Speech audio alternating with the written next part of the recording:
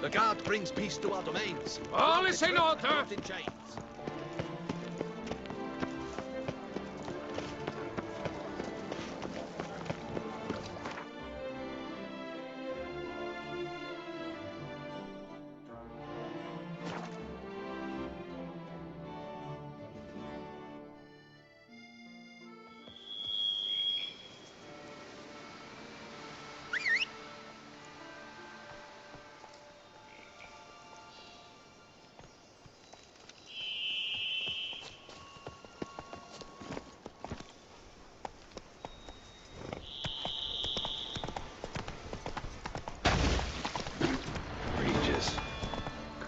Some other place to meet.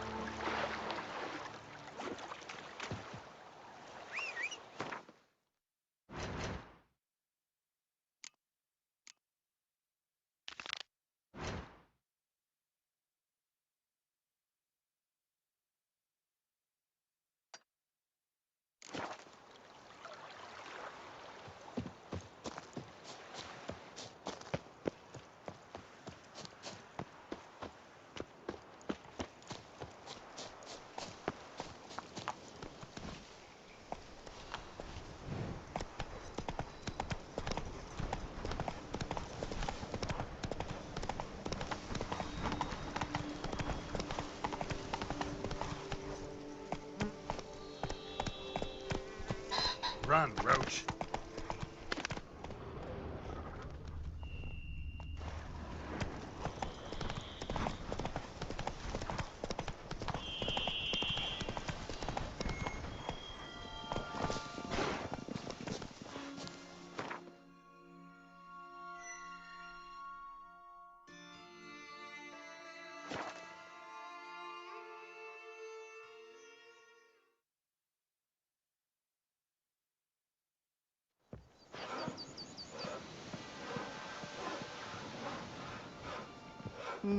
Nothing special.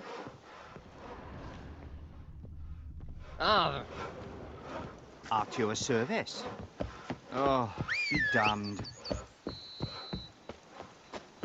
Rossi, you're all right. You wear my ring when you hold me tight. Rossi, that's my thing.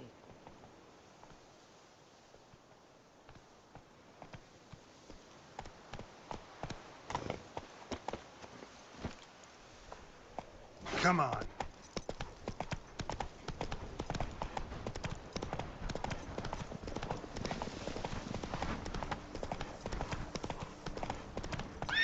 That's it, Roach.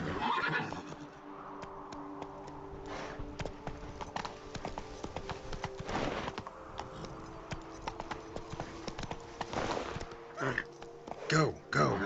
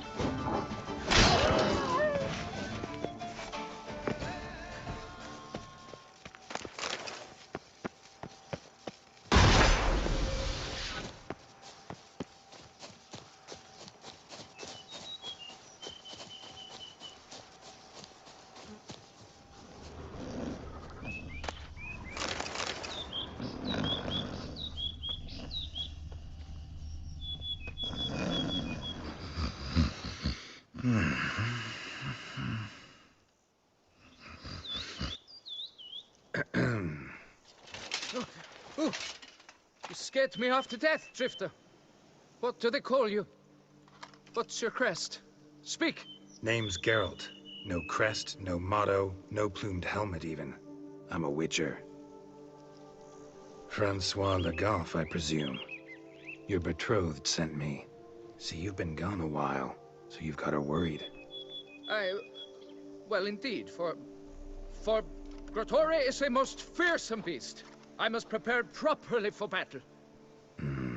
By napping outside the cave for a fortnight? I have tarried a bit, true, but the delay is done. My word I gave, thus the beast shall die.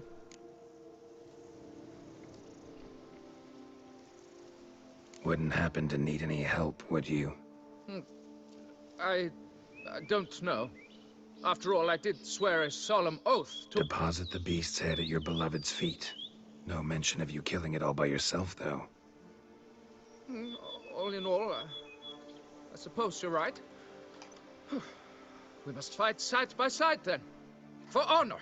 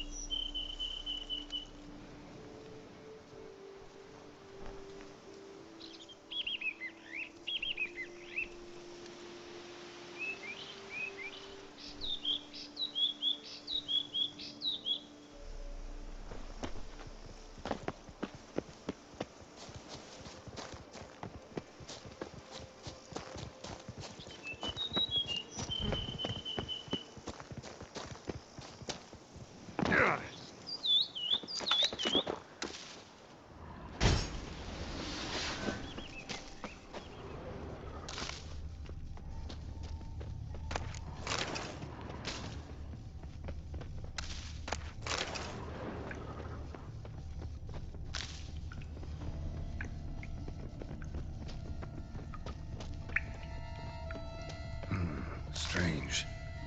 No sign of Grotore. Perhaps we should turn... Impressive. You'd think you were in a winter garden.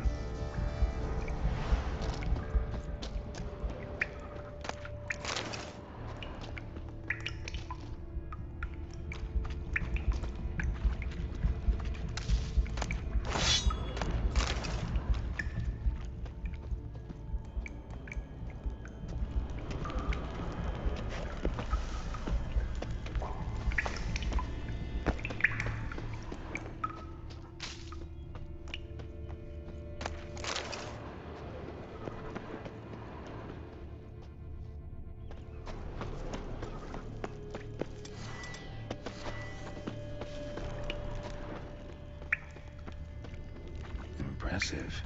You'd think you were in a winter garden.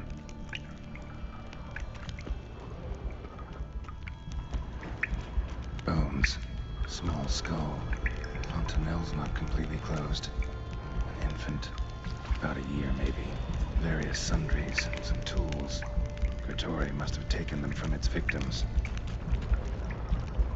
Cradle filled with children's shoes. Doubt I've ever seen a collection this grotesque.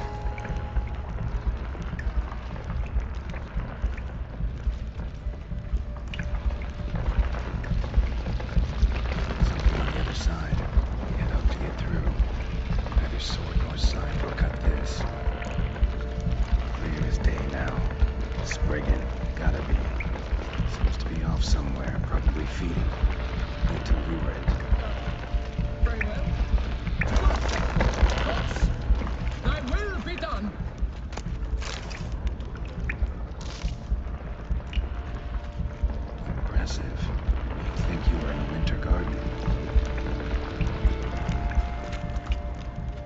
seems the brute is not here. We cannot change this. We must live with it. Desist.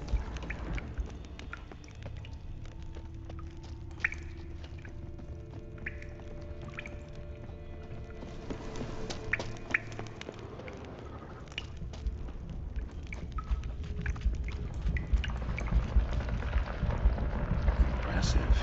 You'd think you were in a winter garden. Something on the other side. You'd hope to get through. Neither sword nor sign will cut this.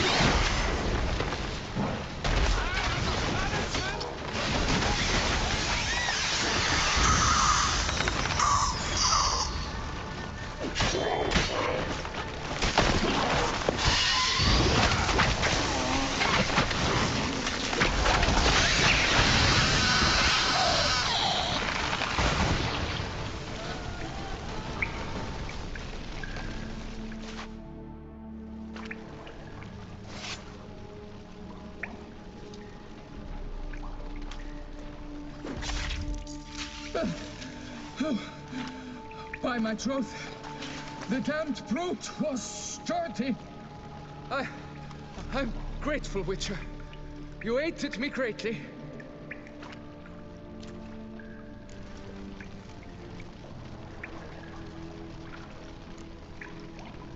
Why the challenge? Couldn't have gone after something less formidable? A werebub, for instance?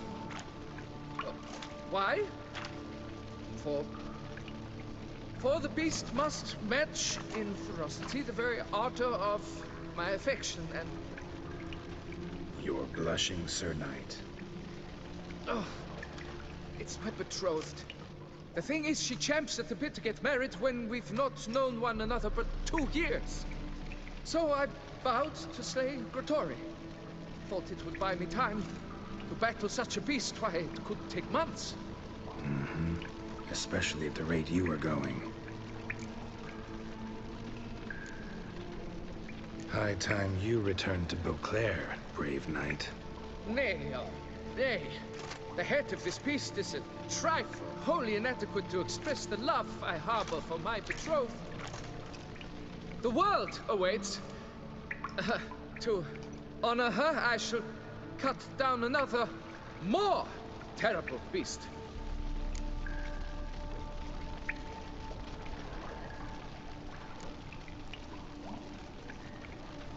Take my advice. Grab the damned head and cut the shit. You're blind to my predicament. Once I return, I will have no recourse. She'll track me to the nearest shrine, while... Shut up and listen. Crests, scrap metal armor, swooning damsels. All that's nothing to do with hunting monsters, which is work. Damn hard, dangerous, and thankless work that you're just not cut out for. Want to prove your valor? Go back to your betrothed and be honest. Tell her you're not ready to marry. You do not mince words, Master. In Tucson, one might demand satisfaction upon trampled ground for a lesser slight. Yet, there is truth in what you say, I cannot deny. I survived with my life by a hair. It is time I returned home.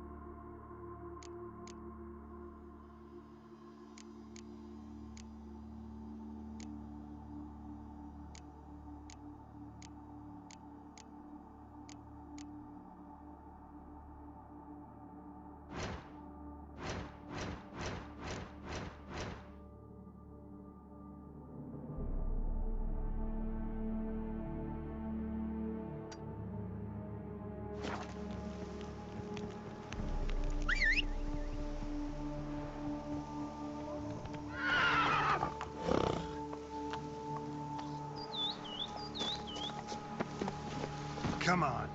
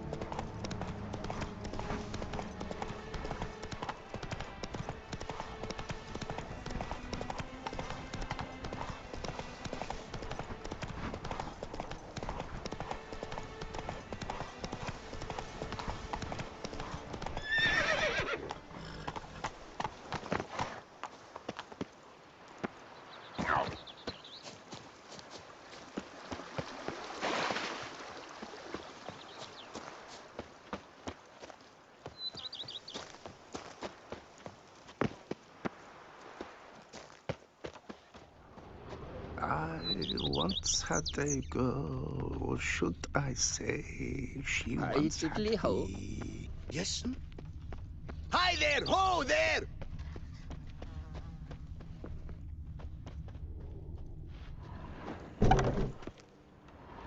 My stomach growls like an angry wolf.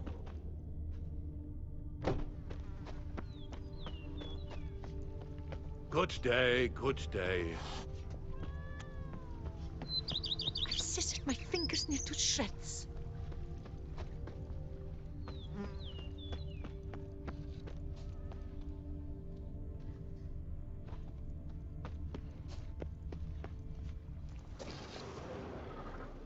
So, how do you like it here?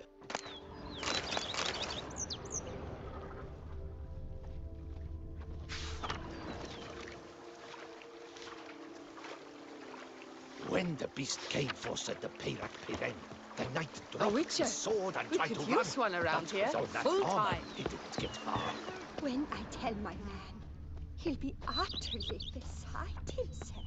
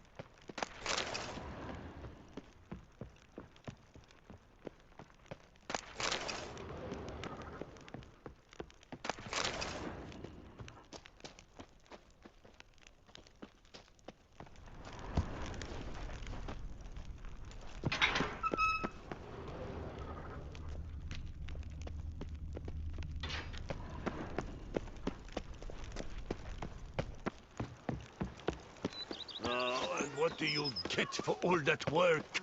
A crook in your back once you're on in years.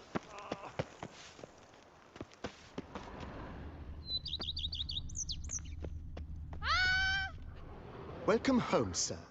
I am Barnabas Basil Fawlty.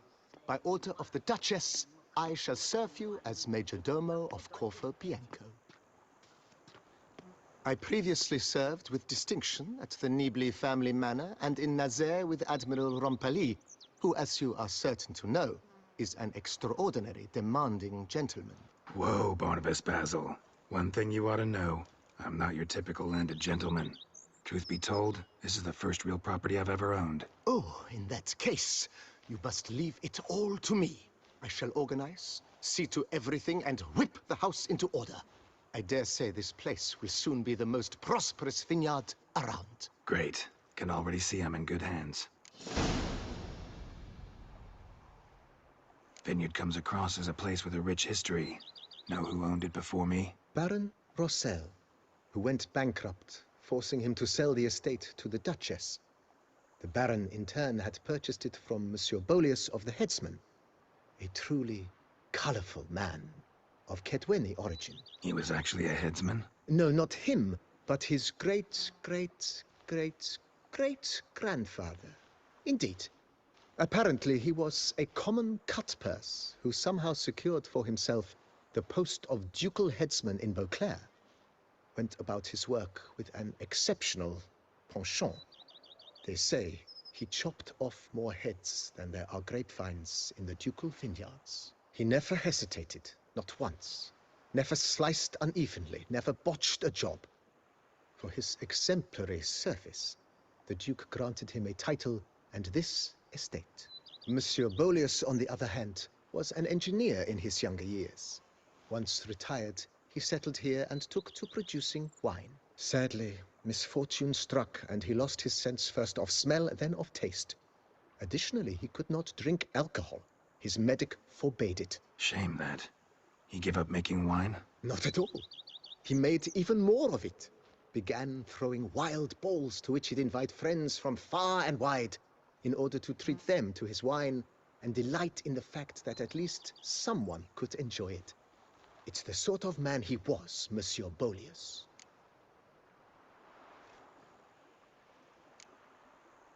Mind giving me a little tour de Corvo Bianco? Not in the least. Follow me, please. I think it would be practical to begin on the hill.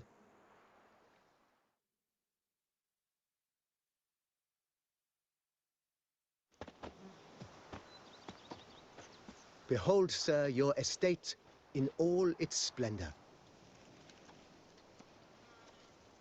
Pretty vast. Indeed. And now, sir, allow me to show you a handful of interesting details. Follow me, please. Been a major domo all your life? Yes, I come from a long line of major domos. My father was a major domo, as was my grandfather before him, as was my great-aunt. In fact, she was the one to start the tradition. Great-aunt? A hard woman.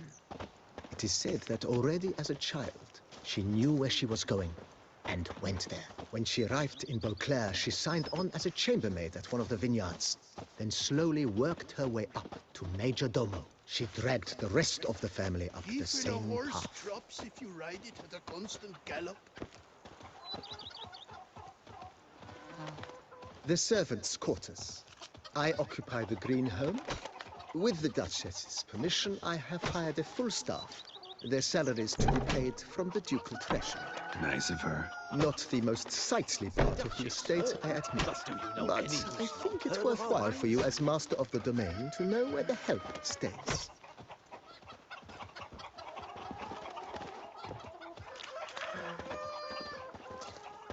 A man who dare not down some red is a man whose wife's like to thump his head.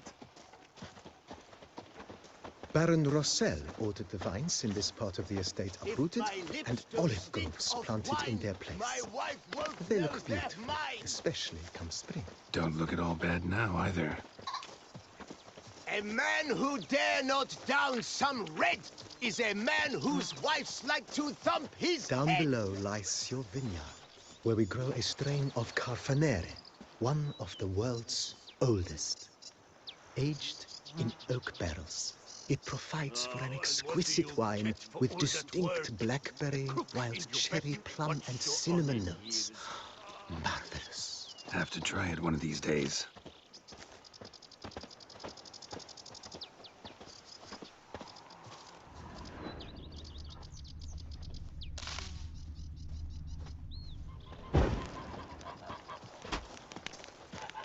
Nice well. Picturesque. Yes, though it ran dry long ago. During the raucous feasts Master Bolius held, he would order it filled with wine. There's a tale about a guest attending a Bolius ball for the first time and thus unaware of the custom. He had suffered great heartbreak and had decided to end his life by jumping into the well. The festivities were coming to a close, and the well was nearly empty when the suicidal guest finally jumped. Instead of killing himself, he nearly broke his legs. To numb the pain, he drank the wine. Drank himself to death? Not at all. When found the next day, he had concluded he'd witnessed twin miracles. The water had been changed into wine, and he had survived. He retired to a monastery in the Dragon Mountains and began preaching the wisdoms of Leviosa. Oh, you bleating bum butcher.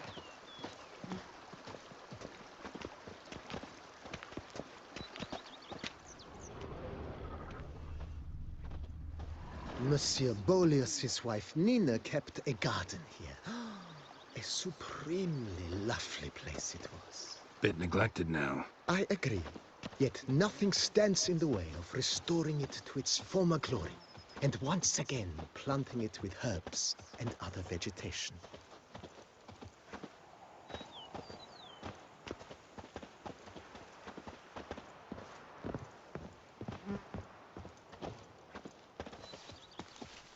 Madame Nina planted diminutive, delicate flowers and herbs here. One might say their aroma still hangs in the air. You're quite the romantic, Barnabas Basil.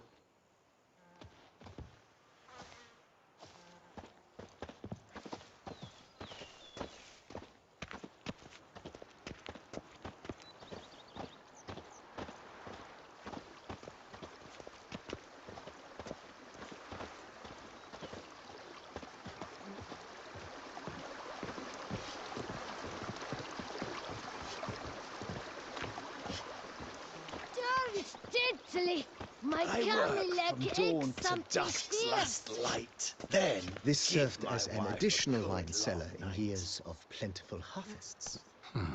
Bit of work and it'll make a fine stable for Roach.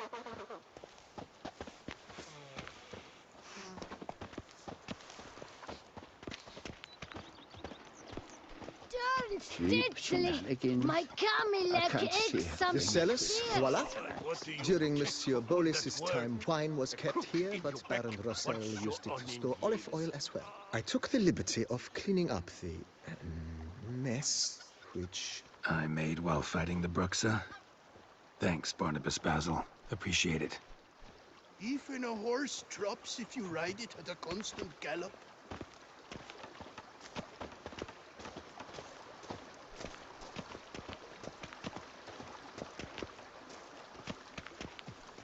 As you can see, the facade is, how to put it, slightly stained.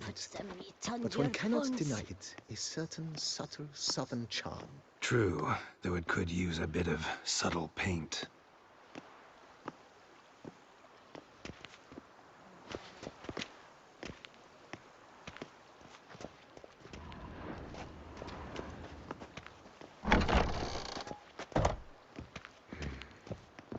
And welcome inside. On the left is the master bedroom. On the right, the dining hall and kitchen. Upstairs, you shall find the guest room, currently used for storage. Not a bad idea. At the moment, the house is only minimally furnished. Yet I believe we will, together, devise some innovative arrangements. A few paintings, for instance, would breathe new life into the abode immediately. With that, sir, you've seen the full lay of the land. Corfo Bianco is a beautiful estate. Though one must admit, time has taken its toll.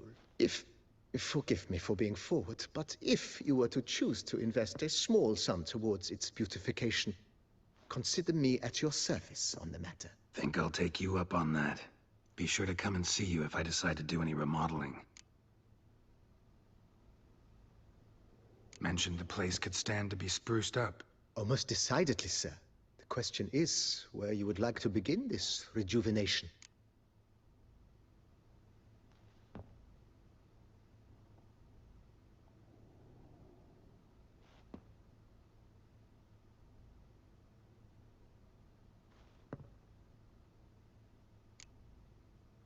Got these spacious grounds. But maybe it's time to make them more, useful. Oh, yes. We certainly should. The way I see things, given your trade, sir, you would be wise to put in a grindstone and an armorer's table. A good way to start things off, don't you think?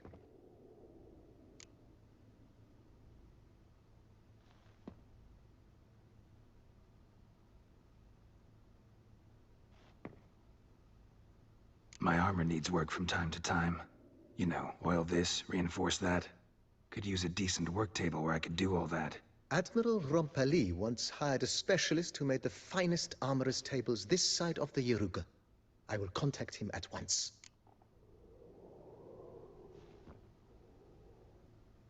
Good. Order me up a table like that. Immediately, sir. I expect it will take at most 1 day to arrive. Will you be needing anything else, sir? In my trade, my blades get dull pretty quick. Could use a grindstone, professional grade. Of course. No one would consider that an unnecessary extravagance, I would wager. Then send out for one, please. A high-quality stone to be set up in the yard. Of course. I shall send a runner to town at once. I believe you shall be grinding to your heart's content by tomorrow. Will you be needing anything else, sir? Been thinking about the outer walls. Maybe a fresh coat of paint or some patching. If I might dare to make a suggestion, why not start with a general renovation? I once oversaw such work at Admiral Rompeli's summer residence. The effects were simply breathtaking.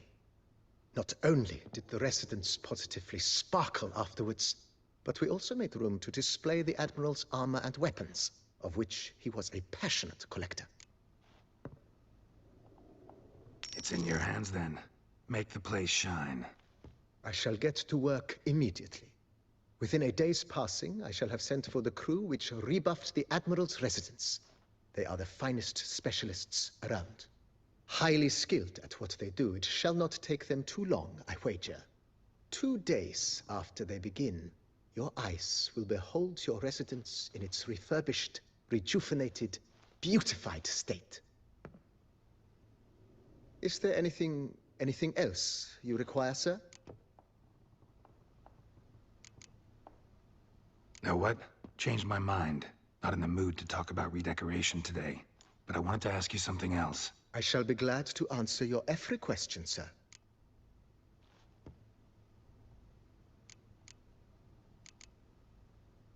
Starting. I agree.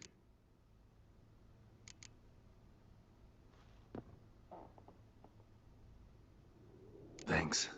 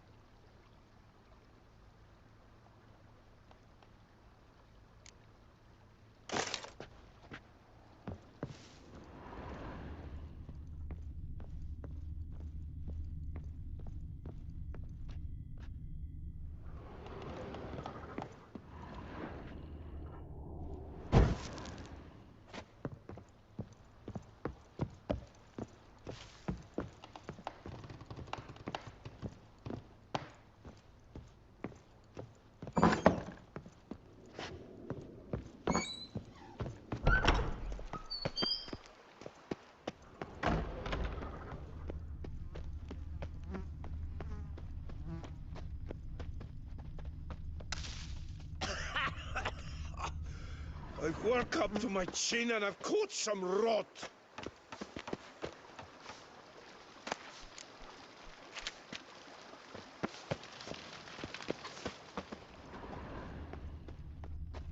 I liked you from the start. Every Witcher I've known has been a swell lad.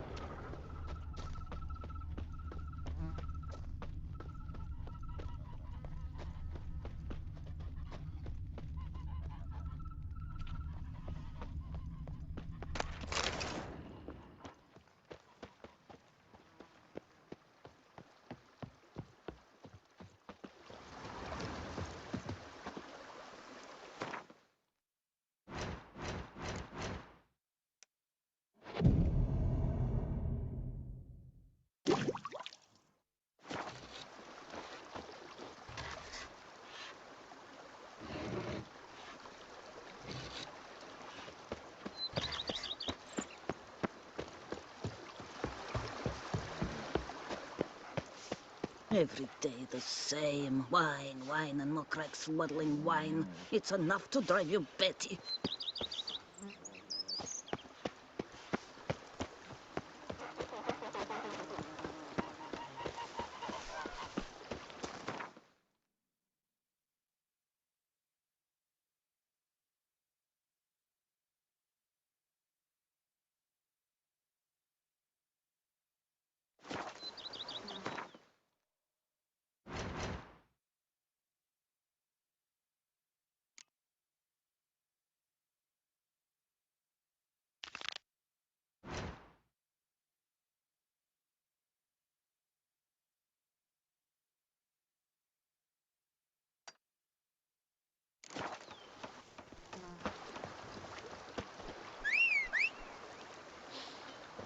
You smell that? Those are the vapors of... Scrub often. You'll soon need a coffin. A witcher. We could use one around here. Full time. Giddy up.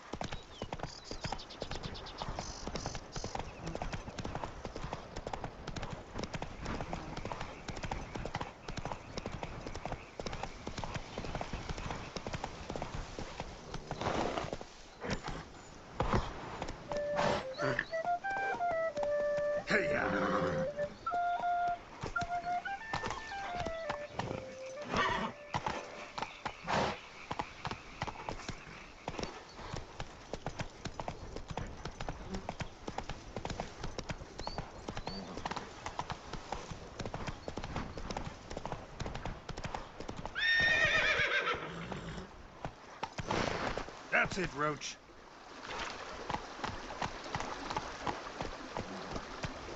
I had positively whirling.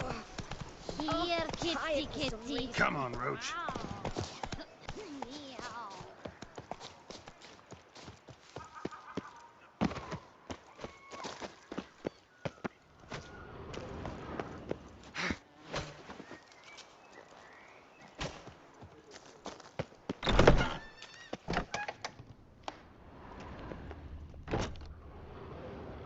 Sausages, hams, pates!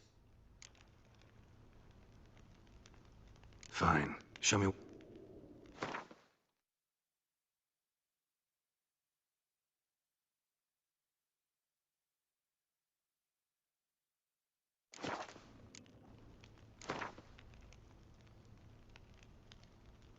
No, you're busy, but you up for... Scurvy Hanses, how is a man to live?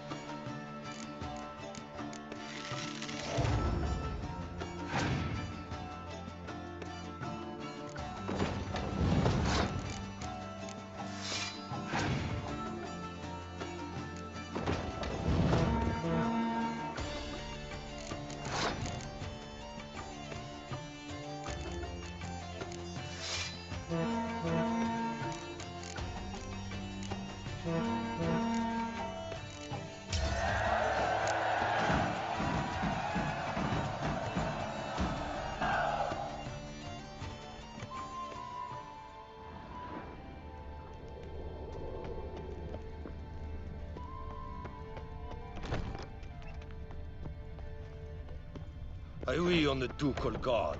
The Duchess summoned him. I wish you had. What for? Glory, honor. Step into my parlor, my good sir.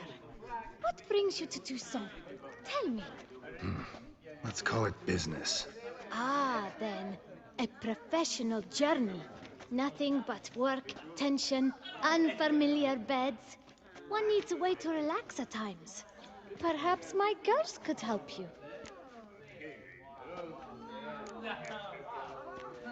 Interested in the unusual.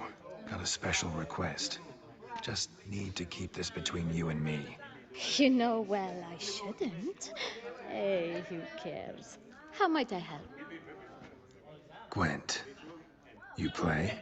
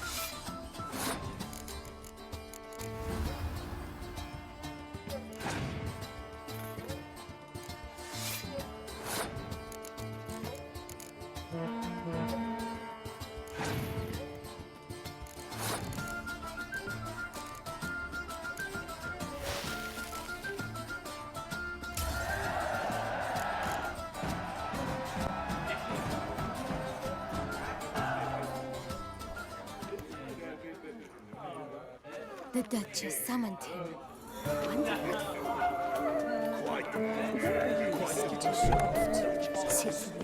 Scour all the fairs. You'll find no better wares.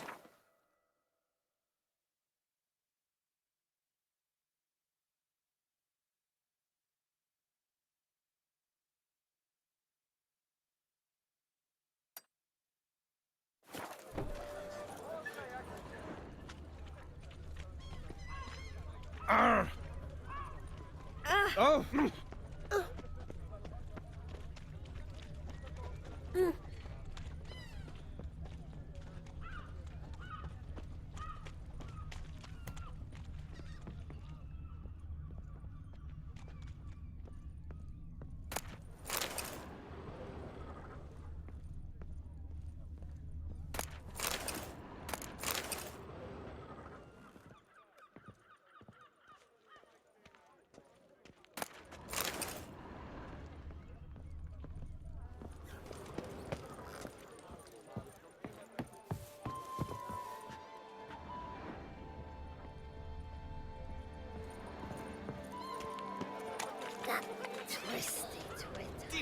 Oh, these hiccups.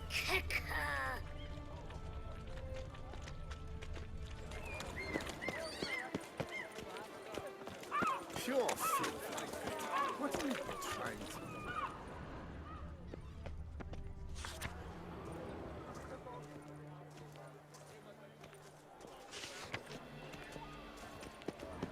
To be born in Toussaint is to be born under a lucky star.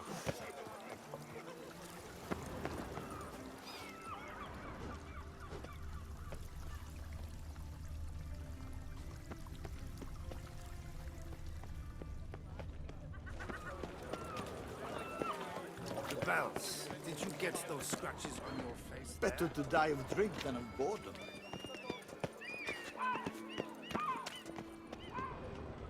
Aye, sir.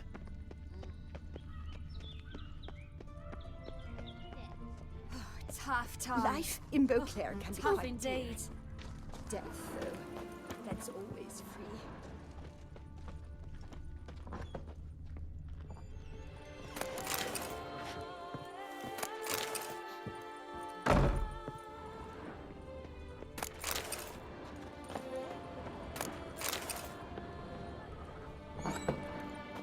Something's in the wind. Better to die of drink than of boredom.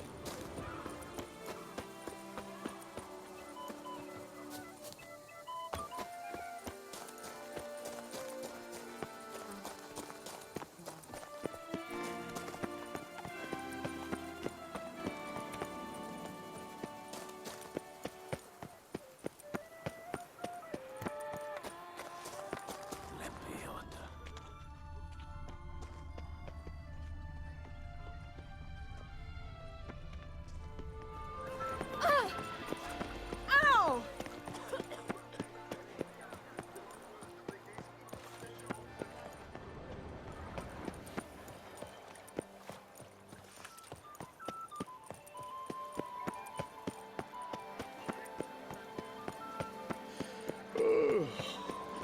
Pious seconds. Do you like it here?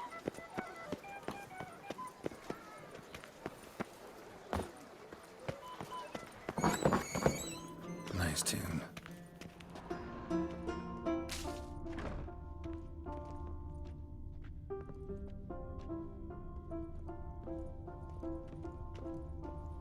My prices are the best this side of the Yaruga.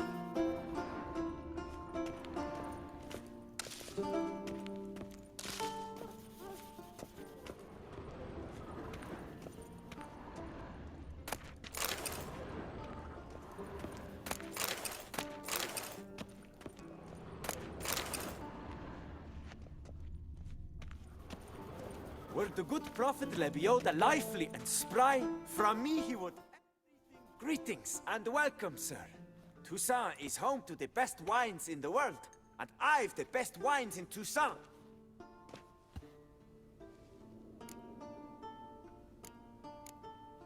Show me what you got. See if something catches my eye.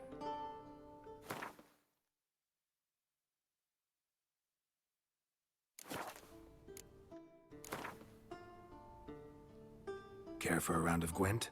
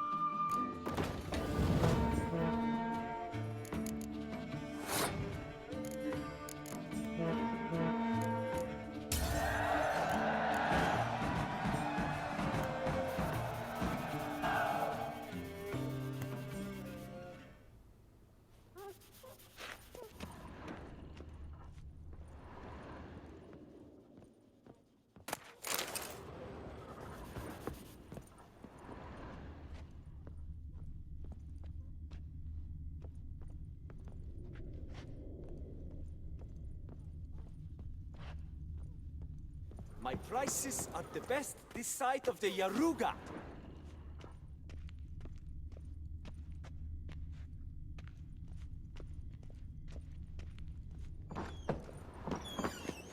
This face no ointment could help.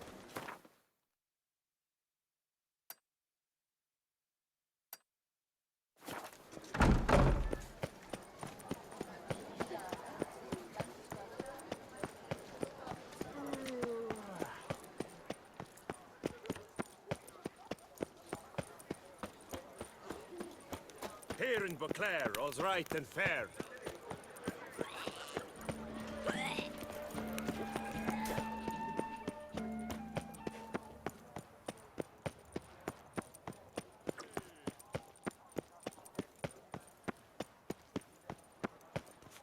Oh?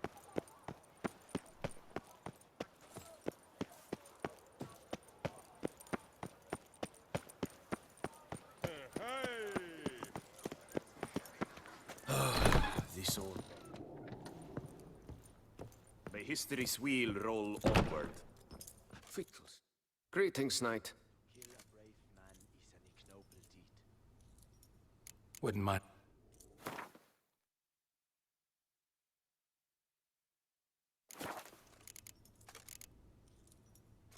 Wouldn't mind a glance.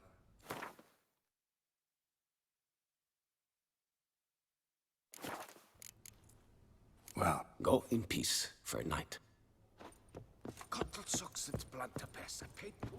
Should I break one of my rules once?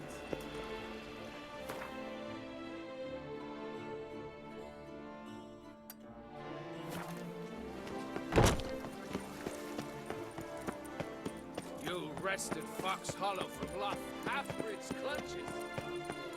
Witcher, save us! Hearts about to burst Slow from and a certain. state of beauty. What are you doing?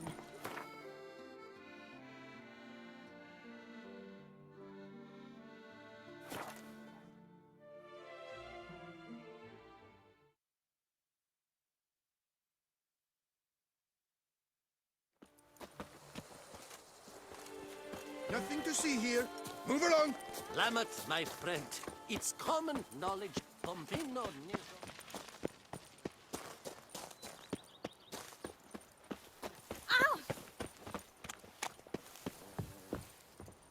Mint nettle. Welcome, wanderer. In need of herbs, perhaps? Wort for a sore stomach, or... Prefer willow bark or iris root for stomach aches. Wort can cause dizziness, nausea. Forgive me. It's just that you do not have the look of one familiar with herbs. What looks that? And looks deceive anyway. Me, I'm not out for common weeds that grow in any meadow. Need rare ingredients.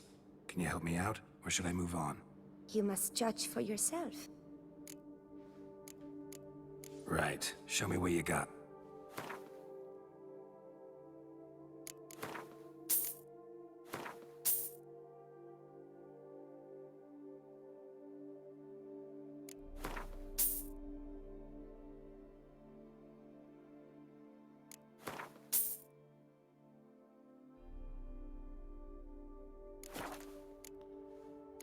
Wouldn't happen to play Mint nettle, horsetail.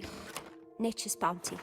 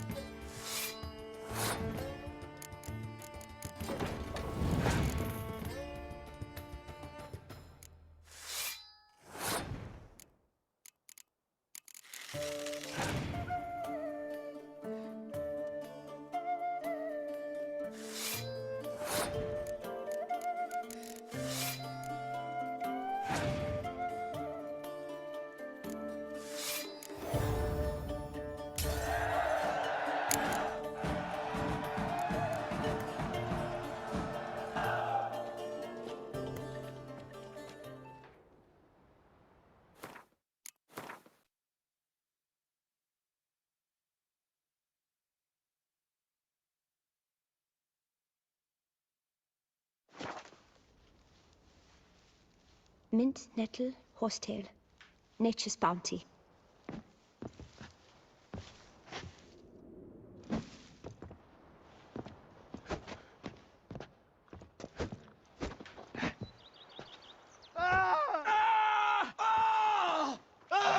Watch this empty dead sweep up here.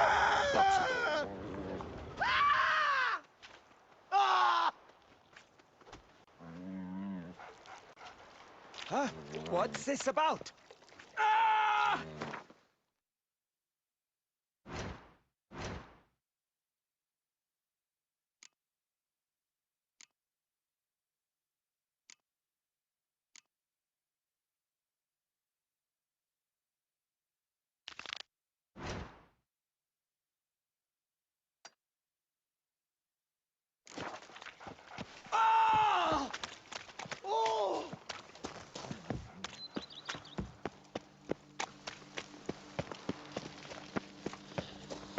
Lamoth, my friend, it's common knowledge.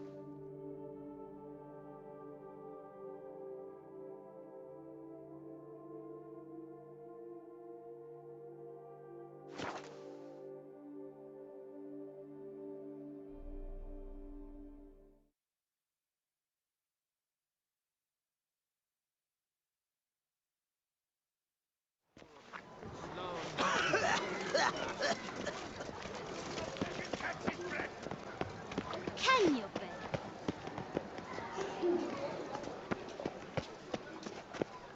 An appointment and all. But when I walked in, the place was Your empty. boots could use some polish, vagrant. Got good news, madam. As do I. Francois has returned. We marry in a week's time.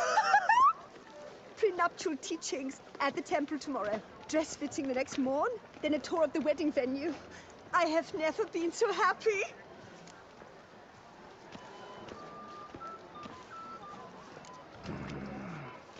Congratulations, I guess. Wish you happiness, both of you. And good fortune to you on your path. Your reward, master. And Godspeed. A smashing place we have, eh? Wine by the barrel. Peace and quiet.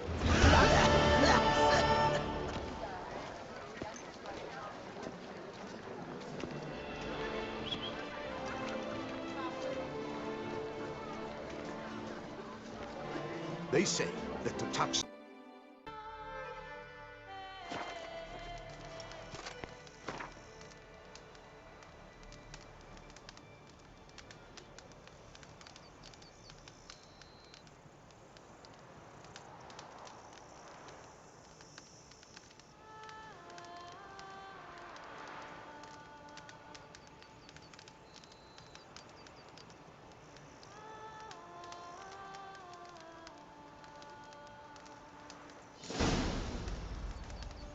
Seems I got the map, so I'll lead. Wouldn't rather be out here with those guards of yours? You jest. It's deliverance to emerge from under their wings. Believe me, they're overprotective. Oppressively so. I wish to admire the wildlife. Preserve it. Not watch them kill it in a fit of misguided fear for my life. What if the wildlife attacks us? Then we shall have no other recourse. I do not wish to be something subtler. Do you? Map says there should be panthers around here. Stay close. Keep your eyes peeled. But one request, Witcher. Avoid bloodshed.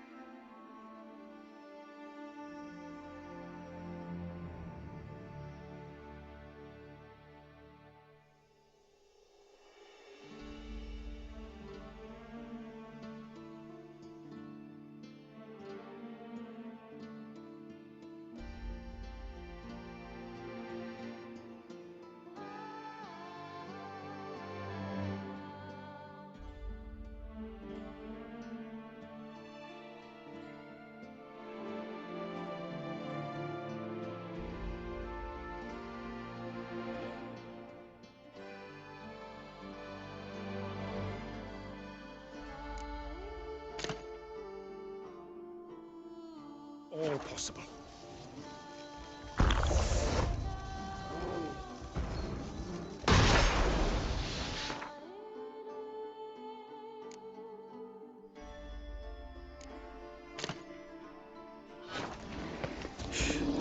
Heard something. Grunting. No! What are you doing? Show me what you got.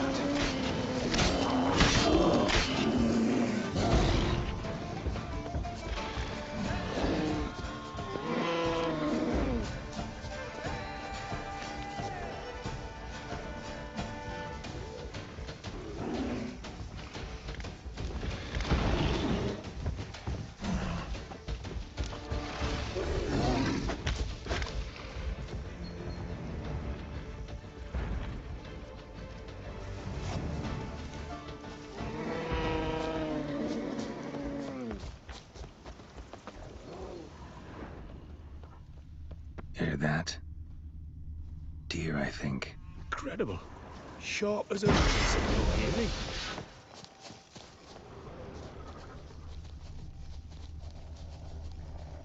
Hear that? Panthers. Frankly, I did not hear a thing. Clearly, your senses are far more acute than mine. I must rely on them.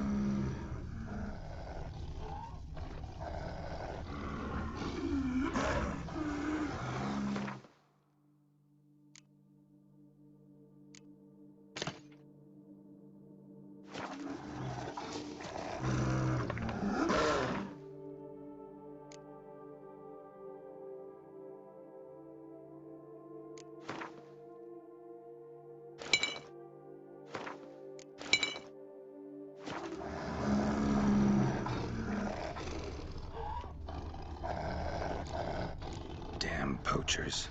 Snares. Looks like they were hoping for a bear. Panther got caught instead. Lovely cub. Will you help the mother? Give it a shot. Gotta calm her first. Likely to lunge at us otherwise. Brilliant. You fleeing. Brilliant. You fleeing. A superb image.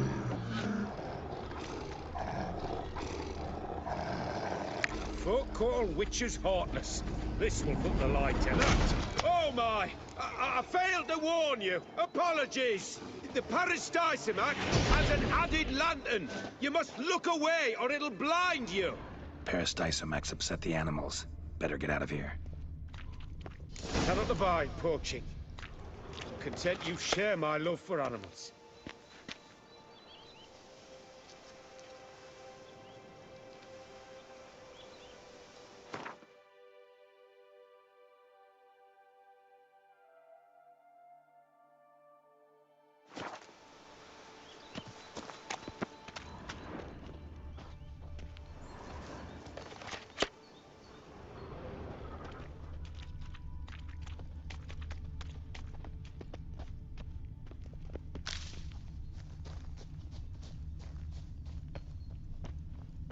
Got pretty broad interests for a man of the city. I suppose I dabble in my share of things. Wine, nature, painting. I imagine the life of a witcher must be rather more monotonous. With all due respect. It is. Never boring, though. I, for one, cannot fathom only ever consorting with the same creatures, day in and day out. Got a wife? Yes? What's that got to do with anything? Nothing. Just asking.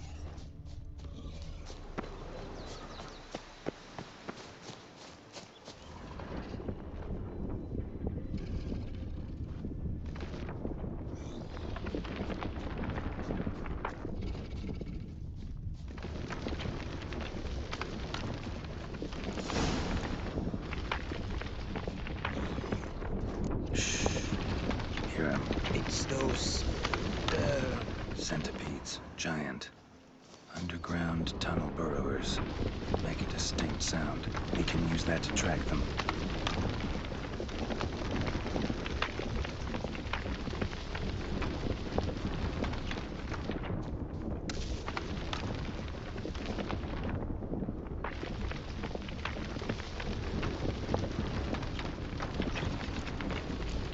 Sounds loud and clear here.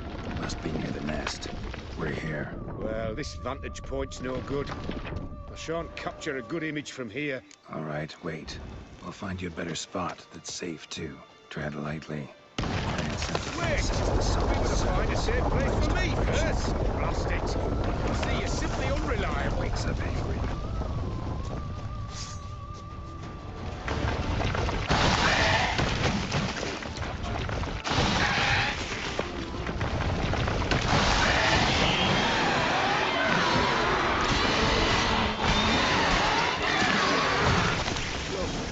Exactly what I wanted. Come, we've disturbed them enough.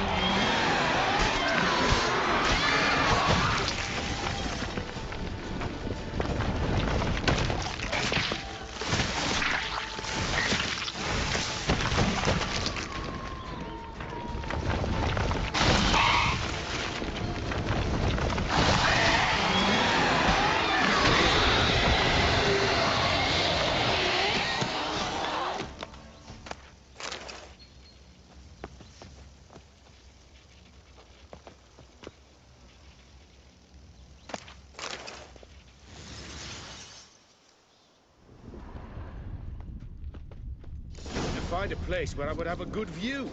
Instead, you ran into their lair. Sorry, got carried away.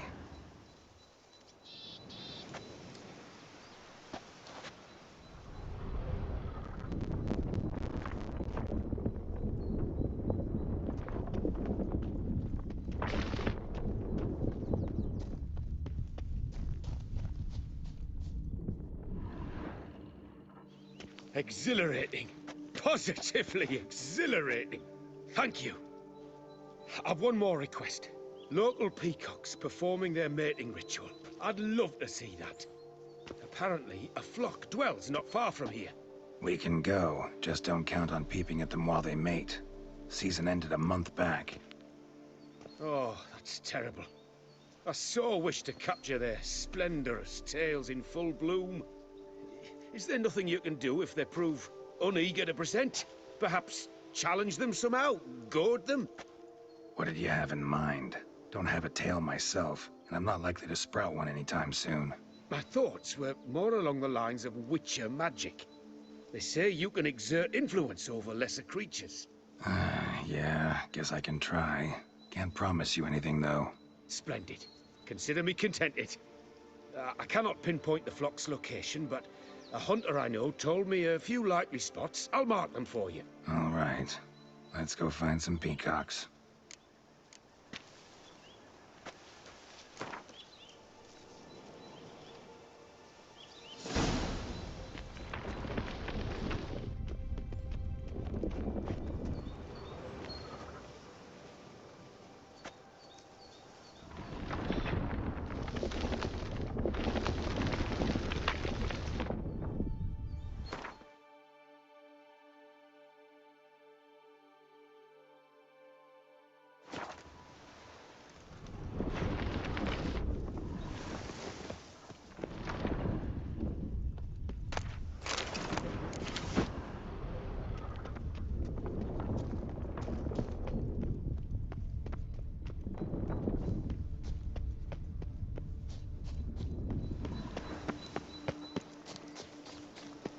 was wondering.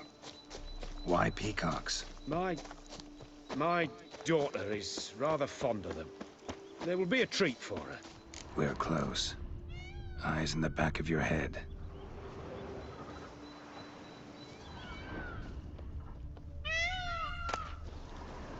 A feather from the rump, coated in suet. Cock shed it recently and the suet's got a distinct scent. Ought to be able to track the flock. A witcher in action. What a treat to watch.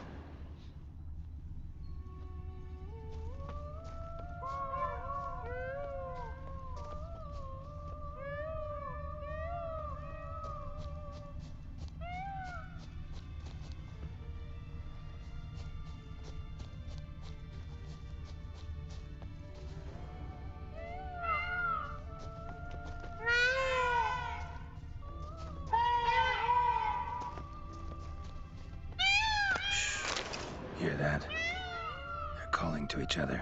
Fabulous. We're getting close.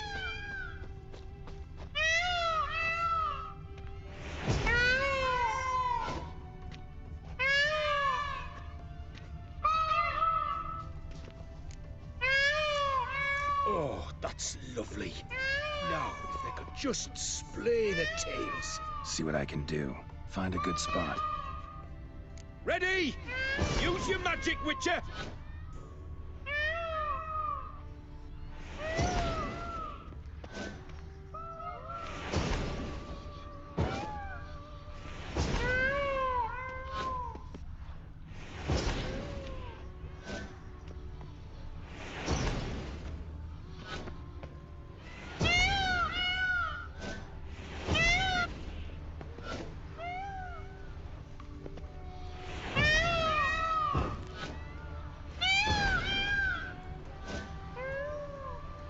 Oh, this'll be a masterpiece. Smile, please.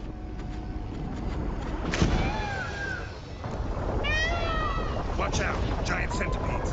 Well, you killed them already. Clearly not all. Get back. Ah! Geralt, save me!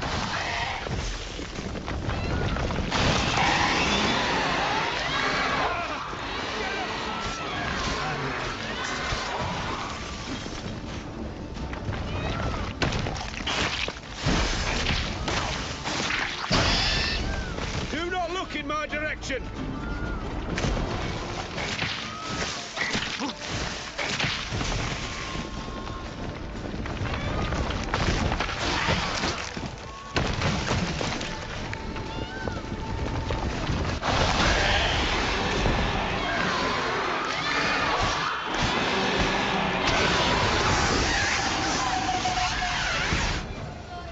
All over now.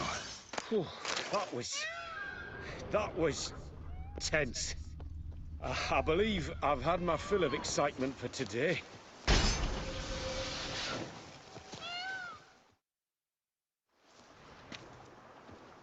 What a wonderful adventure. Get everything you wanted? Yes. In that case, time to get back to your camp.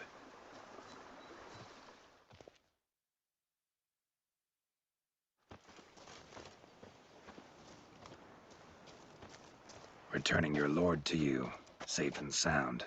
You've our gratitude, Master. You see, lads, there was nothing to fear. Thank you, Witcher, for looking after our day count. Seems the jaunt did 'em wonders. Breathed some new life into 'em. Wait here a moment, Geralt. I have to fetch my coin pouch. Pay my dues.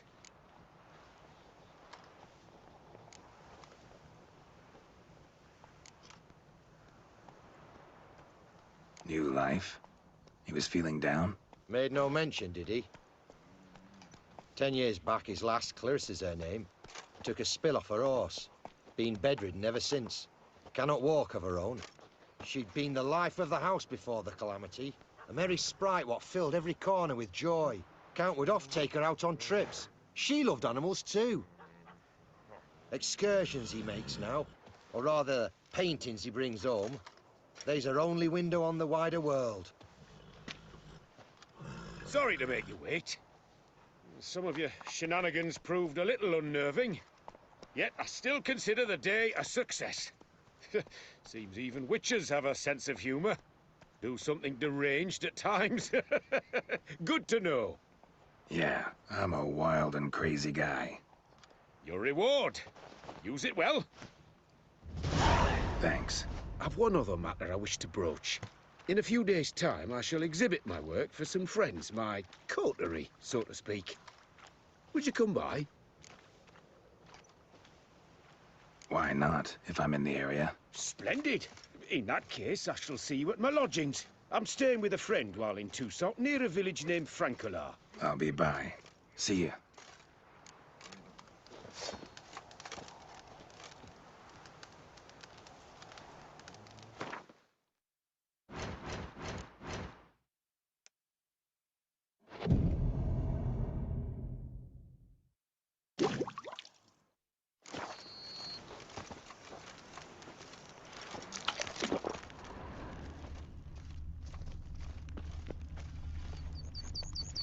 The guard brings peace to our domains. Flout its writ and rot in chains. Thank you.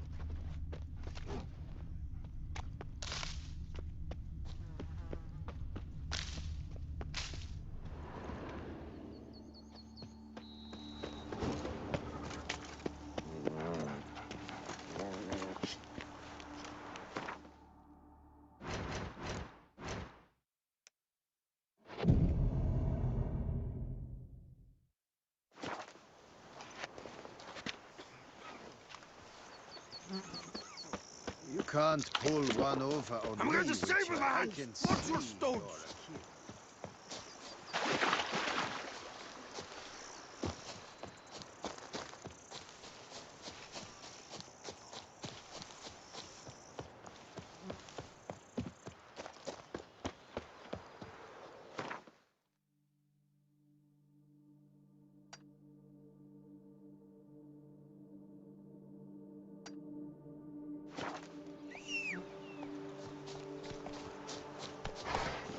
That's it, Roach.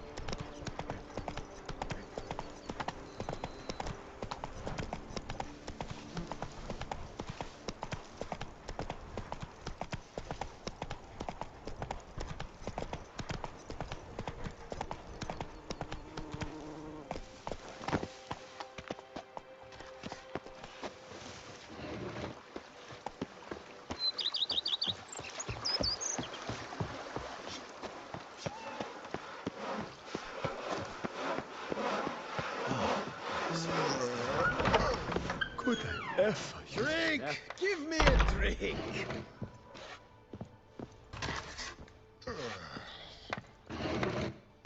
Renovations coming along all right? Wonderfully. The furnishings you last had me order have arrived.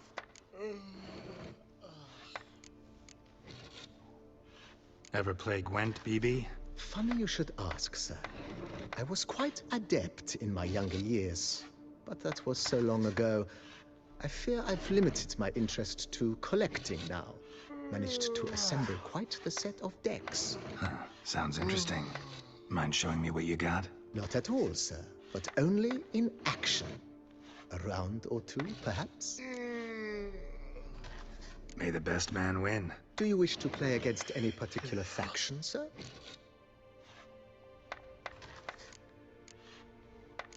Play as the Northern Realms, will ya? As you wish. Would you prefer I use my strongest deck or a weaker one?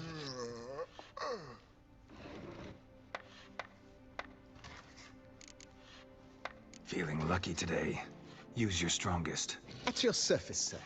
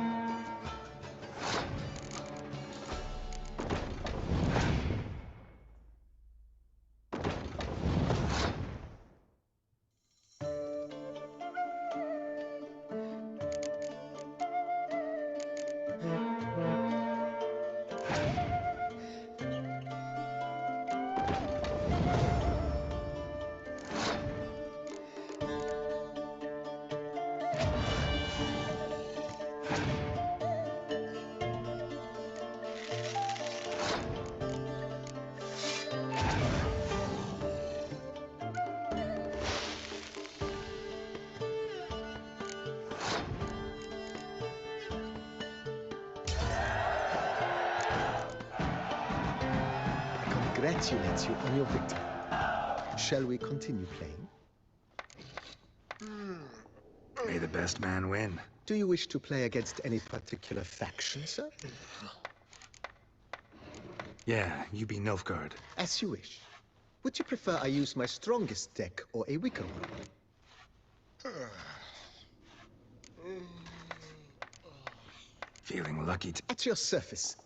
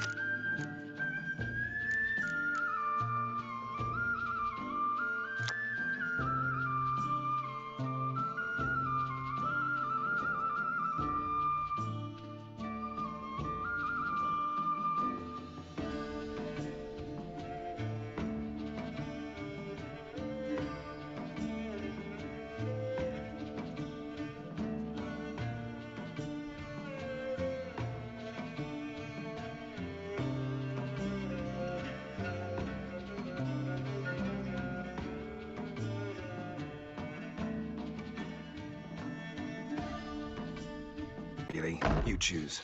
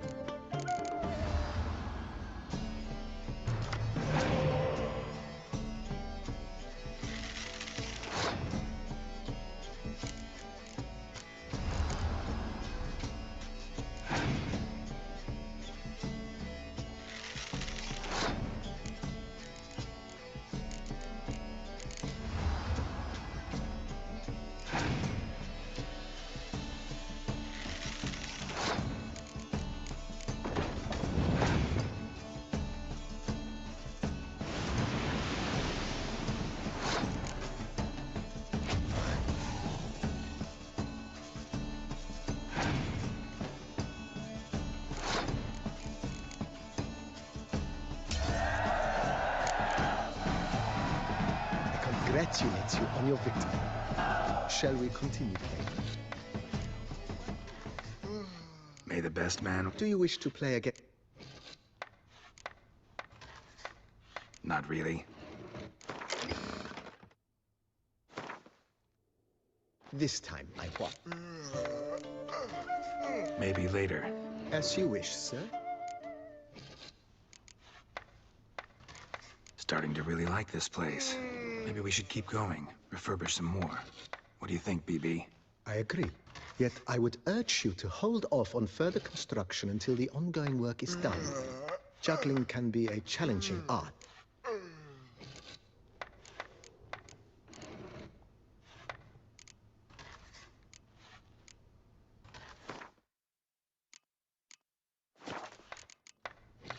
Thanks.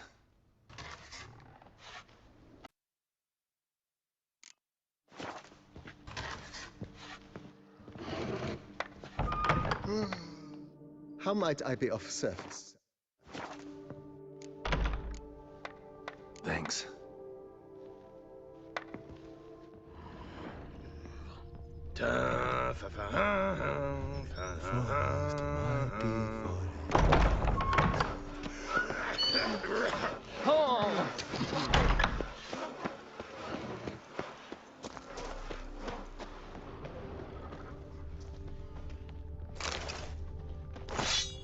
Women and chops. The more you beat them, the better they are. That spriggan that slaughtered the humans. Those are the foul magic.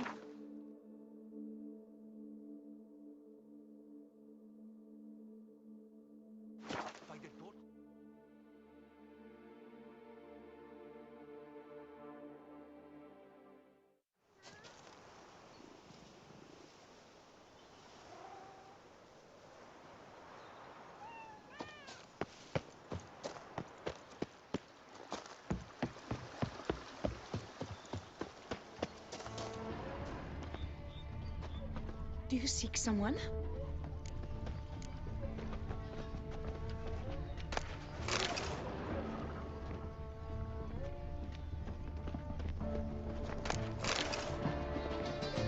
The wilds of Tucson harbor innumerable fascinating species. Its picturesque meadows and untouched woodlands are home to one of the most dangerous species of Myriopsis, this side of the Yoruba. The Beauclair centipede, as it's commonly called, is seen here.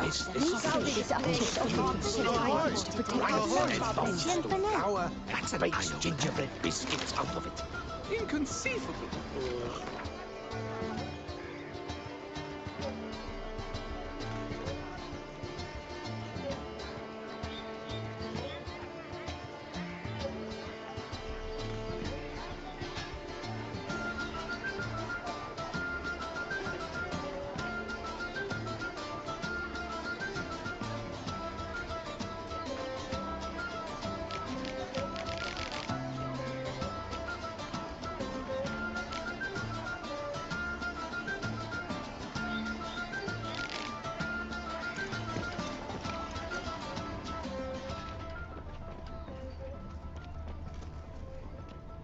Yes, sir. Both male and female Beauclair centipedes are formidable predators. The bees prefer to hunt in packs, yet the author of this extraordinary work was able to capture a lone specimen preparing to attack. Cast your eye on the hunter, who, though fully aware of the danger, wears a look of cold determination on his face as he awaits the optimal moment to strike. Ah, Geralt, you're here. Wonderful. Come, please. I'm delighted to see you. I've a small gift for you, and I shan't let you refuse. You are free to sell it, of course, though I would be honoured were you to hang it in your home. Thanks.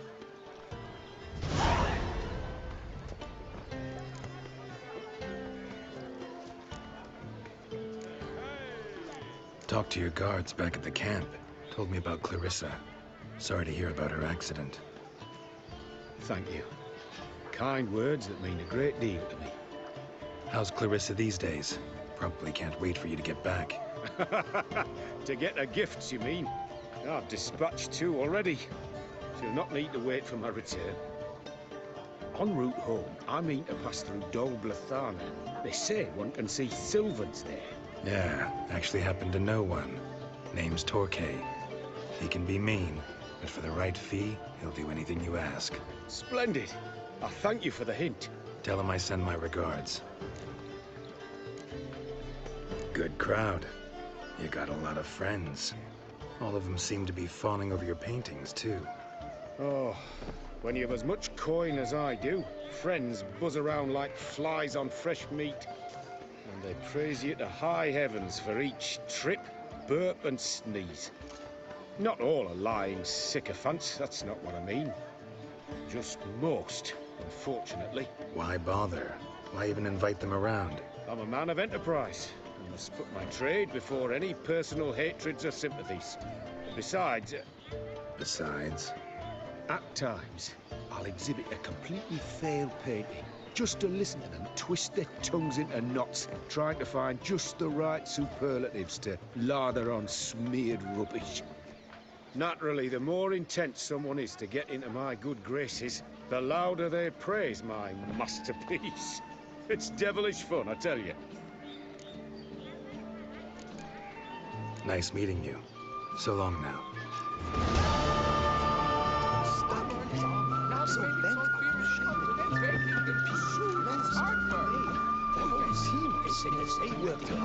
No. Perhaps yes. How fierce your tongue, sir? Never knows. Perhaps it's true. Yeah, drink, food. So What they know. You take it. So nice to see you again. What you need? Show me what you're...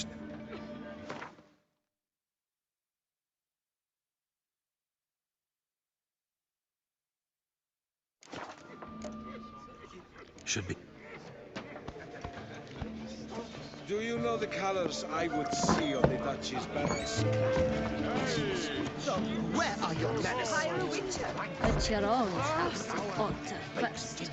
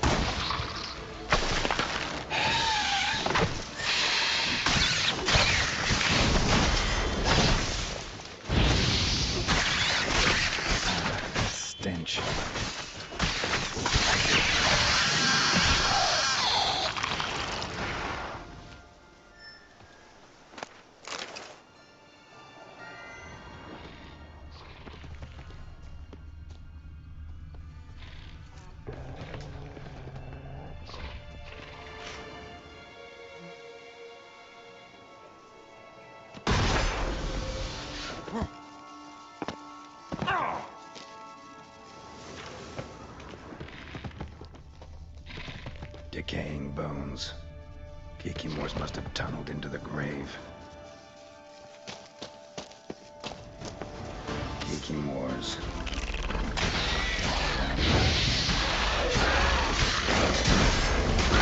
Come closer.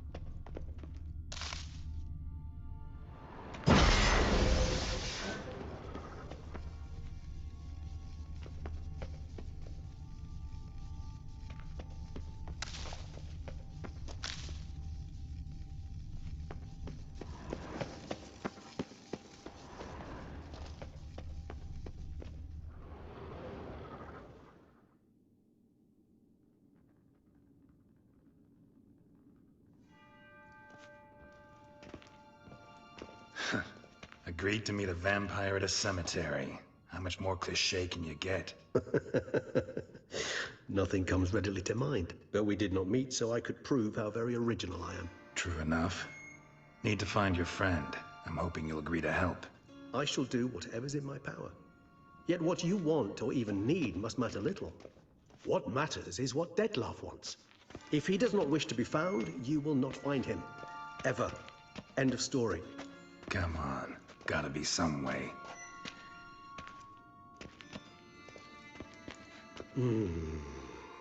Vampires can evade detection by the senses, and no divination magic works on us.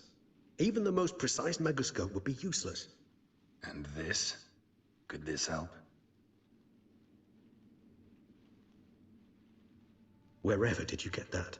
Off one of the beast's victims, found by a bend in the river. Body was chopped in pieces. 3 of those pieces were hands. Hand with the ring seemed the odd one out.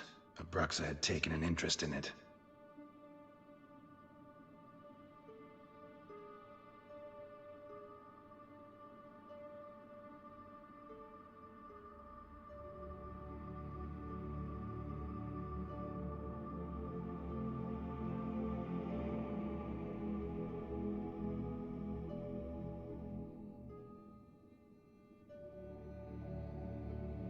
It's Detlef's hand, without a doubt. It will do splendidly.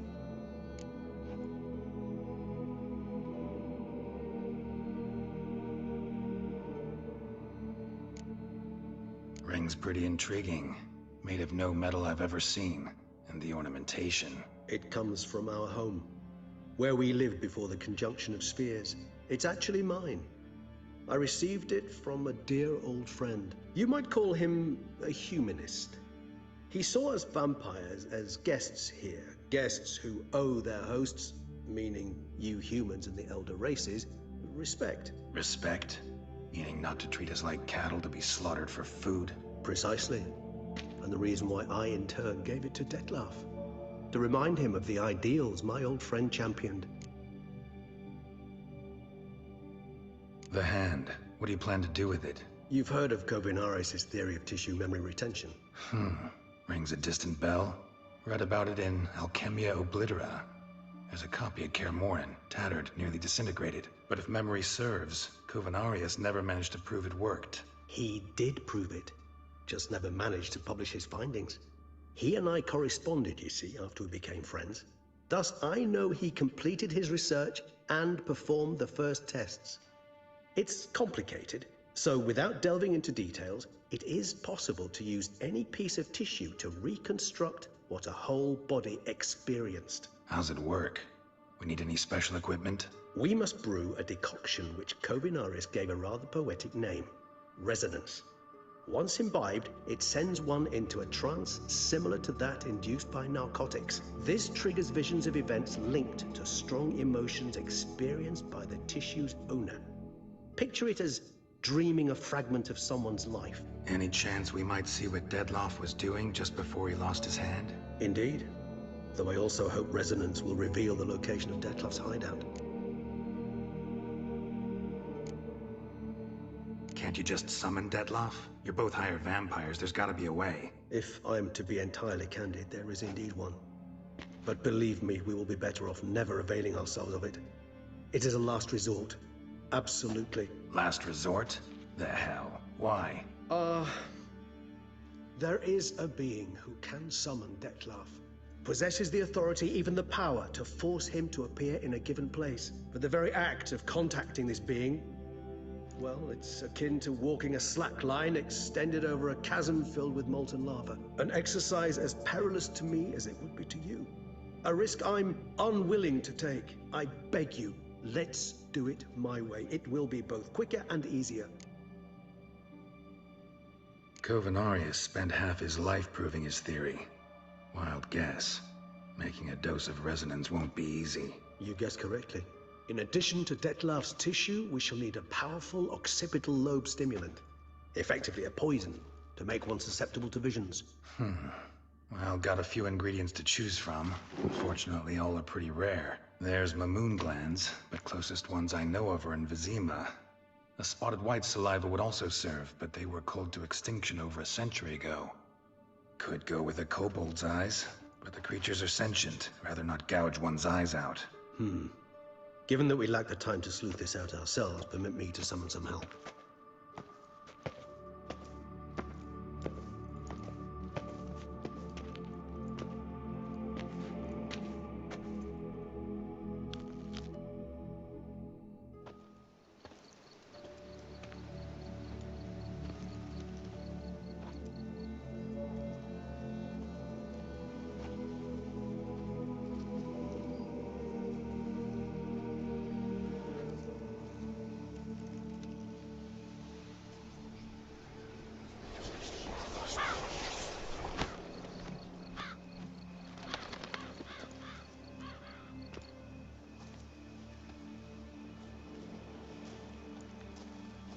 What was that?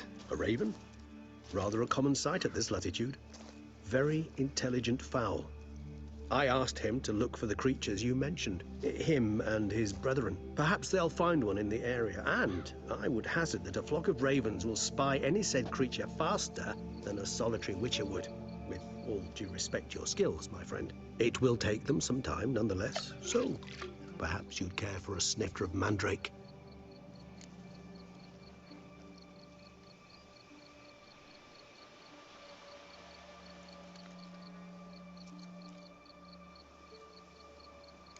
Rarely say no to a snifter. Sadly, this is but a weak infusion rather than a proper distillate. Even better.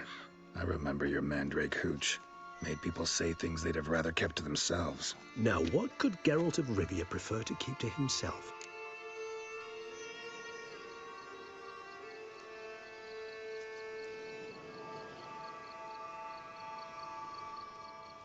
So, think you've set a nice little trap for me? Sorry. Want to get me to confess? Gonna have to try harder. I love a challenge. In that case, my ears are cocked. What must I do? How about you get the ball rolling? Reveal one of your secrets. Vampires, intriguing creatures, must lead fascinating lives. Anything in particular interest you?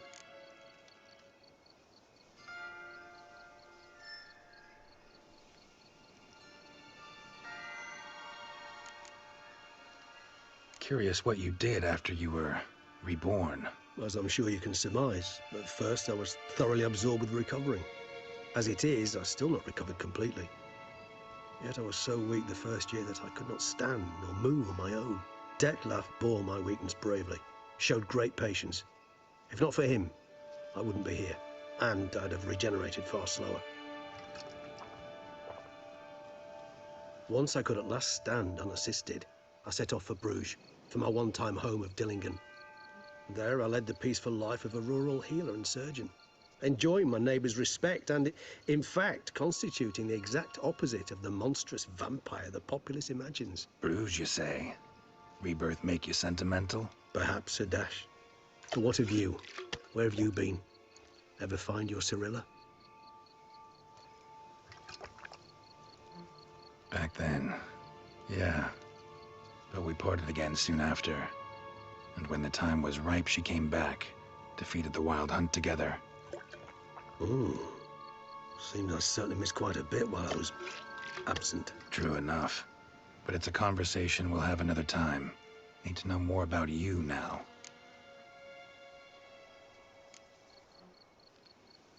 Gotta ask you the big question. One everyone wonders about. What happens after death?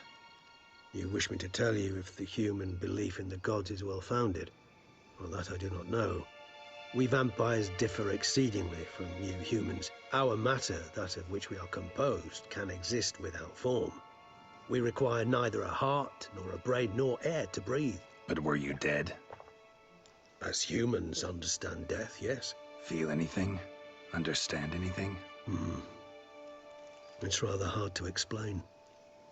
I felt something very unsettling.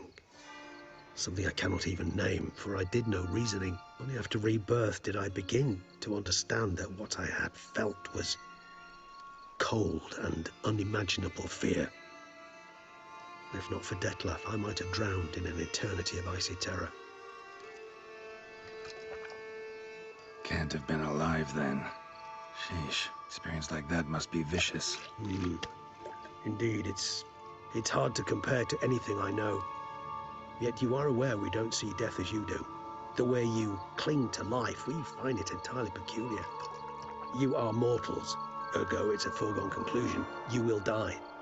It's but a question of time. Thus, I often find myself wondering why you try so very hard. To die at 20 years, 40, even 100, what's the difference? They're all but the blink of an eye. Depends on your point of view. Man who's got 1,000,000 crowns to spend can't possibly understand one who's only got 20. Very true. One's outlook can indeed change much. Got a new life, new body. That give you a new start, blank slate? Starting all anew is a very broad concept. What exactly do you mean? Your blood addiction, say. Wondering if your body's the same, if it still remembers. Maybe if you drank now, you wouldn't get hooked. All addictions are a form of slavery. Re-addiction's not a risk I'm willing to take, just to test a hypothesis about corporeal regeneration and whether propensities carry over. Fair enough. Curiosity, that's all. Sorry. Not to worry, Geralt. Curiosity's a natural reaction under the circumstances, apart from which I've always valued that trait in you. Always fascinated me the way vampires can regenerate. A hand growing back is one thing, but Detlef recreating you out of a wet smear? Something else entirely. A difficult and laborious process, but one that's possible, as my presence proves. But I've heard you too had quite the adventure. They say you lost your memory. For a bit, but Triss helped me get it back. Actually, pretty damn lucky I only had amnesia. Yes, you humans are rather buggered in those terms. To strip you of life is, well, it's just plain easy. I've always pitied you in that regard. We vampires are much harder nuts to crack. If a member of another race kills one of us, we can be reborn with a living higher vampire's help. However, if one of our own strikes the deadly blow, death is permanent. There can be no rebirth. One of the chief reasons why vampires long ago swore never to fight one another.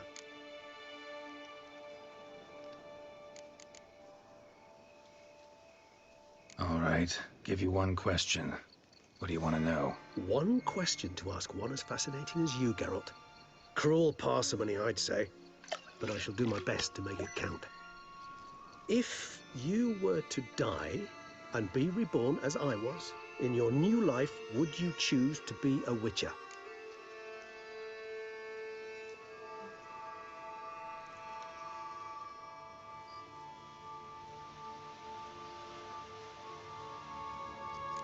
See, Regis. Doubt I'd know how to be anything else. Ever tried? Seer determined to get an answer, to find out if I like being a witcher. Just refused to ask directly, as always.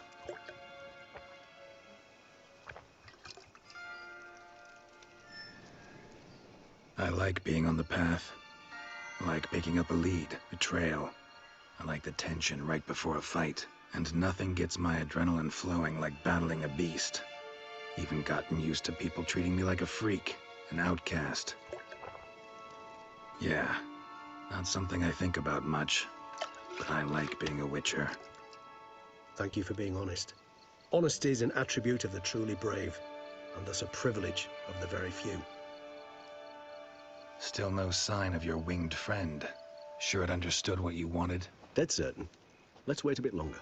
It'll return soon, don't doubt that for a moment.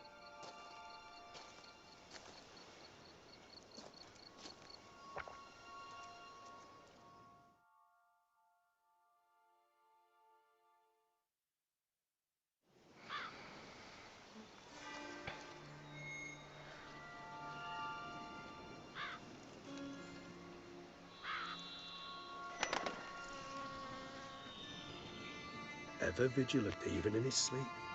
Quite vampire-like, in fact.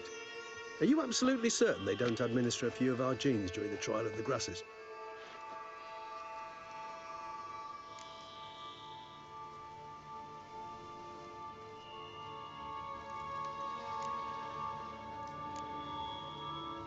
Far as I know, none. Now what you got for me? You were right. No kobolds or mamoons for miles around. Knew it. Allow me to finish. You see, there's this spotted white. It haunts an abandoned residence in the Caraberta woods. Impossible. My brethren hunted down every last spotted white before I was born. Then it seems you must revise your knowledge of spotted whites. For somehow this one managed to survive your brethren's onslaught. It seems I know this home it haunts. Recall a tale about it. Locals believe the place cursed. Perhaps that's how the whites survived entirely unmolested.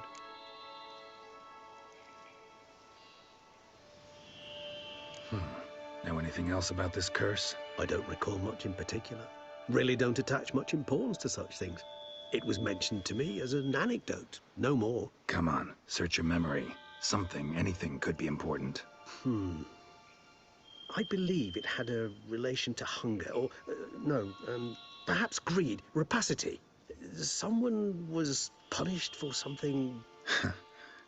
Textbook definition of a curse, pretty much. Sorry, Geralt. I try not to clutter my mind with the details of every far-fetched tale I happen to hear. What are your thoughts? A specimen of a species thought long extinct, and a curse in one place. That a coincidence, or are they related? Ah, professional curiosity. Personally, I've nothing against you delving into this dilemma, but please remember we need the whites' saliva. Nothing beyond that. Whites rarely appear in the woods, even less likely to find them in abandoned human homes. They inhabit remote wildernesses, old abandoned cemeteries. What's your point? This might not be a spotted white after all. Your little helper might have made a mistake. I sincerely doubt it. Ravens are devilishly intelligent creatures, and they've highly developed observational skills. What exactly did they observe? The area around the estate. It's covered in... spoons. Spoons? Spare me the skeptical smile. I'm but the bearer of this news. Or perhaps this spotted white is a hoarder. Or the spoons are somehow related to the curse. Let's do this. Start making your decoction while I go get some saliva from that white. Uses it in its brews. Do you imagine the white will simply sell you some? Worst case scenario, I'll bring you its salivary glands. They ought to do as well. For a moment there, I imagined you asking the white to spit into a vial. Quite amusing as a thought, but the salivary glands will do fine indeed. So, see you later. Yes, till later. I shall start by perusing some tomes. Tomes? Thought you were gonna make this decoction. We require one last ingredient. Alas, obtaining it could prove a trifle toilsome. Thus, I hope to identify a suitable alternative. All right. Good luck. And to you, my friend.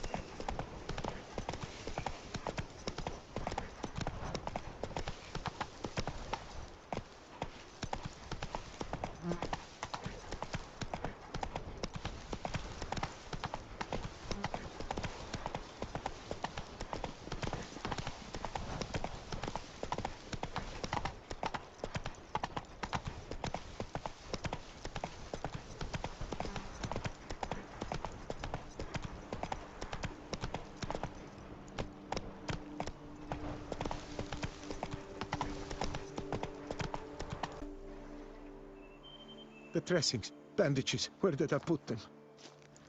Forget it. Bandages won't do him any good. What? Oh, but he breathed still a moment ago. Mm-hmm. Breathed his last then. Bled to death. Legs broken. Femoral arteries ruptured. Wound like that, you're dead in minutes. Gods. What happened here exactly? I was rolling through, fully loaded, when I heard screams. This one crawled towards the road, then drooped to the ground, lost consciousness. I jumped down to help him, dress his wounds. Then you appeared.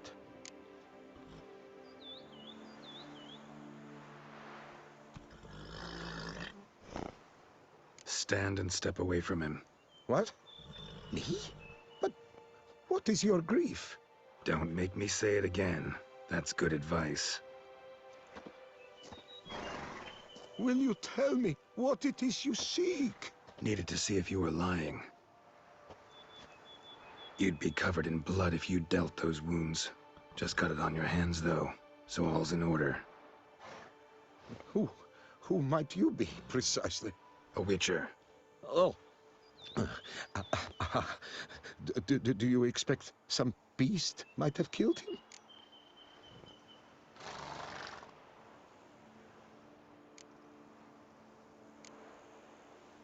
See what we have here. Legs broken, but cause of death's the wound. Small but deep, edges unfrayed. Either a thrust weapon or a thick claw. Maybe a wyvern's. Tough to say, and... breastplate's unusual. Dented. And it's got a patina. An antiquity, I believe. I deal in these things, so... what's puzzling is... why did he done it? Not likely to learn that from him. Now to figure out where he came from. From that house, I'm assuming, but need to investigate. Got some work to do. So long. Wait, I will come with you.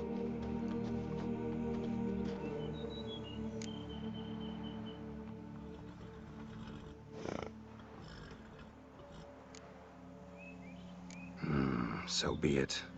But stay close, keep it down, and don't touch a thing.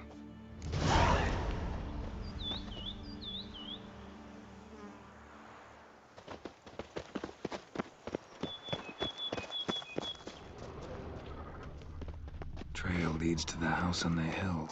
Which stands silent as a grave. Must have been here he broke his legs. Fell while climbing over the wall. Trying to leave the property probably from the inside. He didn't manage to open the gate. Clearly been jostled, though. Something tried to get out. The very thought sends a cold wind down my back.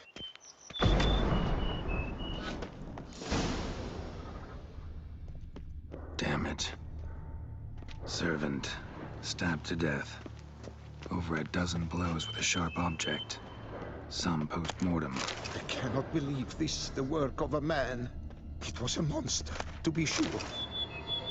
What the hell's this? Setting for a banquet? It seems so. What's your suspicion? Did none survive? Gods!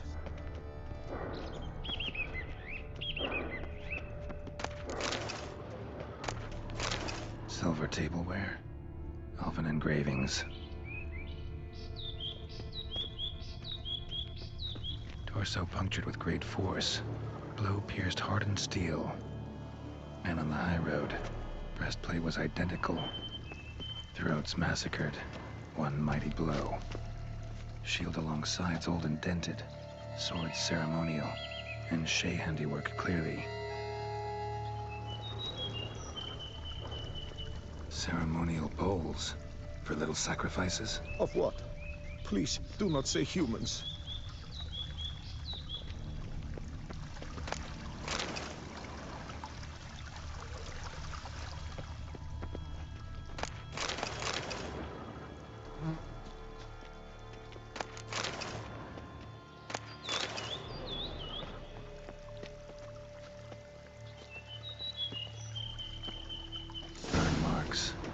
Something catch fire, explode, strong stench. Multiple wounds on the body. All puncture wounds, but hard to tell what caused them. Victim's human, but the attire's elven. Are you certain? How did he come by it? We've so few non-humans in Tucson.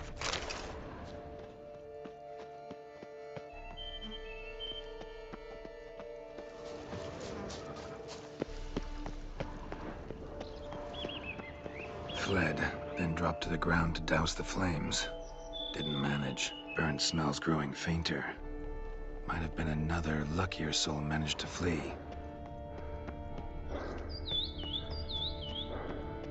Doublet scorched. Wriggled out of it, tossed it, then ran on.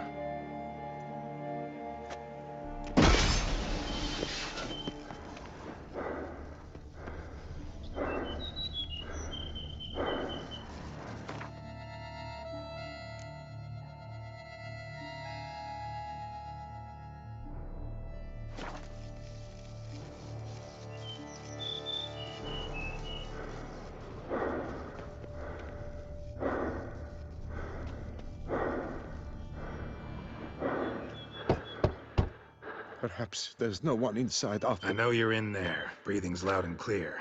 Open up. We mean you no harm.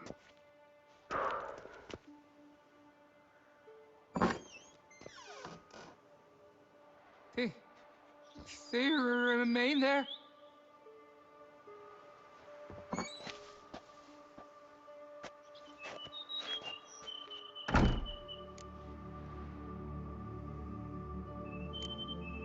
Listen, I'm a witcher. I'm here to help you. But if that's gonna happen, you gotta answer some questions first. You mentioned them. Who do you mean? Those, I don't know what they were. Spirits. It all occurred of a sudden. We were staging a scene. The death of paying homage. There was a flash of light that blinded me completely. I heard cries, though saw nothing.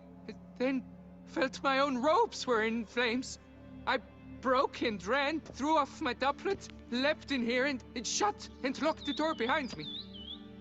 They pounded on the door. I thought they would get through. I thought I was done for, but in the end, it grew calm.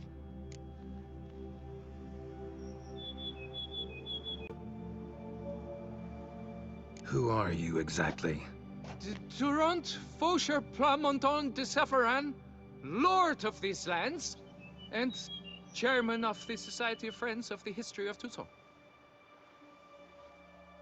We meet here annually to mark the anniversary of the Elfin Homage, but something like this, why, it's a first.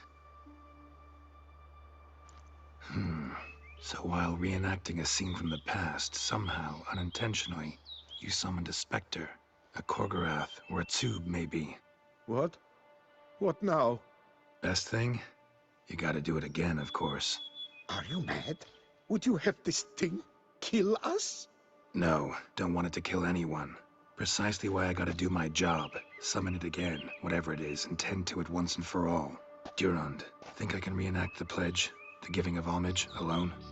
It was a great, momentous event. The surrender of Tucson's last elfin king. You will need at least 3 individuals.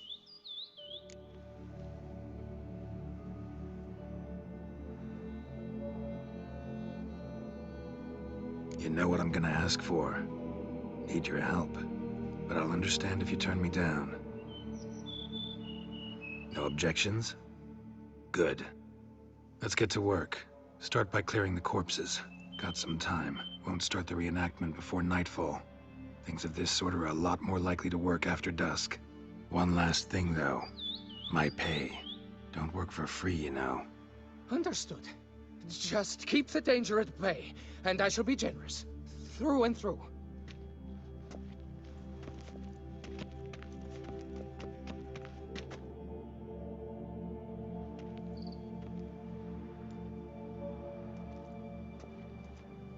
I will stand, or rather, sit in for King Ludovic, upon the elfin throne, while you, Witcher, will play the Enche ruler.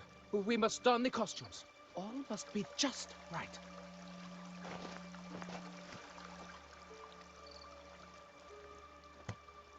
Die Wethaf the Elven King hosted Ludovic in his own palace upon his own throne, amidst the blinding glow of a plethora of torches.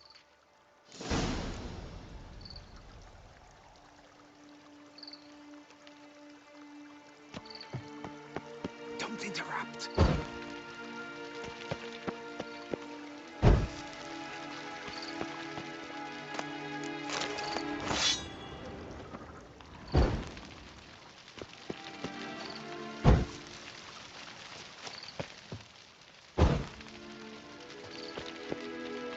Vetha laid at Ludovic's feet a loaf of binnen and elfin bread, thus granting humans rule over seed-yielding lands.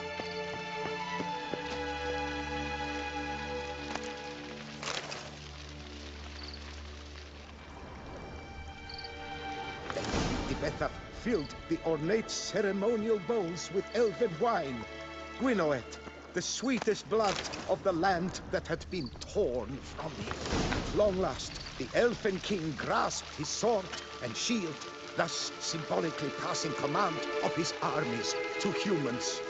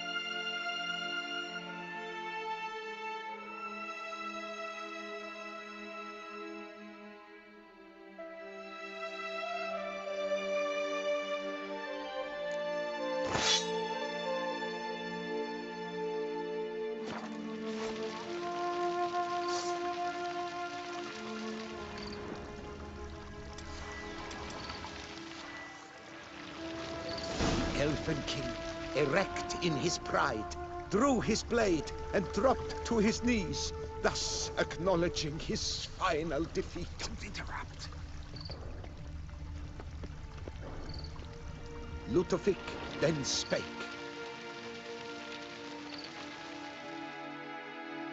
I accept your allegiance and shall return in 1 year's time to...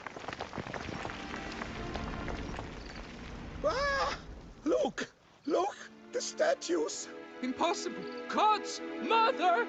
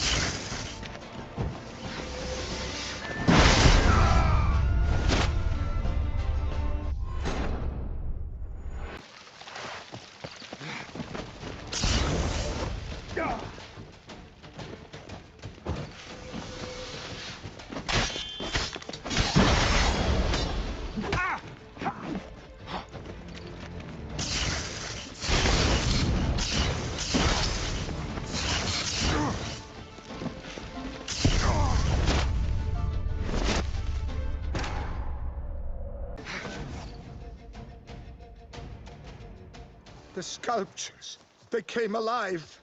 By what witchcraft? Dunno. Specialize in killing monsters. Reviving them, not so much. I may know what happened. The statues, you see, once stood in the palace of one Defethov. I acquired them a month past because perhaps I should start at the beginning. This Defethov was to pay tribute to humans, producing statues of this sort each year. Yet, he did so but once, for he perished in the massacre of non-humans at the foot of Mount Gorgon in the year 782. It's fortunate he did too, as Tefethef had planned Ludovic's downfall, for he sculpted not statues, but columns that masqueraded as such. Columns activated with words said in homage. Columns that would have turned the king and his bodyguards into so much colorful confetti. Typical. Treachery embodied. Elves. Psheh. You're no better. Elves were just defending their territory. You humans took it, but you still weren't sated. Had to cut the elves down, every last one. You? What does that mean? You're a man as we are. Yeah, in a way. Just ashamed to have to admit it sometimes. Your words? They're wrong, Witcher. But I'll not let you leave empty-handed. Take this for your reward. Farewell.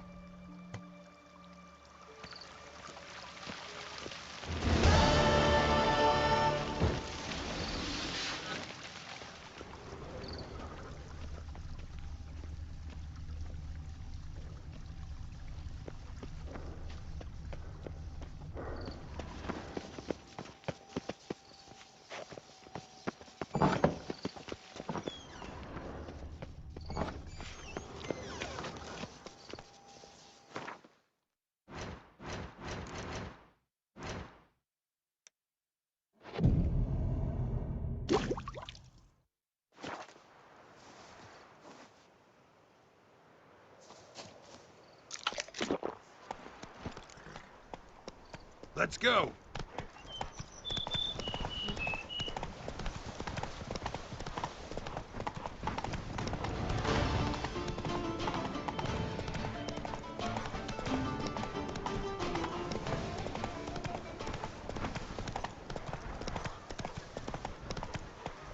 Move it.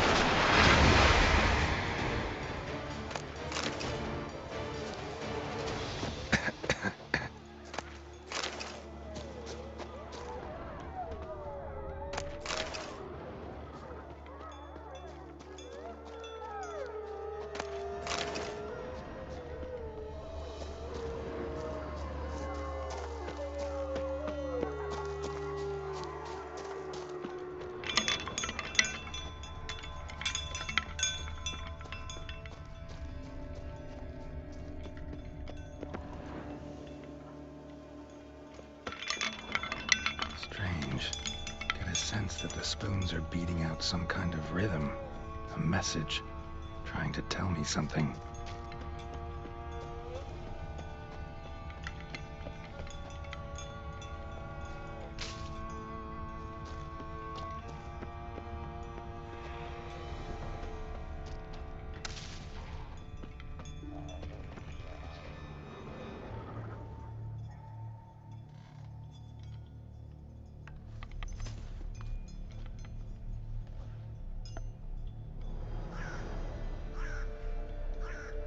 None shall sit and dine with you at your table. No spoon you have shall sate you. Never again shall you wish to spy your reflection in the mirror. Sounds like a curse, all right.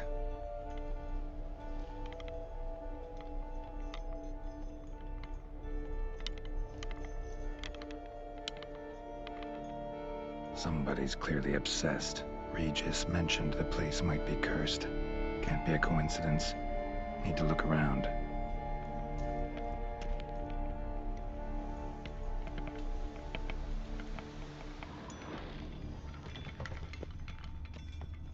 A pigsty. Need to search it thoroughly. Find a way to collect some white saliva. White's obsessed. Real collector. Thoroughbred. No spoon you have shall sate you. Whatever lives here treated that literally. Still searching for the right spoon.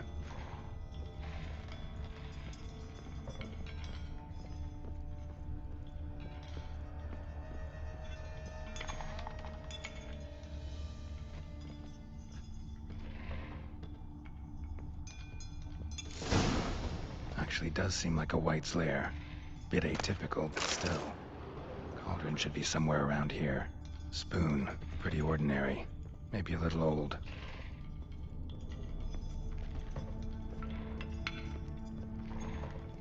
Cauldron I was looking for. White's not particularly tidy.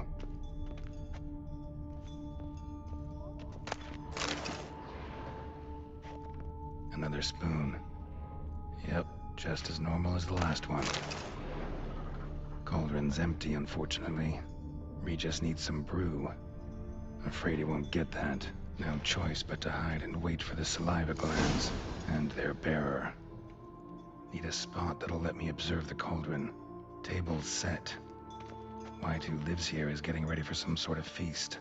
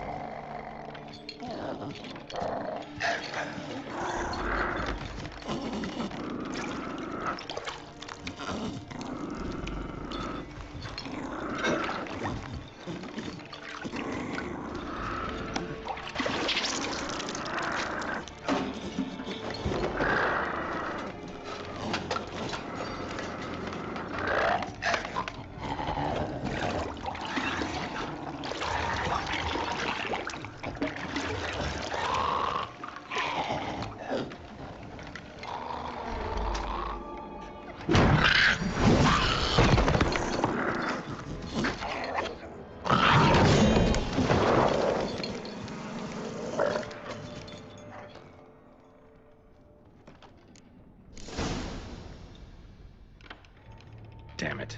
Gotta catch it.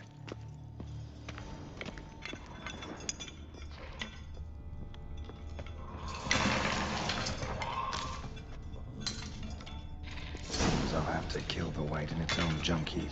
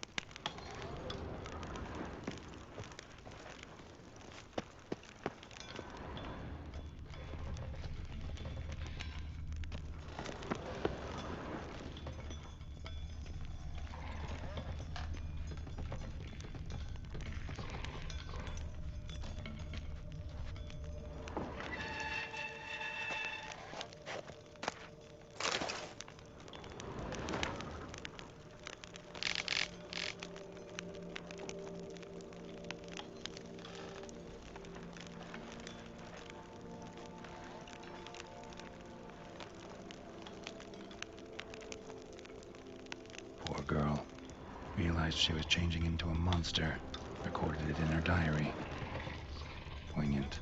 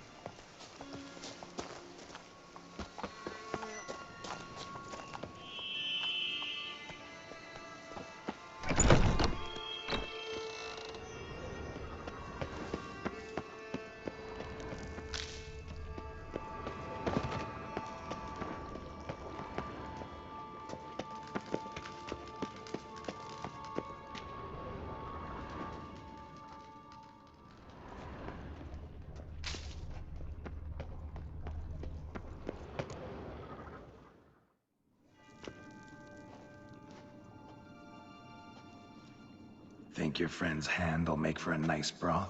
You've clearly honed your sense of humor. But we are not cannibals, Geralt. I took a fragment of tissue from their hand. It will suffice to prepare some resonance. What did you do with the rest? I cremated it, as our codex commands. A raven told me you'd acquired the necessary ingredient. Send your spies after me? My watchers. Were something to go wrong, I could then arrive quickly to help. Managed fine alone, but thanks for the thought. Gonna need much longer to finish brewing resonance?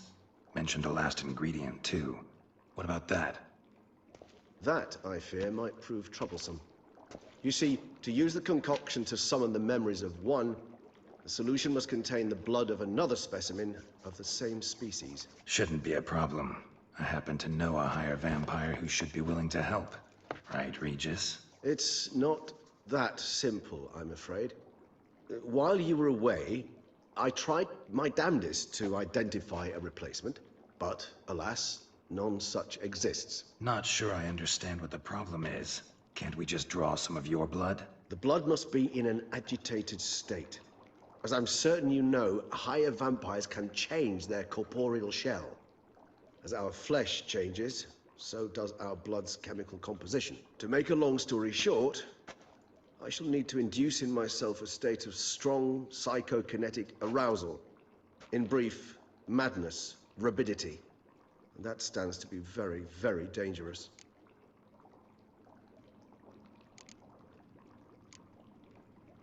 Dangerous? Why? I mean, you'll still be you, right? True. But I should be highly agitated, in a state of fury. You know better than I that fury cannot be controlled. If you've ever seen an enraged vampire, you know very well that all who find themselves nearby will be in grave danger. How will we handle that? I'd rather not have you lunge at me, claws extended. That makes two of us. But worry not. I've thought it through very thoroughly. Details to follow soon. All right, so what do you want to do? We shall visit Teshem Mutna, an ancient vampire estate. There we will find cages suspended in the air. I will enter one, be confined. You will lure beasts there. Beasts you will then kill. The bloodletting should prove profuse. Abundant enough so that the blood scent will drive me mad. Wild.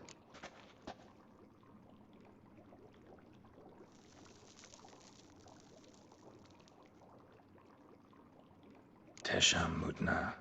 What's it like? It is a place of torment. A torture chamber. Long ago, shortly after we'd arrived in this world, one among us named Kagmar developed such a taste and lust for human blood that in one night he could imbibe an entire village. This brought trouble on the entire species. Common folk wearied quickly of living in constant fear. They began to hunt us, seek the aid of mages and witches in tracking us down. So what? Not like they could ever hope to kill you. But they were bothersome. Forgive the comparison, but when did you last enjoy mosquitoes buzzing around your head? In any case, the other vampires decided something had to be done. Kagmar had to be caught and punished.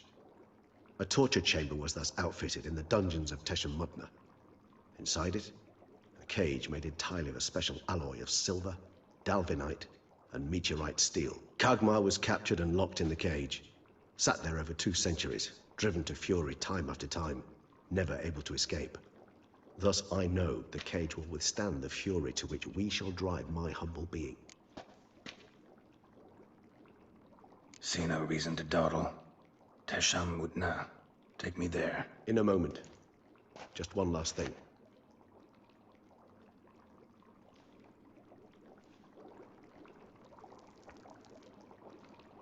What was that? Blood.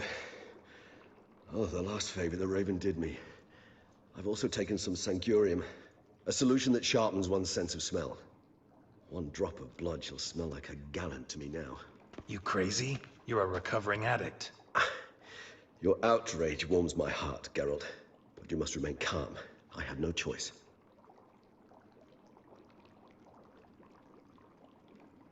As things stand, the die is cast. High time we set off for Teshem Mutna. My head's spinning already, and you're starting to smell quite tasty. And you're starting to scare me.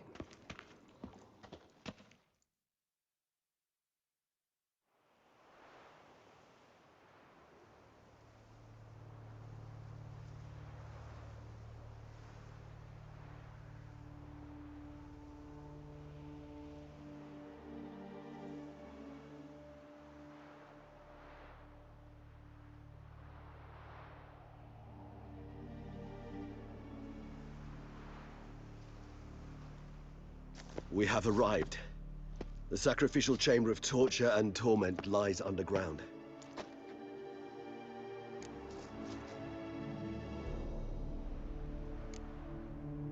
Sure you know what you're doing? I can only hope I do. Please, let's go. The longer we delay, the less control I shall have of my faculties. I'd really prefer not to hurt you. You lead.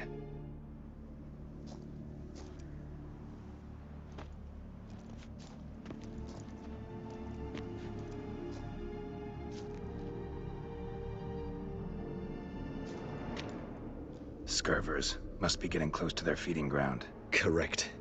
I told you there'd be danger.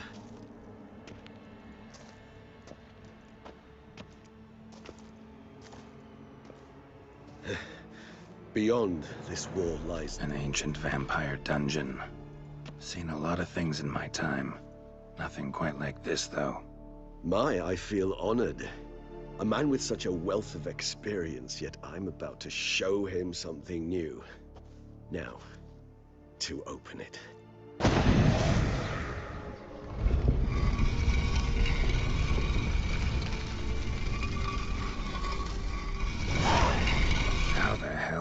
It's an ancient form of protection against unwanted guests. The mechanism which releases the latch reacts only to a higher vampire's blood. Tricky mechanisms, a vampire hideout, fortified, secured. Must have been a military species once, Toussaint.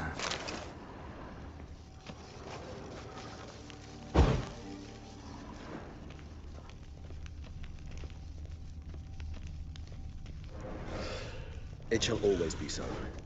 During the conjunction, the gate from our world into this one opened upon this land and no other. This was the first place we saw. Human husbandry and care? This for real? The author observed humans, their behavior, over the many years he spent breeding them. Morally suspect though it may be, it's a thorough survey of the topic.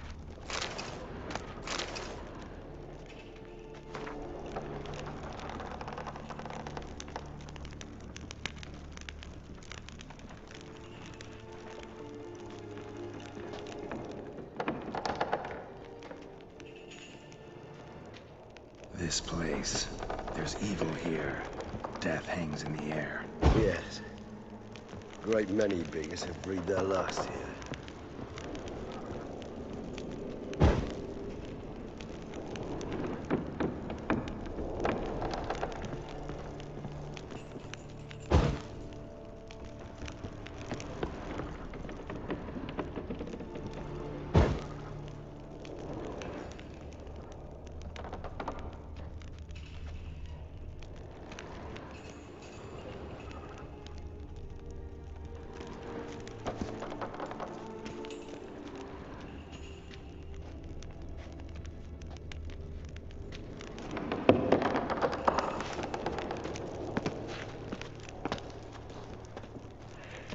Glyphs are carved into the rock. Coated with blood used to be. They mean something? They're emblems, symbols of, well, what you would call tribes, dispersed throughout the world after the conjunction. My ancestors placed them here to remind us all where we came from. Seems your kind assembled a peculiar little library. Indeed, though I personally did not lay a hand to it. And this one? Which tribe's this? Garisham. My tribe, and Deadlough's. We both remained in this part of the world. And this one? Which tribe's this? Garisham. My tribe, and Deadlough's. We both remained in this part of the world. What's this symbol mean? It's the symbol of the Tedet. Those who went east, beyond the Blue Mountains. Whose is this glyph? Amarun. They ventured beyond the sea.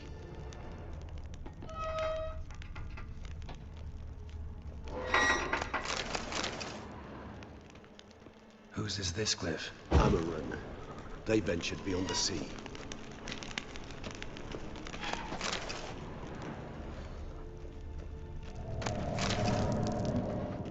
And this one? Which tribe's this? Garisham. My tribe, and Deadlough's. We both remained in this part of the world.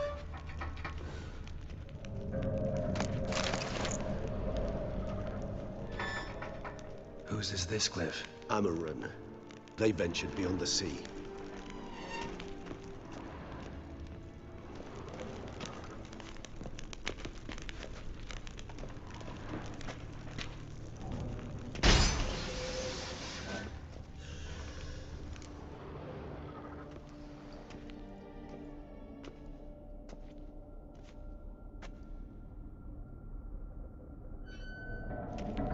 Charming place. But what are all those cages for? Mentioned one vampire being kept here. Yes, well, you see, humanitarians is something my ancestors were not. They concluded Kagmar would best be punished if he were tormented with the scent of blood he could not taste. Thus, they also kept humans here. Humans whose blood they slowly let.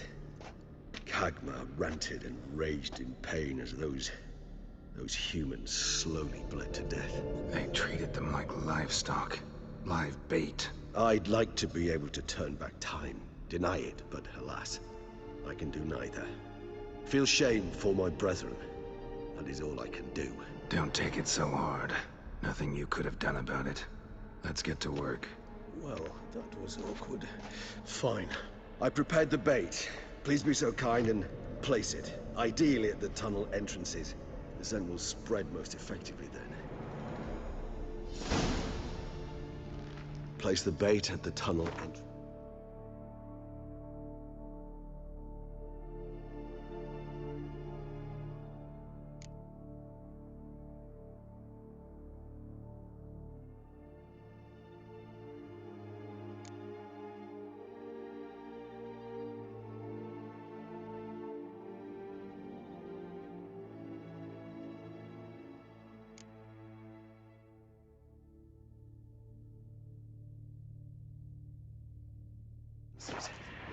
Monsters will catch its scent more quickly.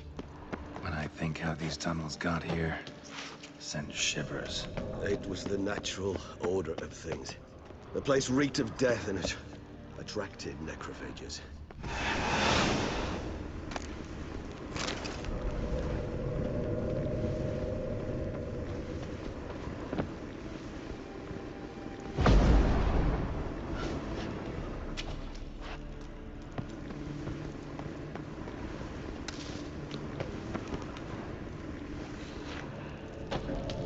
Three done. One left. Think this'll work? I certainly hope so.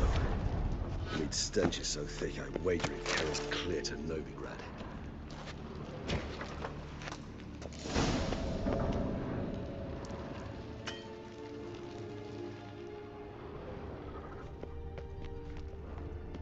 This'll hold. Doesn't look like anything special. I told you. Kagmar thrashed about inside it for over 2 centuries. Appearances can be deceiving.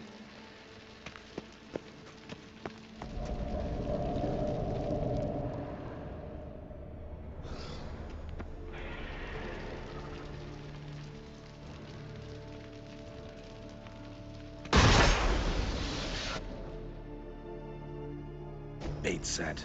What now? I shall enter the cage. You must chain me inside. The bars are made of an alloy that will prevent me from transforming into mist. Kinda thought you wouldn't want to. I shall be in great pain. My sole thought being to stop that pain. I cannot know what I will do.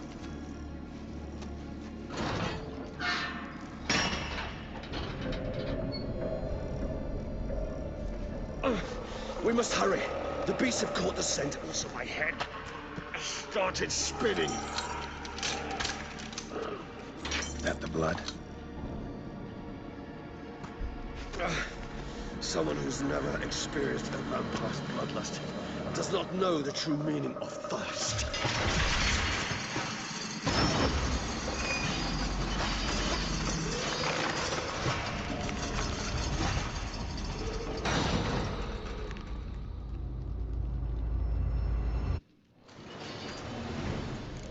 Maybe we need a safe word.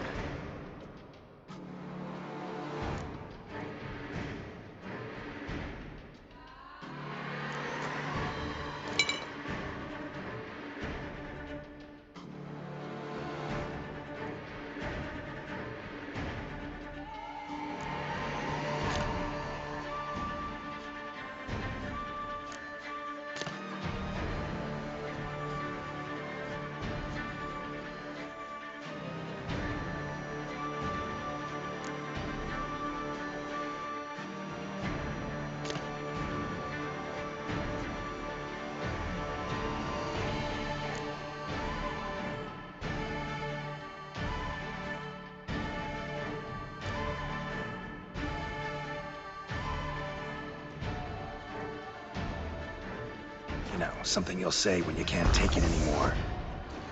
And what would you do once I uttered it? Don't know. Calm you down. Somehow.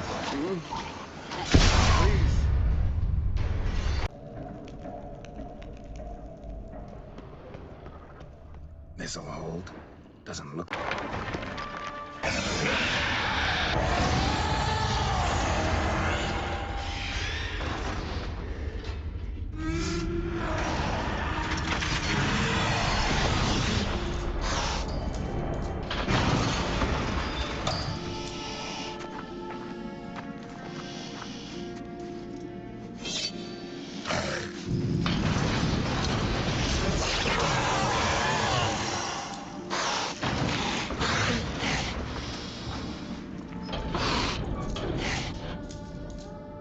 need to hang on a little longer.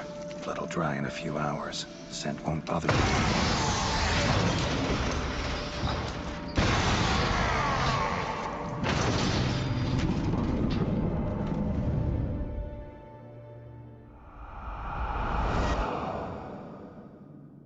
Get you out of here. The concoction.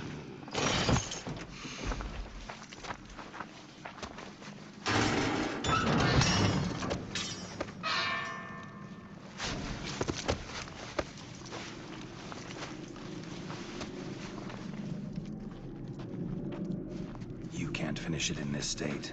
Tell me how. I'll help you.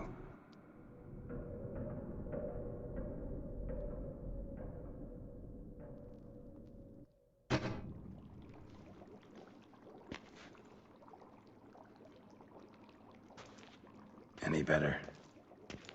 Far from ideal. And some time must pass before I fully recover. But yes, a bit better, thank you.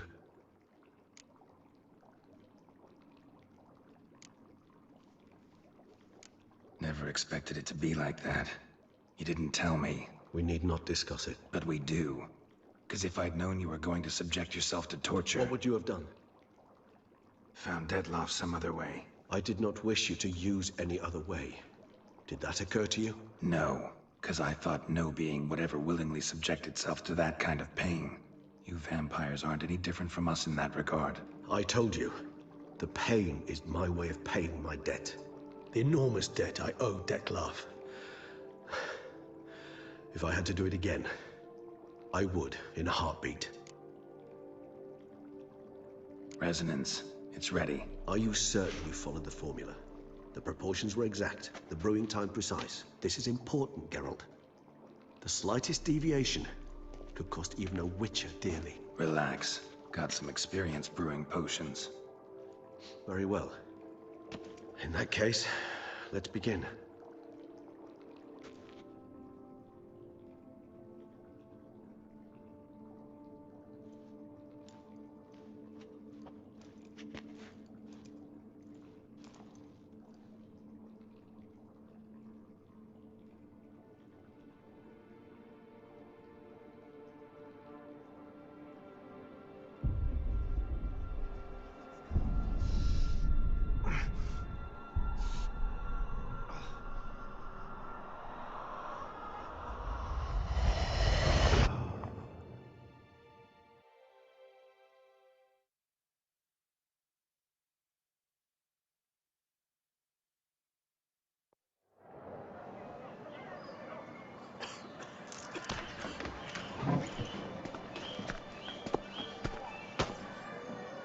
Excuse me. I shall only take a moment. You jumped the queue, sir. But Count, sir, you must understand. I've a meeting. Sir, Count, you were next. Please, take a seat. This gentleman was here first. Step down or you shall regret it. Ah, fails to realize he was your friend, Count.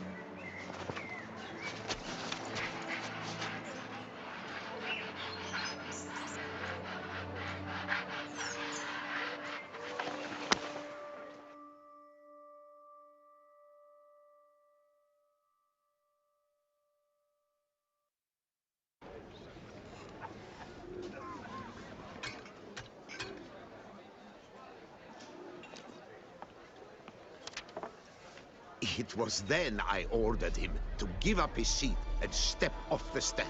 If only you'd seen his face. We got him good, didn't we, Dettlaff?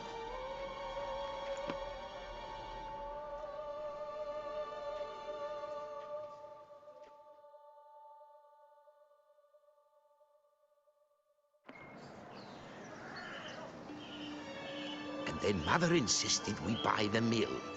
Curious, eh?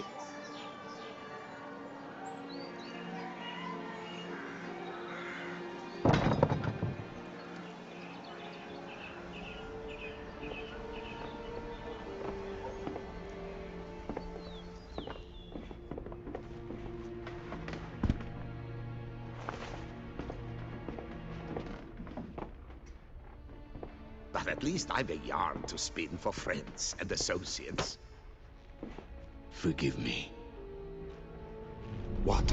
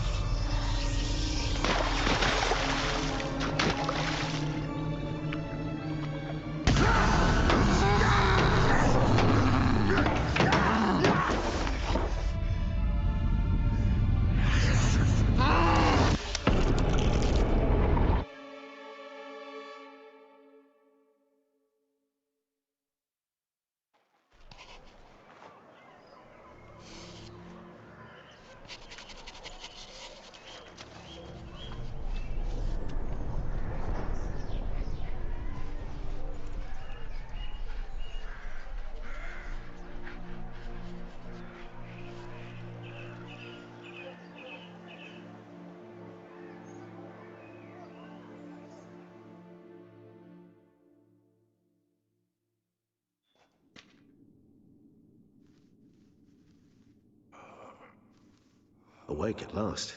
You ride like a squirrel caught in a snare. I'd begun to fear they were death throes, that you'd departed. Sure wasn't pleasant, but it worked. What did you see? Delacroix. His death did not come easy. Seems Dettlaff had made friends with him. Still killed him. Chopped up his corpse, and he was overcome with fury, remorse. Cut off the hand that had committed the murder. Interesting. And entirely unlike the Dettlaff I know. See anything else?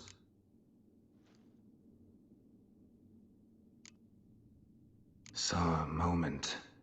Delacroix did something selfless. Was kind to Dettlaff. Guess it could have been the start of their friendship. Why the uncertainty? Nothing extraordinary about it. Normal, everyday situation, really.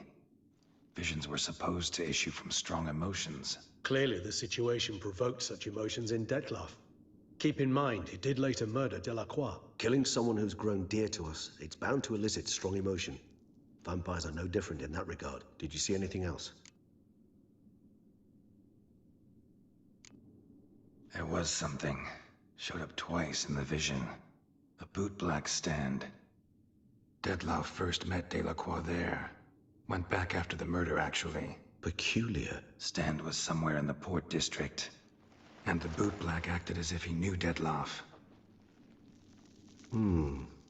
That would be even odder. Perhaps we should have a chat with the lad. Though I would expect no breakthroughs. It's our only lead. I'll go talk to him. Coming with? I shall join you later if it's no trouble. I don't yet feel strong enough to venture out. That's fair. Rest up. Be back as soon as I learn anything.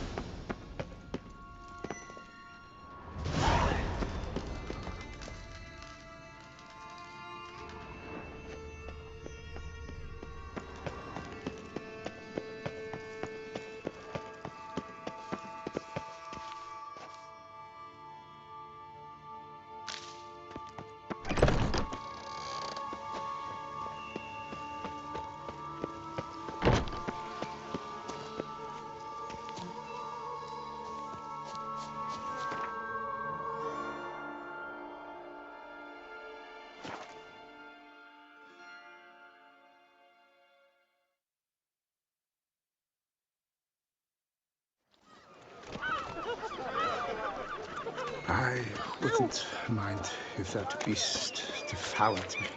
I'd get some peace at last. Caught you, you little fart! Whatever's the problem, kind sirs? This nut. Rain or shine, it's all right here. And now we know why. You... So how would you explain it? Whether it pours for a week or the sun bakes our pates, we've always mud up to our ankles here. You can't blame me for Beauclair's fickle weather. Fickle weather? I've seen you. You empty your chamber pot in front of our shop each morn, so folks will dirty their boots, go to you to get them cleaned. A far-fetched conspiracy theory, sirs. I'll conspire to welt your bum with my belt. Come here. Leave him alone. Just who the spit are you?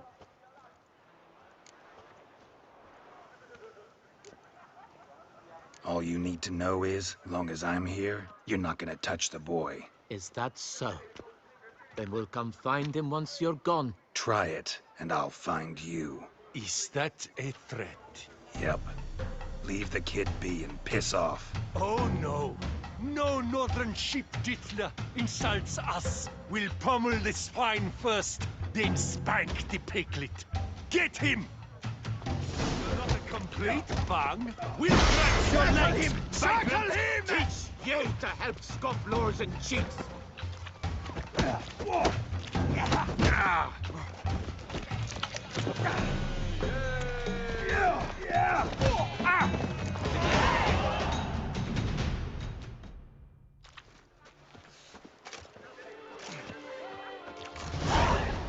What's the meaning of this? The brawl? Who started it?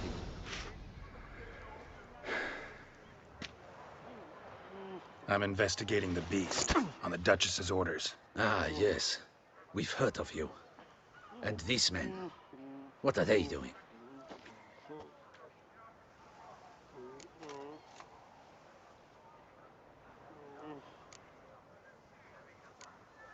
Nothing really. Had a little misunderstanding. Figured it out, though. Uh-huh, I see. As the Duchess's protege, you may go. But this lot, that's another matter. You'll come with us. Some time in a cell ought to scare the dimwits out of you. Come on.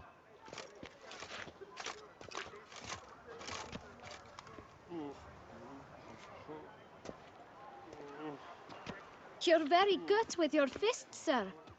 Wouldn't be looking for work, would you? We'd make a fine duo.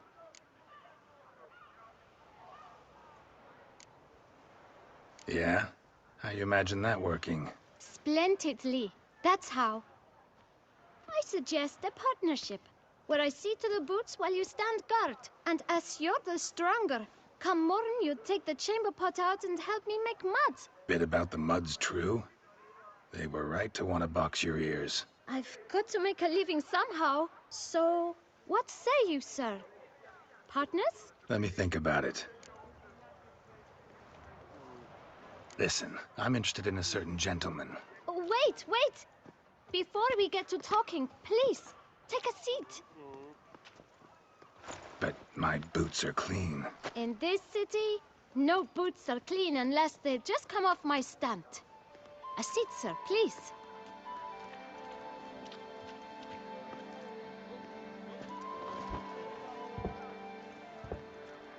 So then, who was it you wanted to ask about? One of your patrons. Tall, elegant black frock. Not from around here. An arrival? Indeed. I hear a faint bell ringing. A modest sum might make it sing out loud and clear. How much? Let's say 500 crowns. What? Gotta be kidding me. What would you even do with that kind of coin? Expand my venture. I'm sure you can imagine. Have a proper stand with a big sign. I want a new box too. New polishes, new brushes. And if I've enough coin left, I'll buy a share in a launderer's. Get wastewater for free. Got it all planned out. I should think so. Capital is all I require.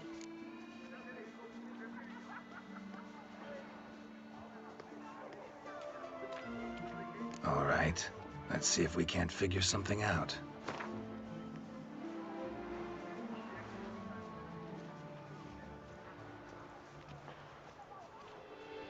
That's not even worth the spit I'd need to use to discuss it.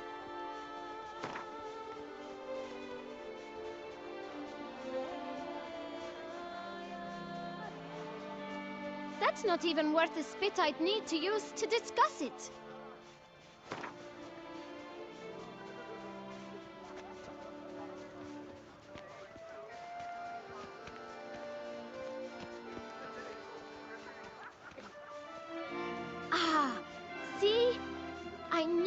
clean shit.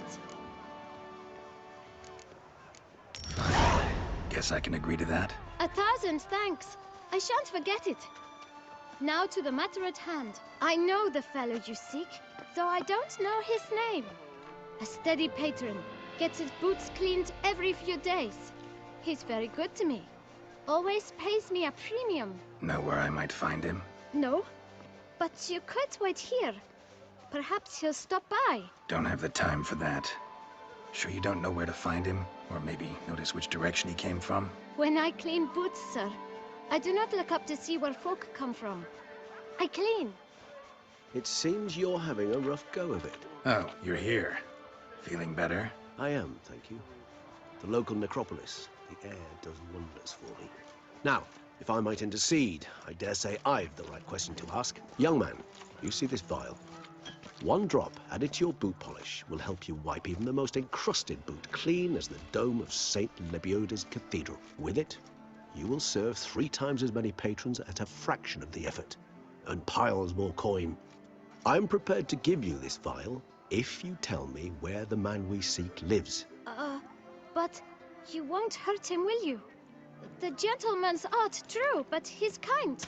In point of fact, he's a friend. Yet we had a falling out of sorts and would like to straighten matters out. I leave his boots at the door of a house near the port. The door is red, but I do not know if the gentleman lives there. Worth checking. Might happen on a lead. Would you let me scrape the dirt off your kickers before you go?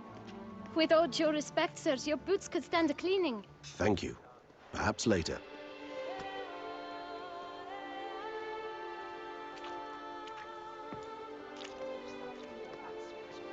No reason to live. Handled that kid pretty well. Finding the right approach. That's the trick to dealing with children. Yeah, saw that. Meaning, the right thing to bribe them with. Help! Guards! Oh, Benny's watching. Ew, stinky.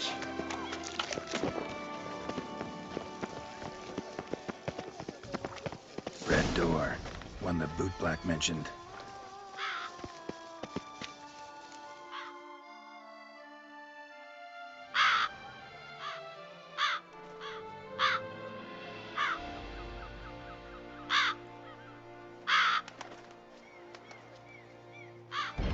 Won't budge. Gotta break it down. You might just as well stand out in the street, pound on a drum and holler, "Detlef, I'm coming for you." A bit more finesse, I implore you. Let's hear your idea. Give me a moment.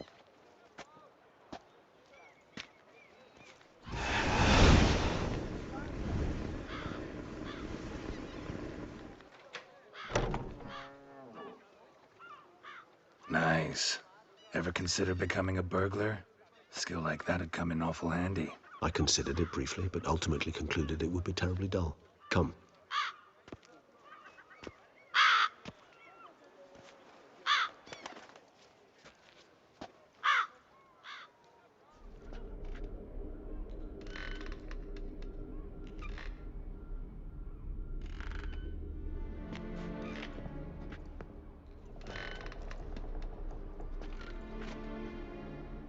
He here?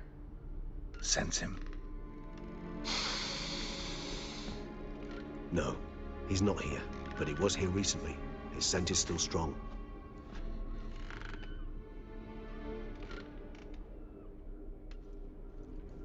Let's look around.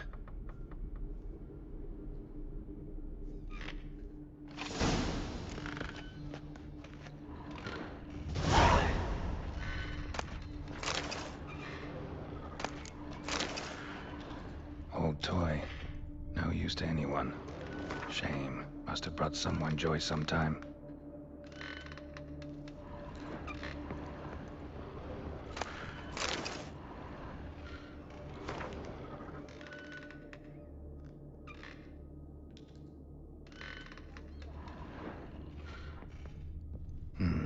Somebody fixed this recently.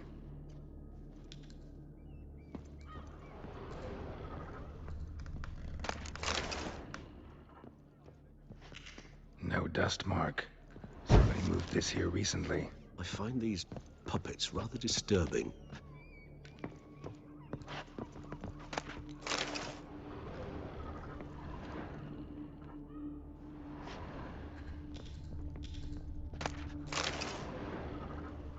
Nice little trinket.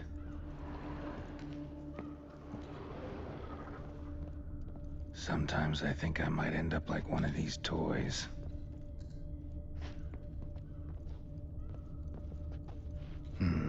Somebody fixed this recently.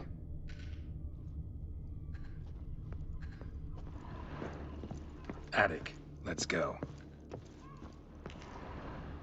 So this is his nest. Need to look around. Detlaff van der Eretain, you do not know us, but we know you to be a vampire. We know also of your weakness for the wench they call Renawed. Now you know this. We shall chain her down and let rats feed on her. We shall flay the skin from her flesh. Yet you can save her. You need but travel to Beauclair, where you shall slay 5 men in the manner we prescribe. You must complete the killing in 3 days. Fail, and the next letter you receive will contain a memento of your failure. Your beloved's finger. There you have it. Proof positive Detlaff killed not of his own accord. A blackmailer sunk his claws into him.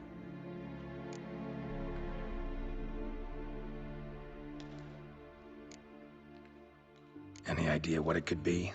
Detlaff have any enemies? Indeed. Detlaff gains foes occasionally, but they never live long. One might have managed to evade him. Possible in theory, but I know of none.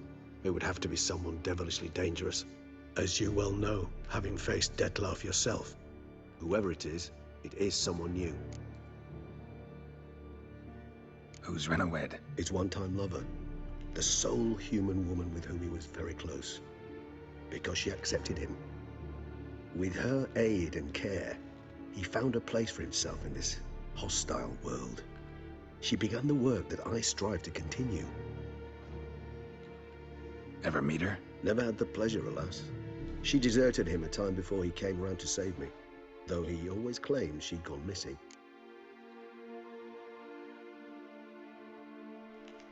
Take it you have your doubts. I know humans better than he does. Their capacity to be disloyal, dishonest. I also know she took her things. Not something one associates with the kidnapped, or those who disappear against their will. I'll save you the trouble of asking. No, I don't know why she left. I can, however, hazard a guess that Detlaff grew angry one day, showed another, more monstrous side. Detlaff's anger could frighten anyone off, though most who see it get no chance to flee. Detlaff have trouble letting go, accepting that she'd left him. Is that so hard to believe? Do you know no humans who've struggled with just such a thing? And Detlaff is so much more emotional than most humans. Not only was she his beloved, his lover, his mate, she was a member of his pack. And one never leaves one's pack voluntarily.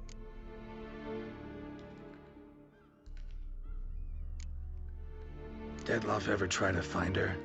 I mean, if she was that important. Higher vampires have their ways, all kinds. Should have been easy as pie for him. Geralt, as you rightly noted, we are vampires, not miracle workers. He searched for months on end before giving up. Clearly Renawed knew him all too well. Enough to cover her tracks, leave no way for him to find her.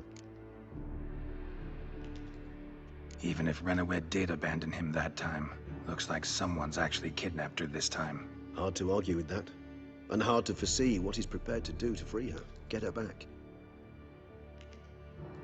He's prepared to kill, that's clear. As would you be for Yennefer. He kills for he cares for her deeply.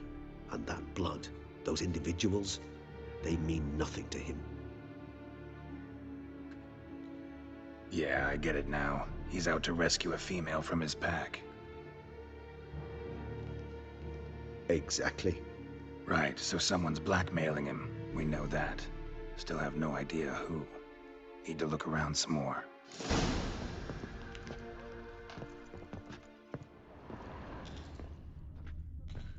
Tools were used recently.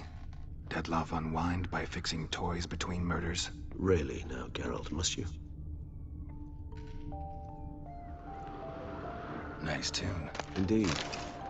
I'm not certain why, but it reminds me of home. Our true home from before the conjunction of spheres. No dust mark. Somebody moved this here recently. I find these puppets rather disturbing.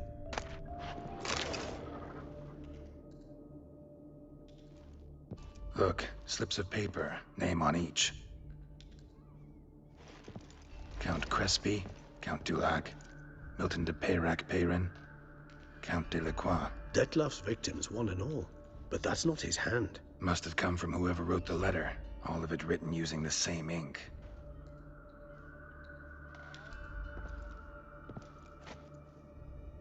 See the color? Ink was dyed with cinnabarite. Rare mineral, pretty much found only in Nazaire. But I fear it means very little. Anyone could have imported such ink. Fair enough. Still worth remembering. Look, this slip is stained. With wine. Not much to go on either. Especially not in Beauclair. Perhaps. Yet perhaps also worth remembering.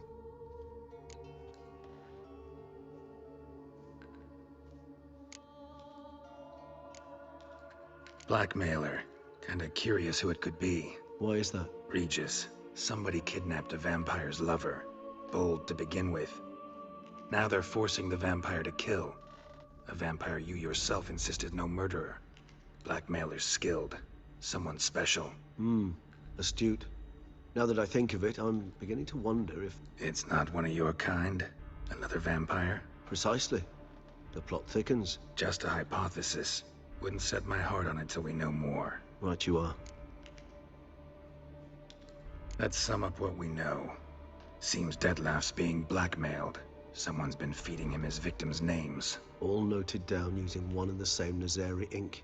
And not in his handwriting. Not much. But enough to ascertain Detlef's innocence, clearly.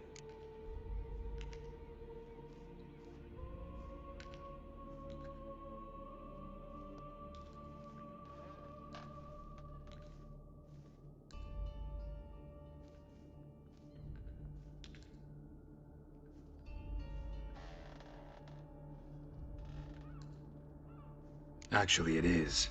Detlef's being manipulated. Some lunatics turned him into a tool, making him kill.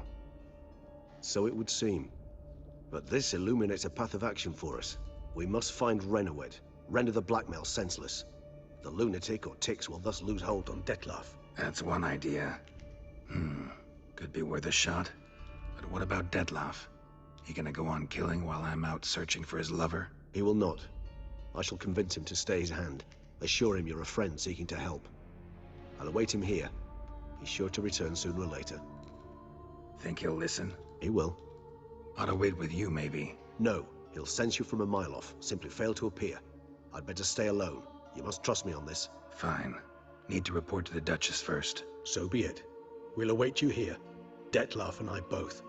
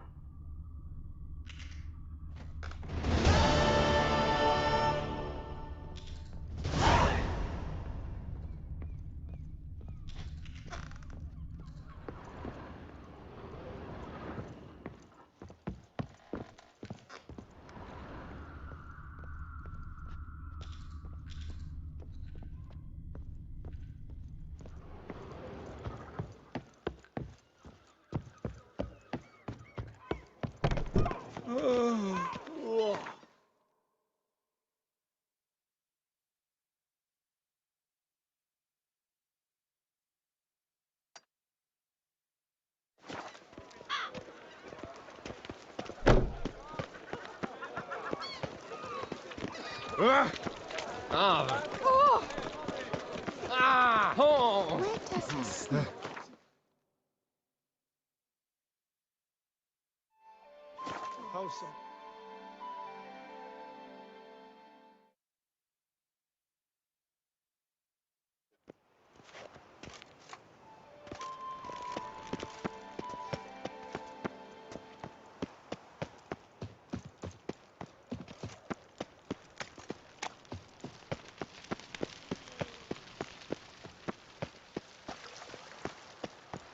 Your Grace, I have...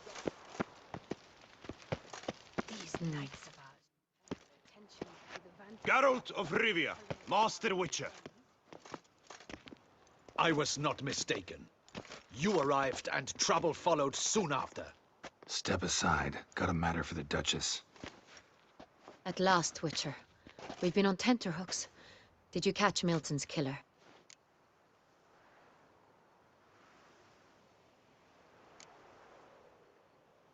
Case is more serious than we thought. The beast? I couldn't kill it. Didn't manage. We sent you after a monster, and you return with nothing? We are very disappointed. Situation's not quite that simple. Beast's a powerful vampire. Ha! Is this a problem? Is it too much for a witcher? A monster slayer? But everyone knows how to end a vampire. Draw him by trick into sunlight. Or arm yourself with ample garlic and drive a stake through its heart. Garlic's useless against vampires. Sun and stakes don't hurt him either. Those methods, pure invention. Only work in legends and fables. And buckthorn? When I was a child, Grandmama Ademarta always claimed buckthorn drives off vampires. Silver sword's your best option for keeping them at bay. But it won't get the job done, because only a higher vampire can truly kill another of its kind. Excuses. Ha! Your Grace, I shall assemble a battue. Bring the matter to its end at once. The Witcher need but tell us where to find this monster.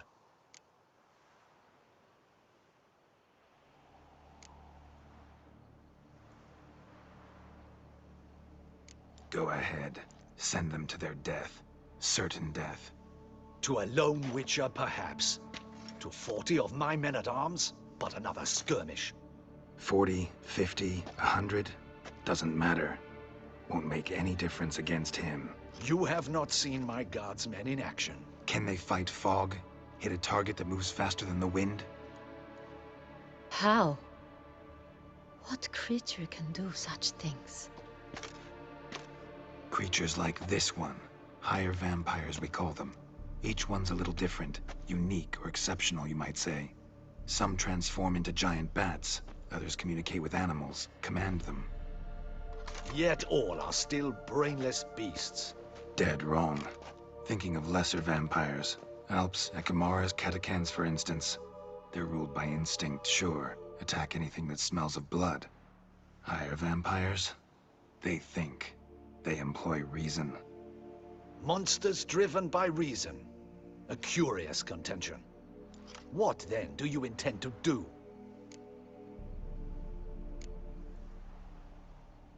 It's way beyond being some monster. This is a powerful being that's walked the world for centuries. Tja, impossible. If so great is their power, why have they not killed or enslaved us all? Don't usually meddle in our matters. Mostly stay out of our way because they don't care about humans one way or the other. And they do not fear we shall wipe them out one day. They'd probably be pretty amused if you asked them that. They're well aware of their strength. Then what can we do? Do you have a plan?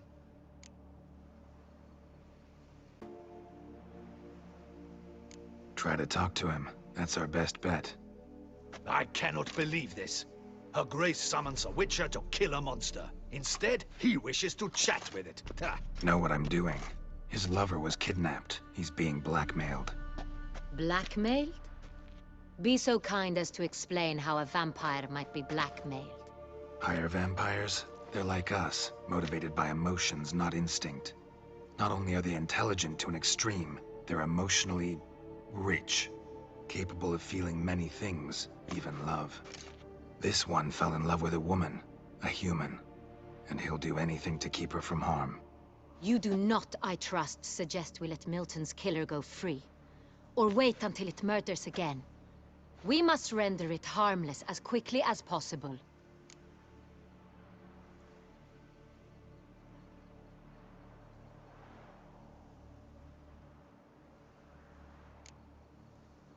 Which is why that's my aim now, to prevent further attacks. Vampires only half the problem. Blackmailers at fault chiefly. Kidnapped the woman to control the vampire. And what do you propose to do?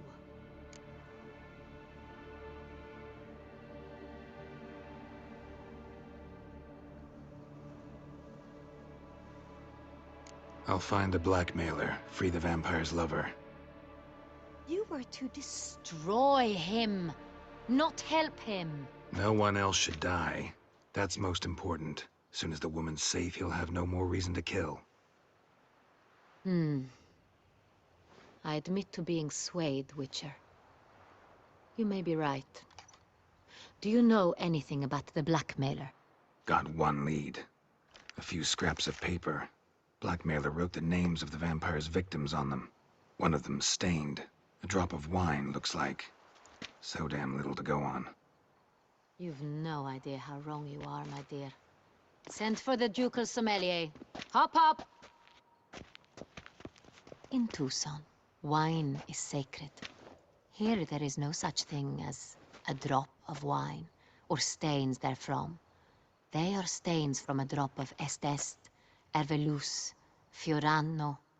Your Grace wished to see me? Witcher, show him the paper scrap. Benoit, can you determine which wine made this stain?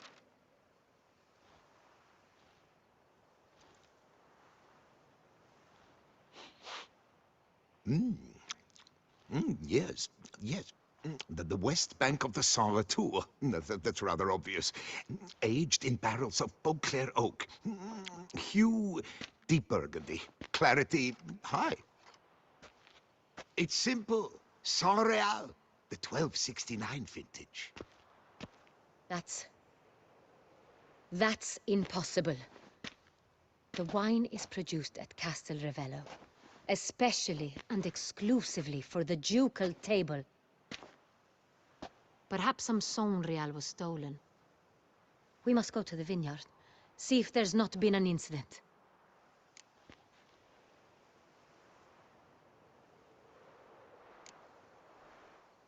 Saint Real. Never heard of it. It's highly unlikely you've ever had a chance to partake of it. As I said, it is only ever served to the ducal family. Didn't stop it from ending up on that scrap of paper. Unless your Grace's sommelier is mistaken. In matters of wine, Benoit is never mistaken. If he says it's Saint Real, it is Saint Real. We must ride to Castel Ravello at once. Discover what has happened. Wait. Your Grace wants to go with me? Out of the question.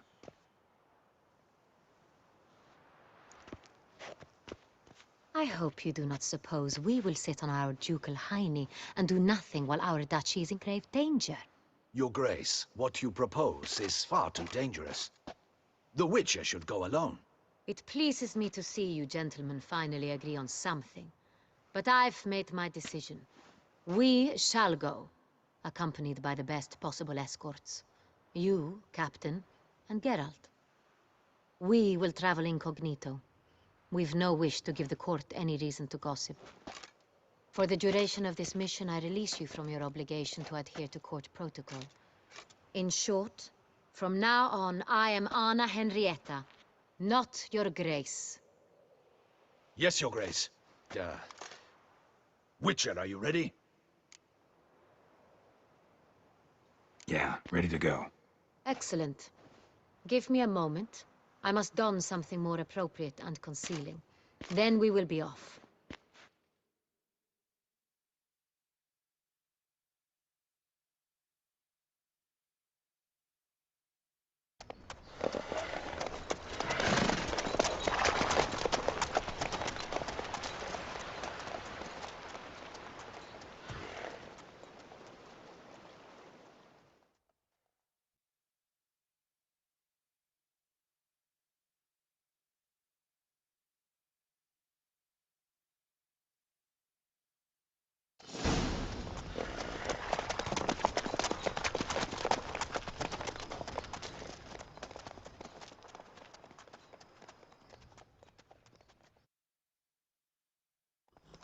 This vampire, have you ever faced its sort before? I have. How did it end? Did you kill it? Didn't have to fight him. Hadn't killed anyone. Have you ever heard of anyone defeating such a vampire? Know of a man who defeated one, sure, but he didn't manage to kill it. Ultimately, only another vampire can kill a vampire.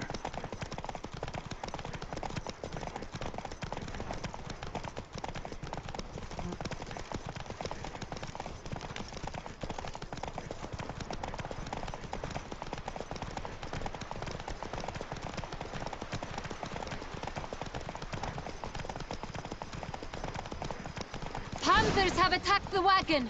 We must help! Stay back, Your Grace. We shall see to this. Help! Save us! Back, you beast!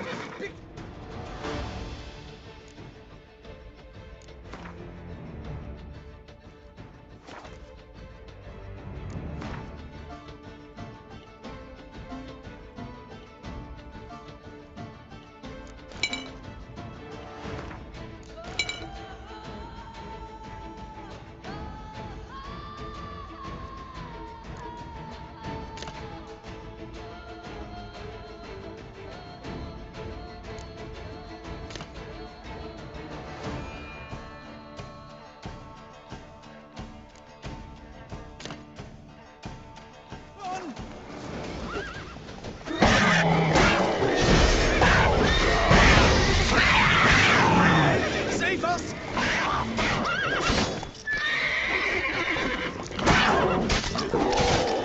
Back, you beast! Begone!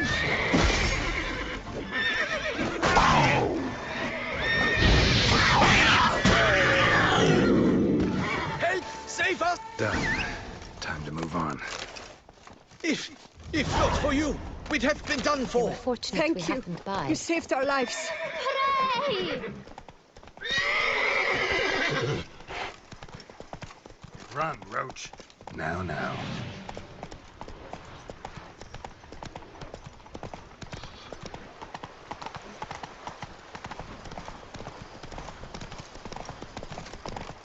Tell me more about this vineyard, Castel Ravello.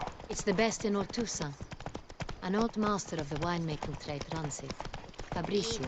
He trustworthy? Has held his post for years. There's never been a problem. Till now. I wish to know your thoughts, Geralt. The Sonreal stain, how did it wind up on the paper? Is someone from the vineyard blackmailing the vampire? Could be a servant. Could be the steward. Only Could be gonna one know who just that. stolen from the estate.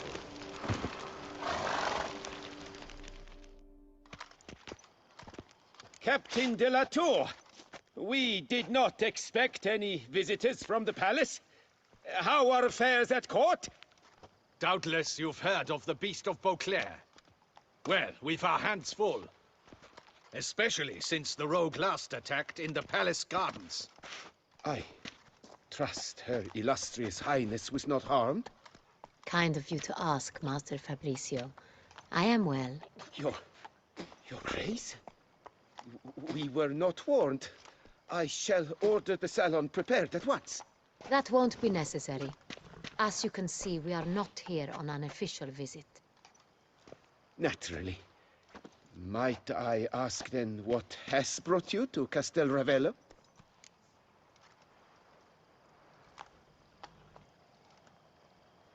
Came to see you. Got some questions. In this land, it is seen as polite to introduce oneself before asking any questions. This is Geralt of Rivia, a witcher.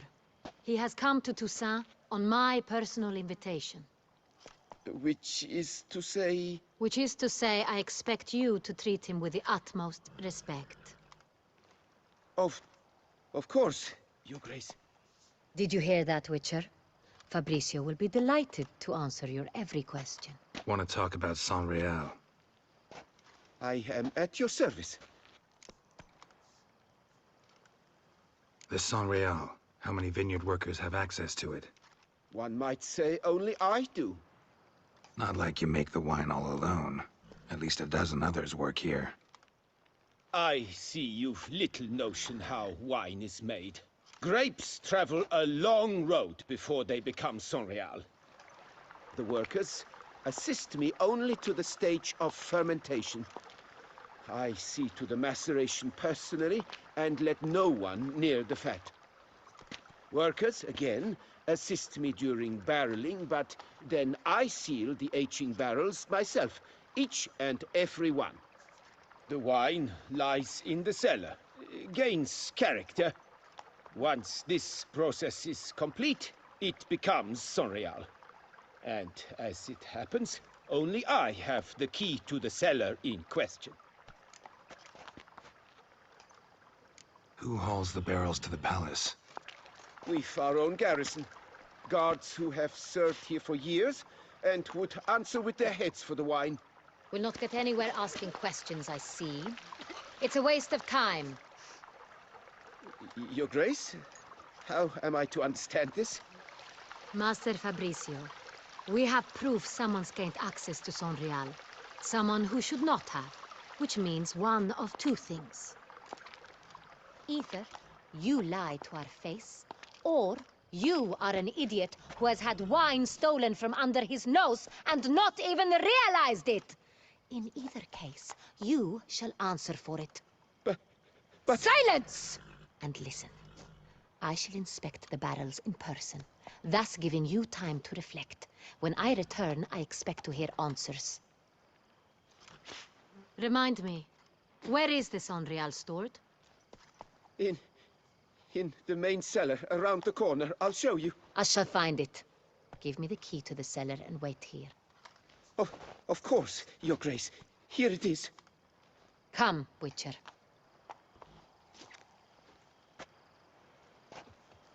Appearances deceive, Witcher. Beware. We shall wait here, Master Fabricio. What if Fabricio's blackmailing the vampire? Considered that? He has his flaws, but I would never suspect him of such a thing. He's been very loyal. He owes all he has to me. His father frittered away the family fortune. He left his son an encyclopedic knowledge of wine. That is all. Fabricio lived as a beggar until I appointed him steward of Castel Ravello. Only then did he come into his own. Nature's bounty.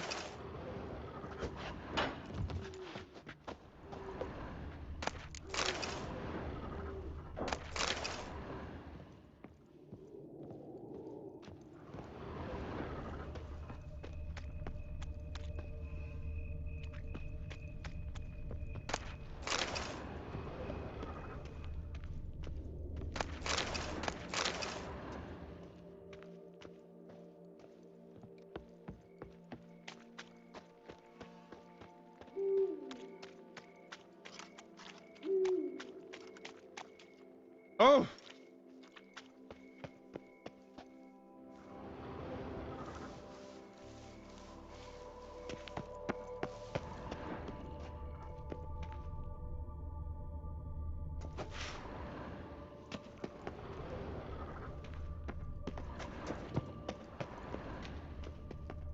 So where do we start? Let us see if all the barrels are present. Here's the inventory ledger.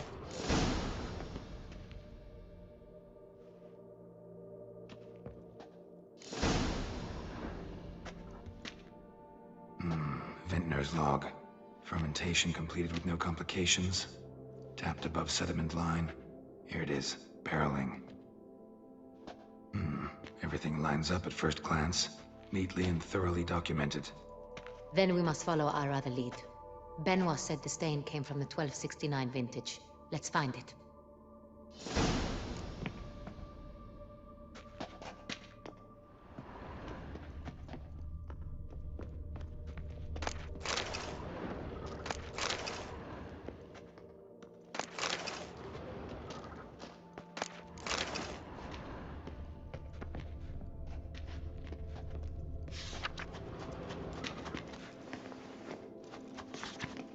Ervelous. I like it. Quite dry. An excellent wine. You've good taste.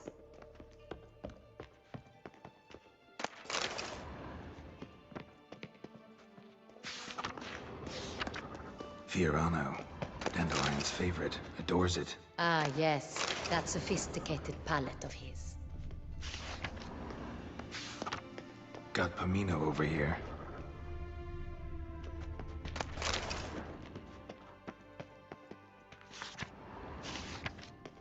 Est.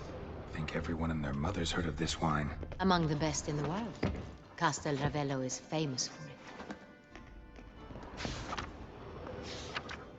San Real. Barrels are dated 1268. Close, but not quite the right year.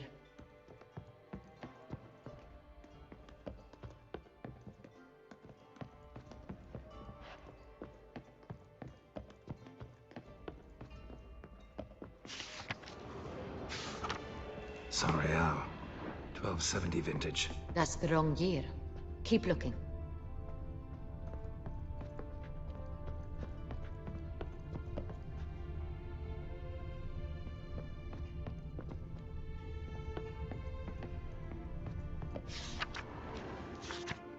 Right here. 1269. What now? Let's see if any barrels are empty. Wanna open them? For now, a knock will suffice. If you hear a hollow thud, we will have found what we seek.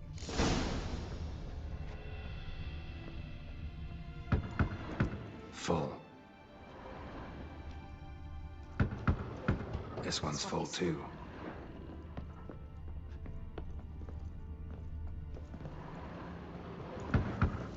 This one's full too.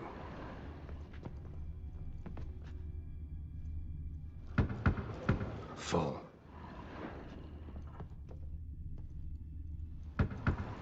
This one's full too. Looks like all the barrels are full. Dead end, I'm afraid. Full they are.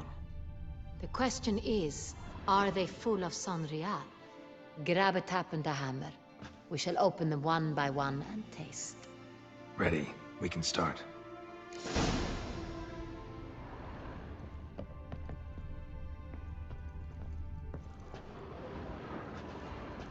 Step aside.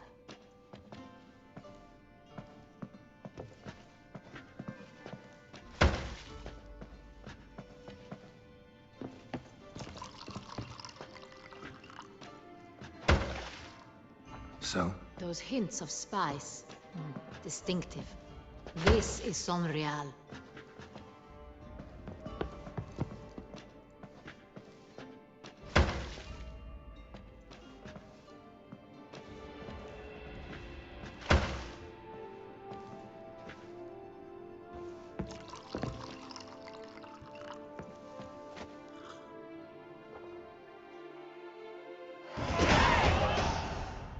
Revolting, bitter plonk.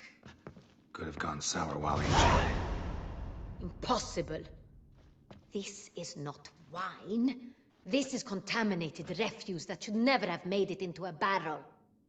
The fact that it did was no accident, I'm sure. Master Fabricio. Let's see what he has to say about it.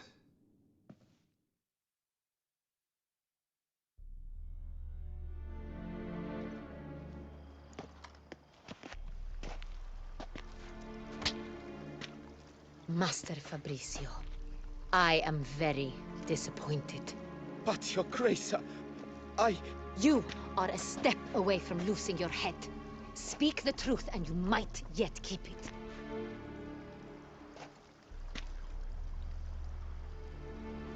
I admit it. I sold a barrel of Saint-Réal. I beg you to forgive me. Why did you do it? I couldn't resist. The sum they offered, it was enormous. I gave in. Is what I provide not enough? I wished to buy back my family's estate. For here, nothing is truly mine. I've a roof over my head, ample food to eat, but what is a nobleman without land of his own? I shall tell you everything, if you agree to show me mercy.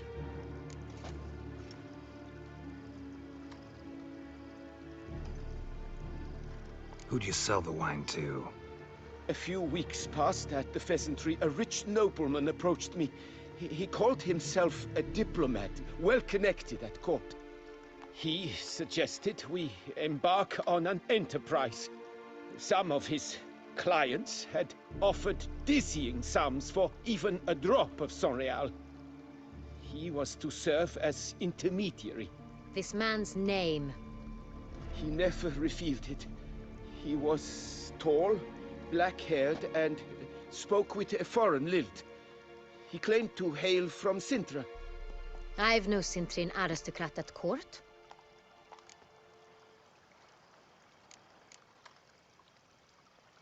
Really thought nobody'd find out. I was a fool, very foolish. I beg you, your grace, you must forgive me. Wine itself. How'd you hand it over? We met under the cover of darkness in the ruins of Fort Astre. A dozen or so men came to collect. Armed men. The kind that stink of trouble. I had hauled the barrel there. They transferred it to their cart, and we went our separate ways. That's it? That the last you ever saw of them? That is to say, a few days passed. A messenger arrived. He said they wished to buy another barrel and, well, I've prepared it. Have it ready to deliver. That's enough. Know all we need to know. Your Grace, I beg your forgiveness. Get out of my sight. Captain, have your men take Master Fabrizio to the dungeon. He must answer for his crime. High treason the charge. What now, Witcher? We set a trap. Need to catch the wine thieves. Sentry and Noble could be our blackmailer. Next, transport. I'll take it to Fort Astra. Damien and his soldiers will cover me. For once, I agree with you. We will do as you say. Let me know when you are ready. See no reason to wait. Let's get going. We will set out now. Position ourselves before you arrive. You take the cart and meet us there. Fine. When the handoff begins, watch for my signal.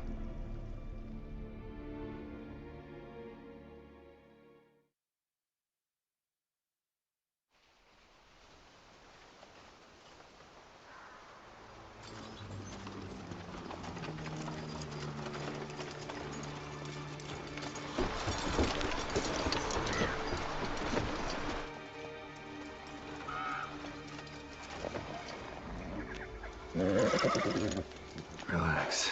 Now we wait.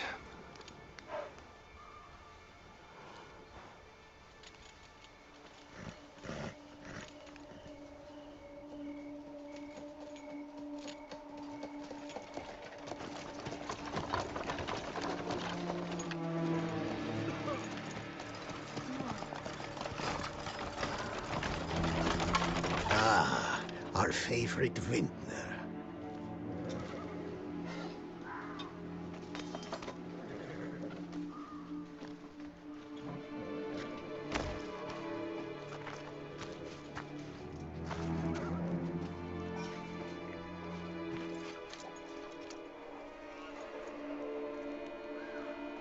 It's not him.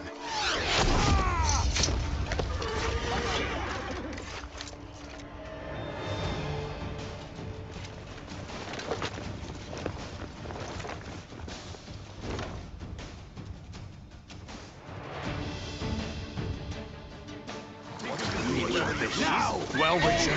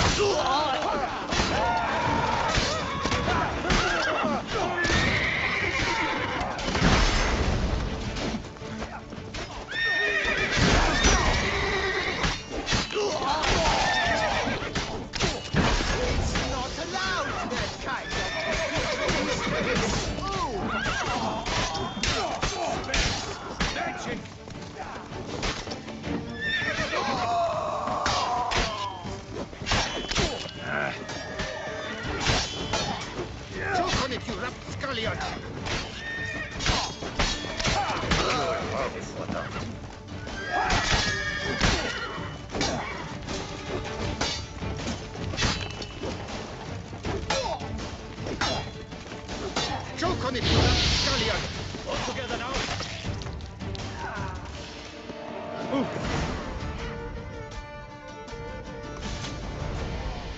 Is it just me, or did we agree you'd wait for my signal? That was the plan, but... Great shot. Good thing you reacted. Can't say how that would have ended otherwise. At your service. It was a good fight. We managed to capture one of the scoundrels. Let's ask him a few questions. Come on. Witcher, a moment. I was wrong about you.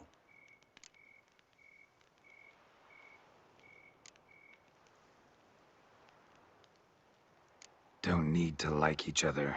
Just gotta do our jobs. If that's how you wish to treat it. At any rate, I see the effort you put forth. And I appreciate it. Let us go to her grace. She awaits nearby.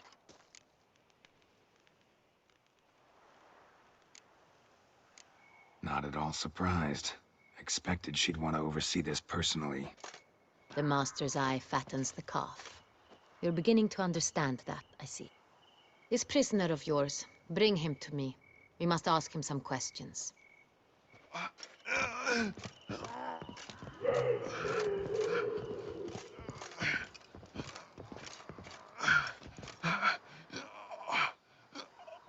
Captain, do the honors. Who sent you? His name is Dog. They say he plowed your mother. Once again, who sent you? Your nun's lover. They call him... Wait. He doesn't wish to speak. He needn't. I can think of several other ways he can be helpful. I'm certain the Witcher will need bait to lure the beast of Beauclair. What?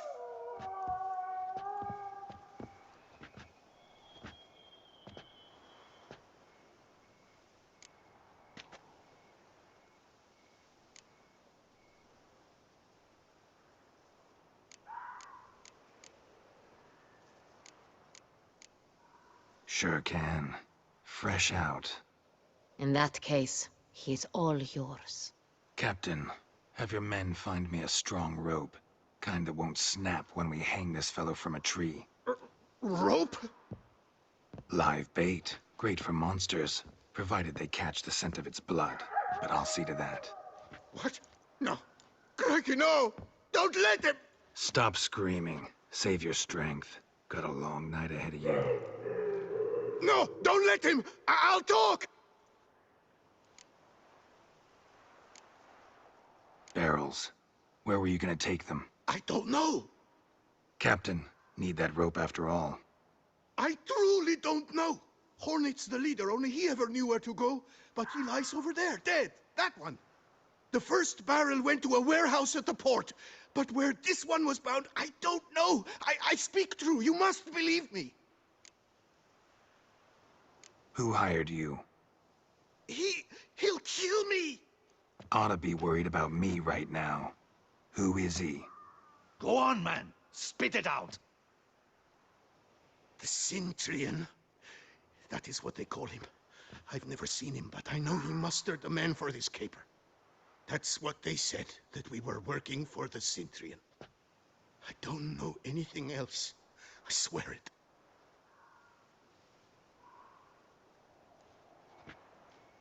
Take him away. Throw him in the dungeon. He shall await trial there. Captain, we ride to town.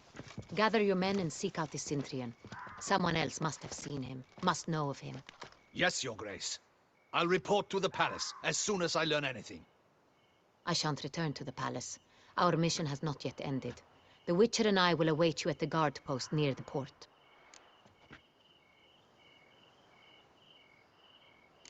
Let's go to town.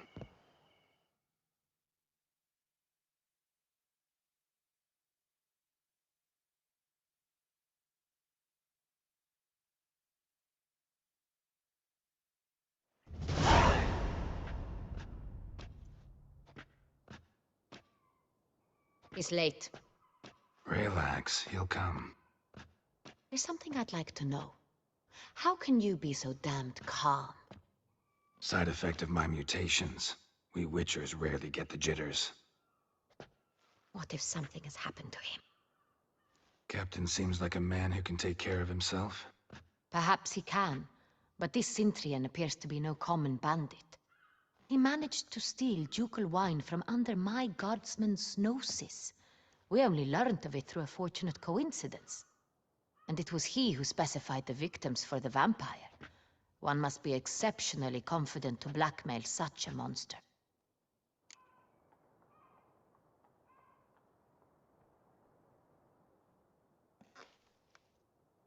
Still don't know this Sintrian's behind the kidnapping and blackmail.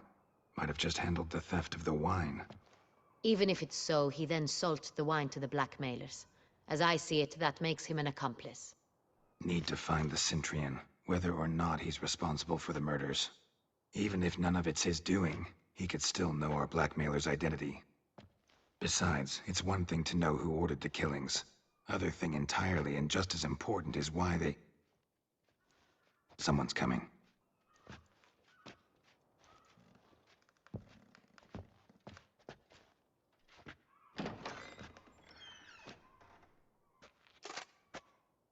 Captain, why so long?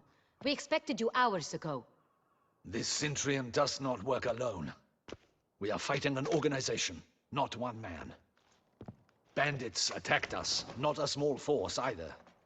One of my boys has a broken arm, another a shattered knee, lamed for life.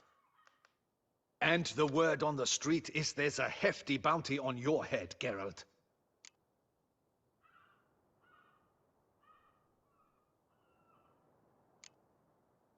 Don't care. Down to business. You learn anything? I will start at the beginning. The port warehouse where the wine was delivered, we identified it, then learned who had hired it out. This proved to be a beggar, a stand-in. We found him. He admitted all. A man had paid him to sign the lease, a man he met while begging outside the pheasantry. There, fate lent us a hand. A waitress recalled spilling wine on a nobleman who spoke with a Sintrian accent. What did he look like? Her description was not helpful. Handsome, well-dressed, with a beard. No distinguishing marks. This could be anyone. But she remembered his female companion very well, as she recognized her.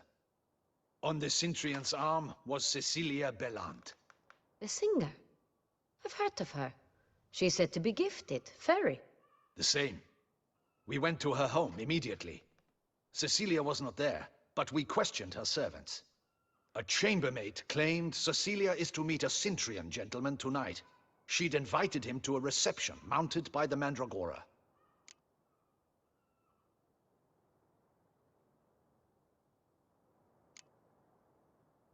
The Mandragora? What's that? A club, an affiliation of local artists. Painters, sculptors, troubadours, and dancers. Never heard of it. They exude mystique, consciously, I think. Behaving like an exclusive cabal. Artistic elites. Every now and again they mount soirees. Only wealthy patrons are invited. All arrive in elaborate masks, then drink and flirt. Gotta nab the Sintrian. Seems we have to go to that get-together. You read my mind, Witcher. I shall gather my men, surround the establishment. Not a mouse will squeeze through. Out of the question. If the Sintrian truly does have men about the city, he will find out and escape once again. Duchess is right. Need to be careful. Best go there, blend in with the crowd. Precisely what we shall do. We, Your Grace. Geralt and I. In that sort of company, the Witcher could use my help. Where's the event gonna be held? The Mandragora always assembles at the same place, a residence in Oatville. It's a very distinguished district. Geralt, you must don appropriate attire. Then meet me in Oatville, in Mountebank Alley.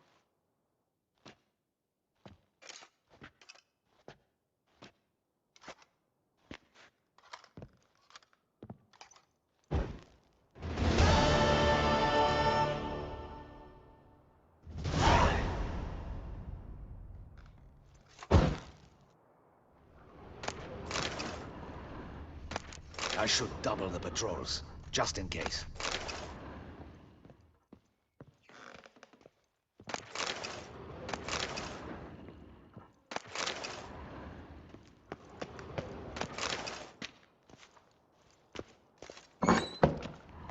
Audacious rat. No two ways about it.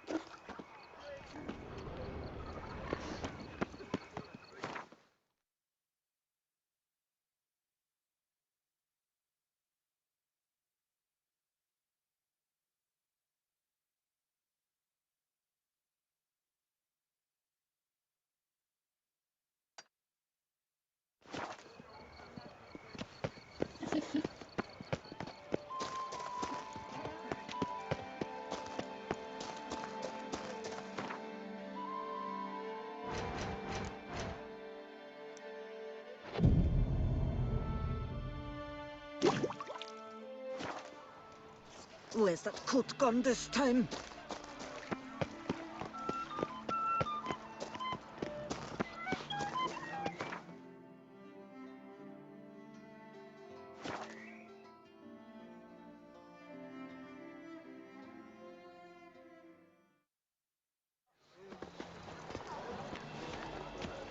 What? A specimen. Do you know the colors I would see on the Duchy's banners? Red, white, and rosy.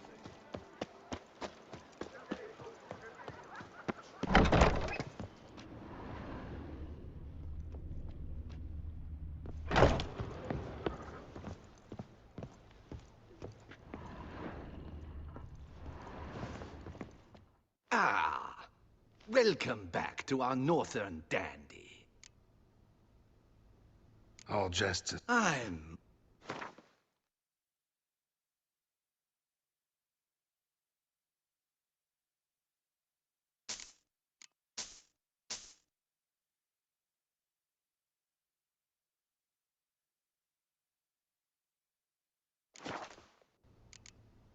Thank. Ever your servant, sir.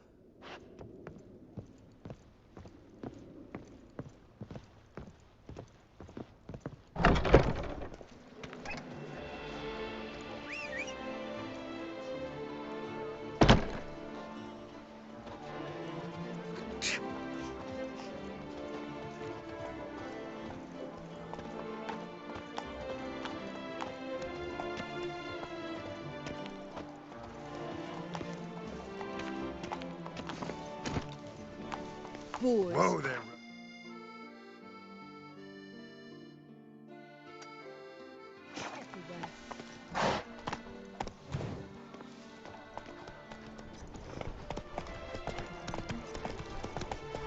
Oh!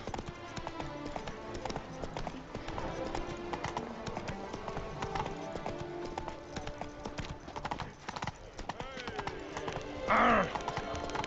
Something Deutsche? Was it? Go, go.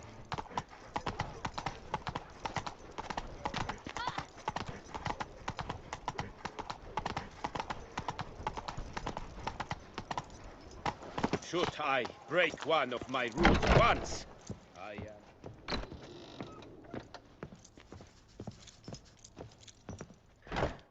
Greetings, knight. Well, go in peace for a night. Oh. Thunder's speed. With lance is this strike. Many a night will not...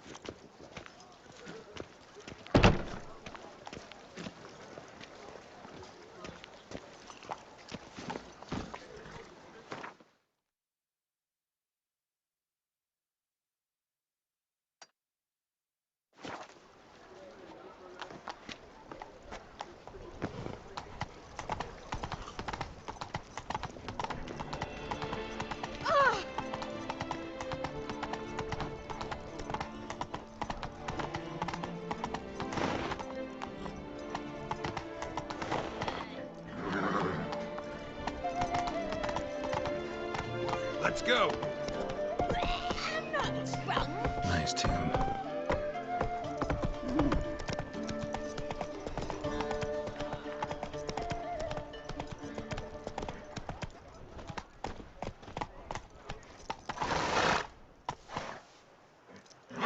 Move it.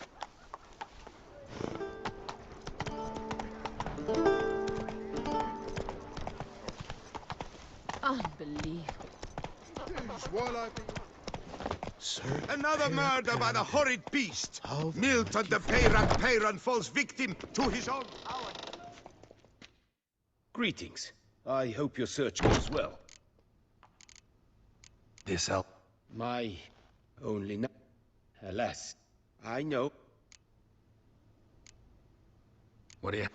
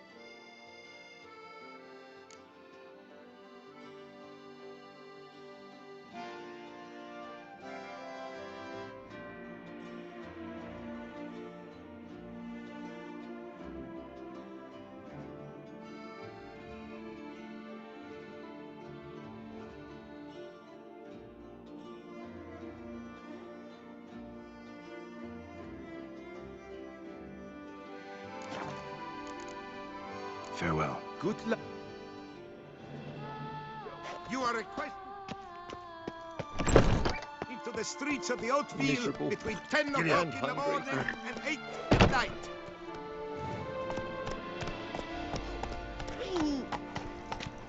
Slower.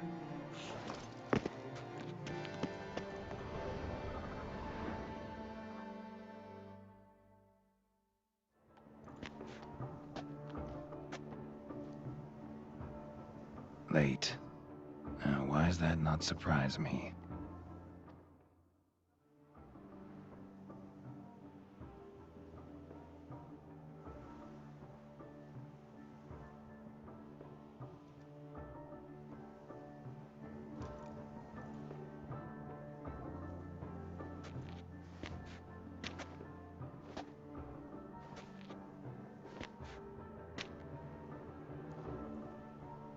Oh, Geralt, Geralt.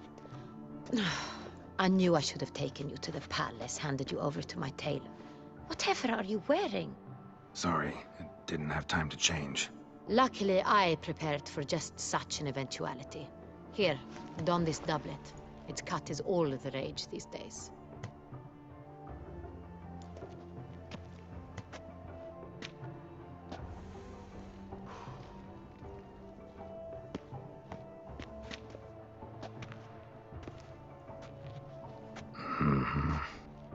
Not all bad.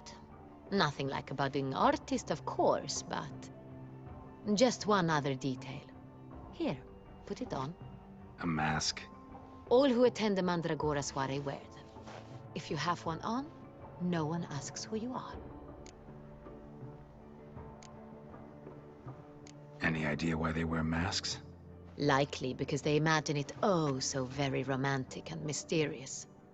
The truth is far simpler. This way, no one can tell which drunken aristocrats are pinching the performers. Let's go. Soiree's started. Mm-hmm. Wise of you to hide your weapons. They'd not have let us in otherwise, that's certain.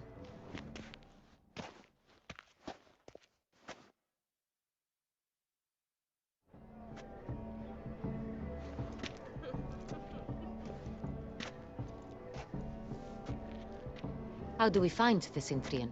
Have you a plan? Key is not to spook him. Need to ask after his partner, Cecilia, first. Less likely to raise suspicions. As soon as we find her, we find him. Right. Right you are. We must proceed with caution. Come, it's our turn. Madame, Monsieur, extraordinary pleasure to welcome you to the Mandragora's soiree. Tonight, I particularly recommend you direct your attention to the performances prepared by artists of our community.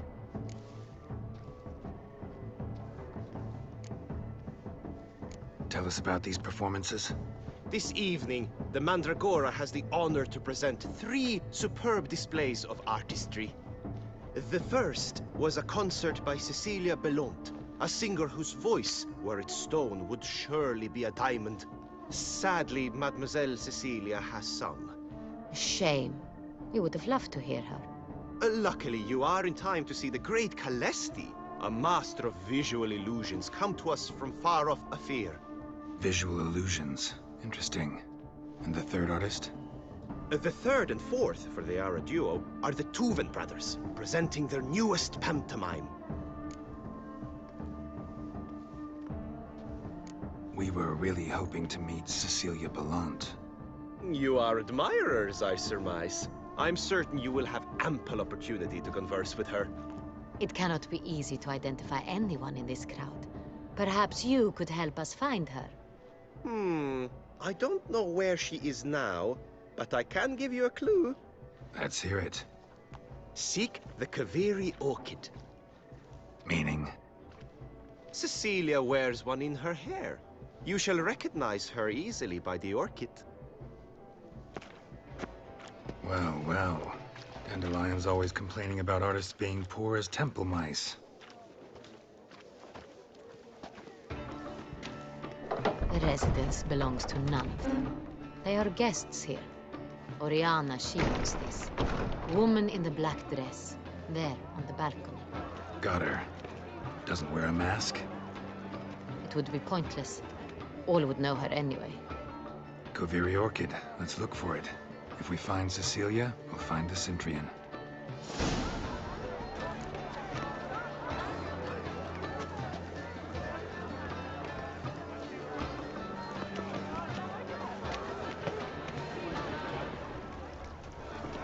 Do you fear taking a bath?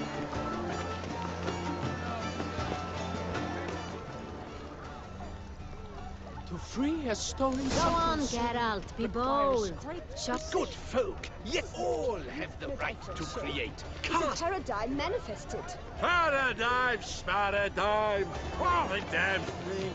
Shh! Silence! The artist must focus.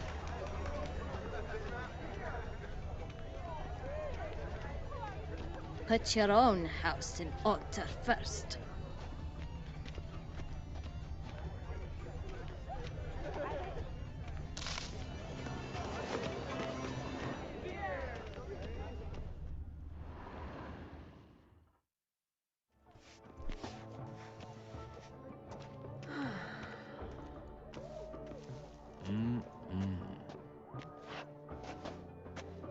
Do not disturb! Shoo, shoo! It's the right flower. Of course it is! A Koviri orchid lends just the right contrast to her complexion. Need to talk to your model. It'll only take a minute. To me? Lie still! You may speak, but for love's sake, do not move. Wow. Impressive portrait. I know the style, the stroke. This is Dorian Villesse. The gracious lady has heard of me? I've heard Anna Henrietta herself wished you to paint her portrait once.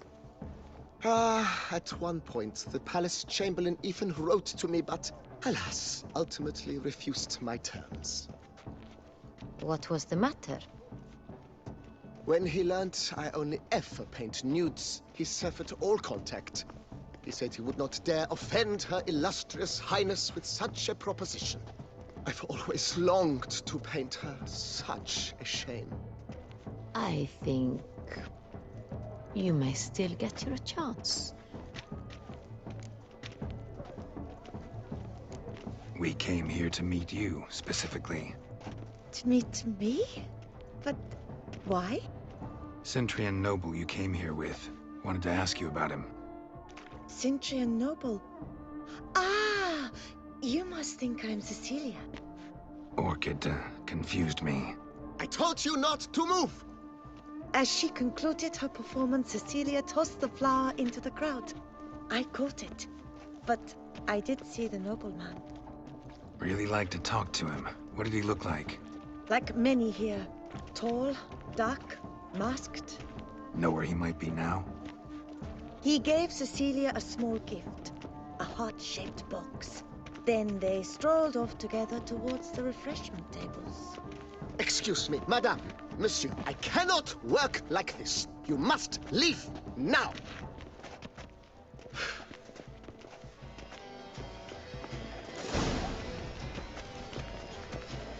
Do take care, Mitya. We should walk past the tables. Perhaps they're still there. Look at the mage. I believe he's casting spells. Yeah, we'll see.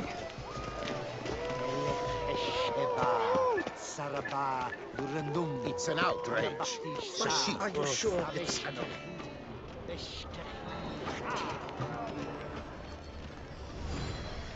Empty heart-shaped box. Cecilia must have left it behind. It looks like it held a flask of perfume. Gift from the Cintrian, I imagine. Someone left their loot Ah, behind. how Smell like beautiful. dandelions.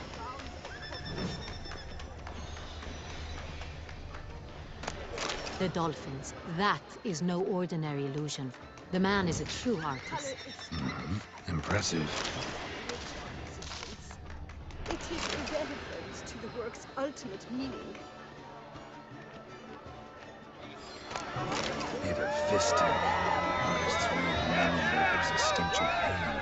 And they not even wished for it.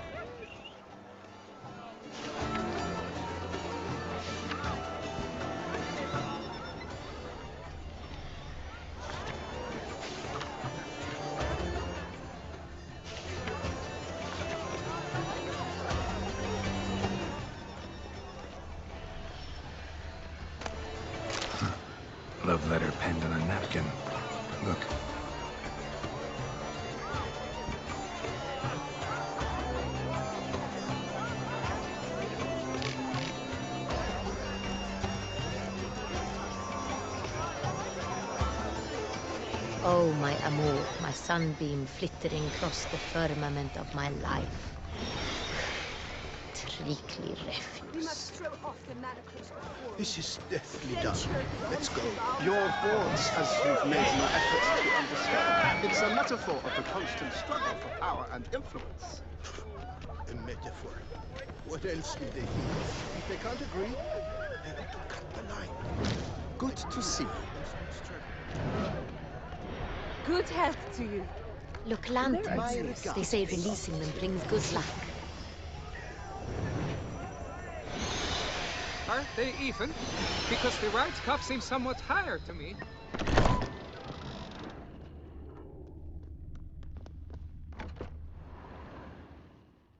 Sorry, only artists in the Mandragora allowed. Come, we must consider what to do. I'd recognize that voice anywhere. You must be mistaking me for someone else. I served 15 years in the palace. Your Grace, I'd not mistake you for anyone. Shh! Not so loud. We are here incognito, on state business. Yes, Your Grace. How may I serve?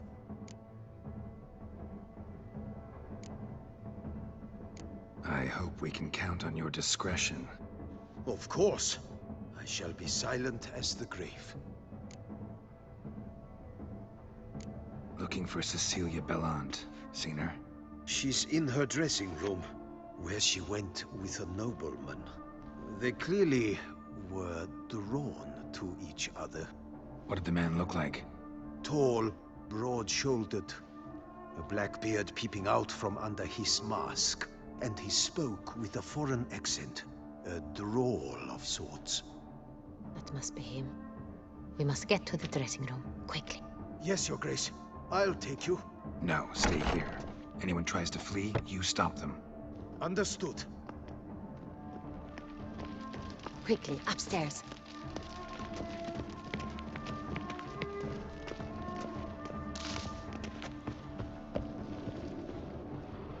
Let's not waste time.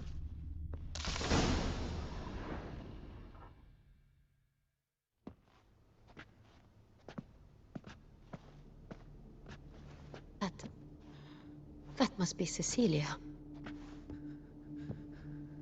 No pulse. We're too late. He slit her throat. The brute. Didn't go out the door.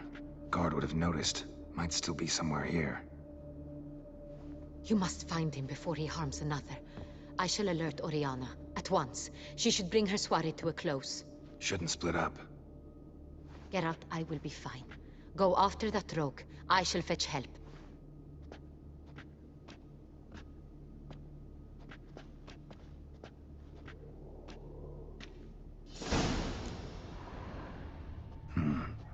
Killed her, then went out on the balcony.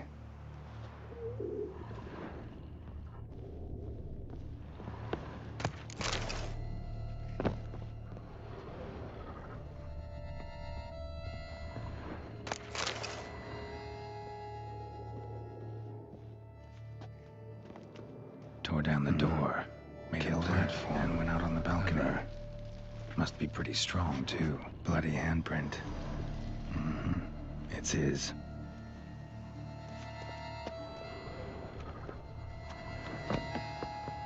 Broke the flower pot when moving the door, then stepped in the soil. Footprints, made by soiled boots. Must have climbed this ladder.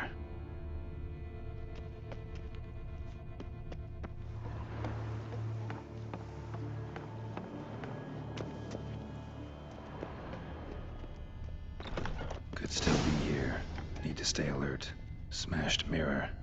Someone crashed into it, hard, then sank to the floor. Bloodstains.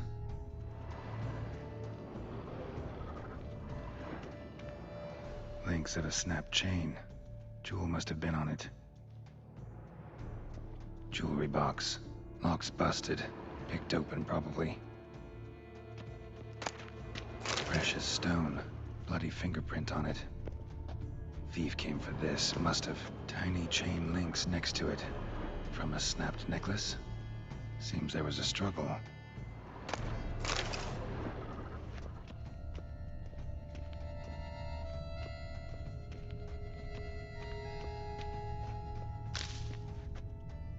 Sconce is bent, smeared with blood. Someone try to grab it?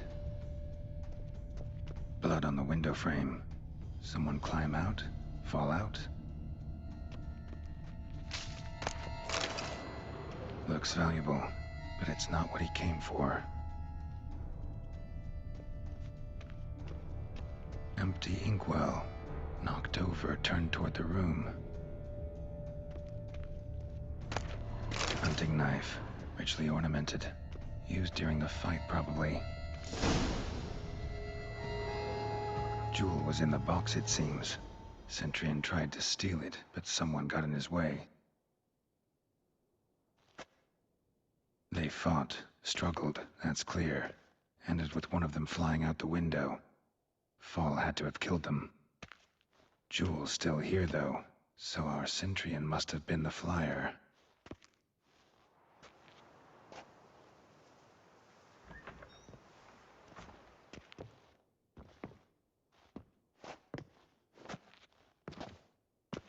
So, this is the tracker. A witcher, yes? Indeed, this is him. We found the body together.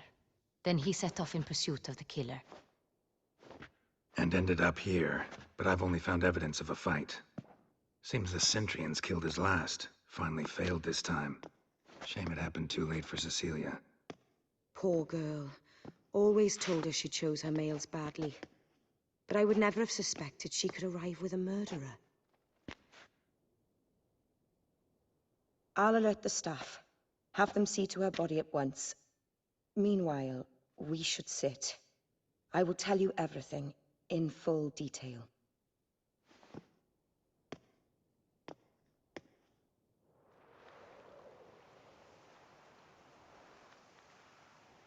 I caught him red-handed, attempting to burgle, rifling through my possessions. What did you do? Summon the guards? Oh, there was no time. I feared he'd escape, refused to give him the chance. He stood with his back to me, so I attacked. He struck his head on a picture frame as we struggled. He was bleeding, dazed, and then he drew a knife. Everything happened very quickly then. I knocked the weapon out of his hand and pushed him hard. He fell out of the window. Just so.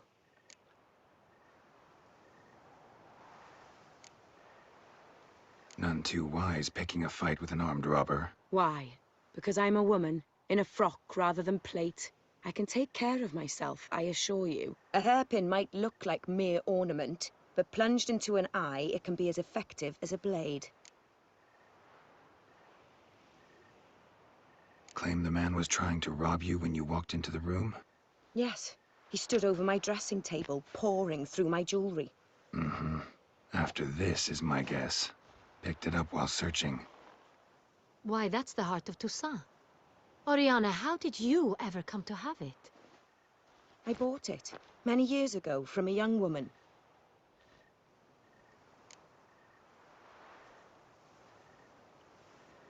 Jewel seems important. Why? The heart is an heirloom. It belonged to my family for years. Then it disappeared. I didn't think we would ever recover it. Seems someone is very determined to find it. The thief left his tool bag behind. Found this drawing inside it. Look.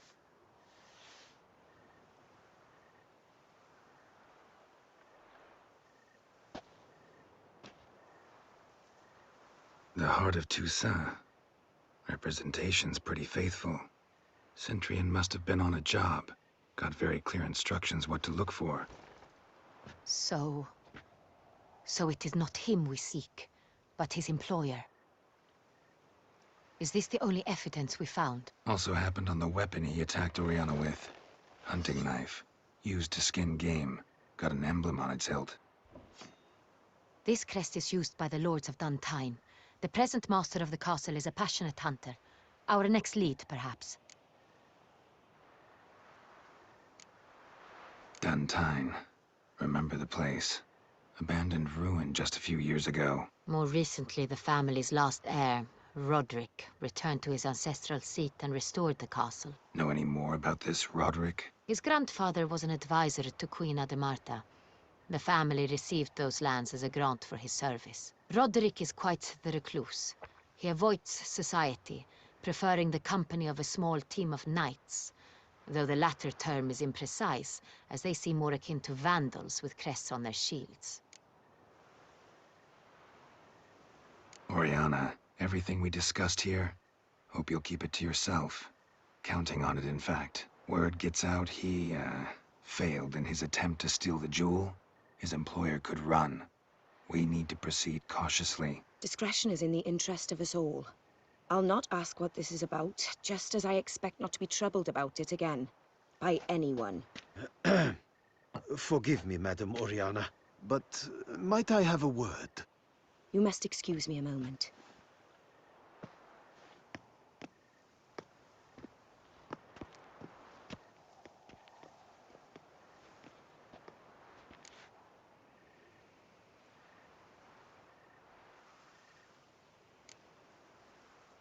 Oriana, any thoughts? Few make me feel awkward, but in her presence, I sense anxiety, discomfort.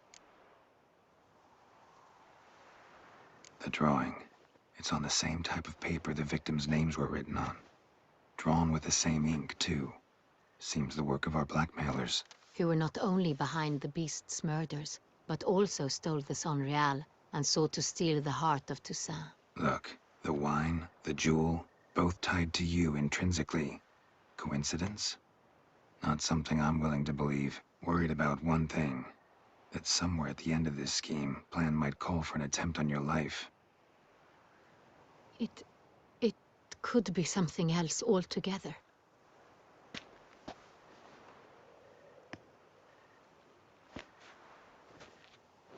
My sister, Siana, might be among the schemers. She left court when we were children. My parents banished her from the duchy. I've not seen her since.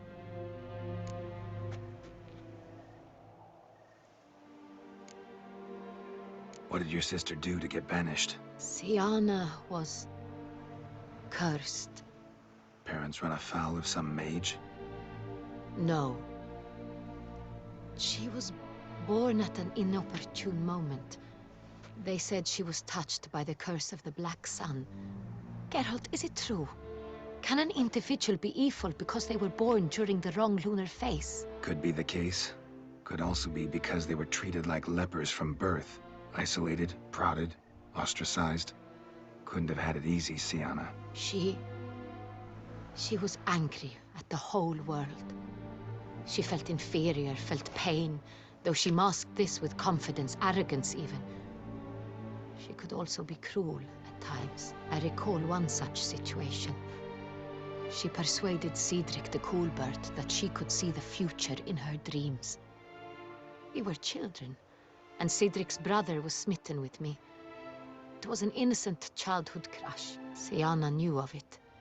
She told Cedric of a dream she had had, that he would die at the hands of his own brother. Cedric stole his father's sword and killed his brother. She destroyed 2 lives with a prank. Cedric mourns to this day. In the end, they forced her to leave the palace. A decade passed. More. I've missed her terribly since. Think your sister might be involved? Why? You see, I recall her always being rather possessive, throwing jealous fits if I had something she didn't. Here, that's normal for sisters.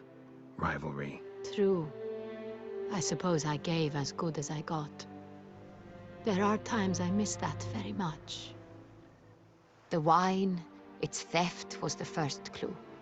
That's very much like her. She always did enjoy stealing my toys, but I grew almost certain when I saw the heart of Toussaint. Siana received it from father as a gift. At a time when my parents thought of her as but an ill-behaved little girl, someone wanted some of my wine. The same someone ordered our family jewels stolen, or recovered. It's my sister. It must be. A fallen princess satisfying whims, going after lost luxuries? Could be right.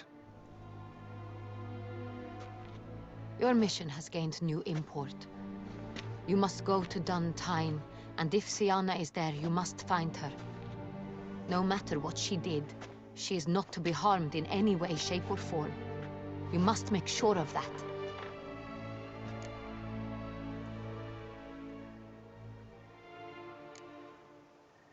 Can't guarantee her safety, unfortunately. Especially if she's one of those responsible for these crimes. Witcher, that was not a request. Your Grace, Geralt, I'd like to introduce... Regis! What a surprise! I had no idea you were in Beauclair. And this is... My very dear friend, Detlaf van der Eretain, an arrival from Nazaire. We are lending our combined resources to the Witcher's hunt. Ah, yes. Splendid. But why are you here at Oriana's? They came to pay me a surprise visit, so I invited Regis in for a glass of wine. We've known each other for... ages. Literally. Witcher, I hear you know Regis too. Even that you are friends.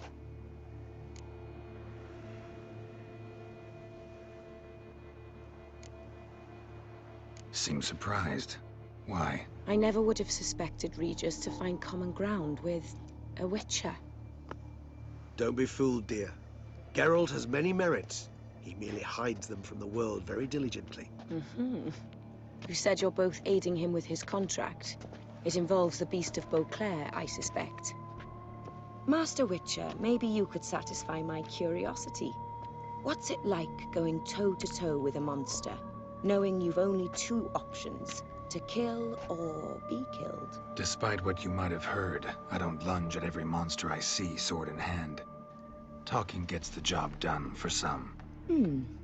I wonder what a monster might have to say to you. It might want to apologize. My word.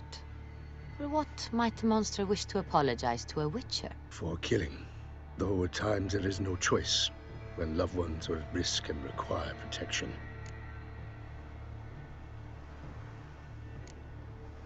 Same as humans. Put them in that situation, they'll kill too. You understand this. It must be why you and Regis are friends. If I understand you correctly, you would rather help a monster than kill it. If possible, yeah. Or at least try. Enough about the Witcher trade for now. Regis mentioned you come from Nazaire. I spent time there as a child. Fond memories? It was wonderful. I was positively entranced by the land's fashions. Deep-cut dresses I found most fascinating. I believe we're running short on wine. I should go to the cellar, bring another bottle. Let me go. Wanna help, Regis? Know your wine a lot better than I know mine. We shall return forthwith.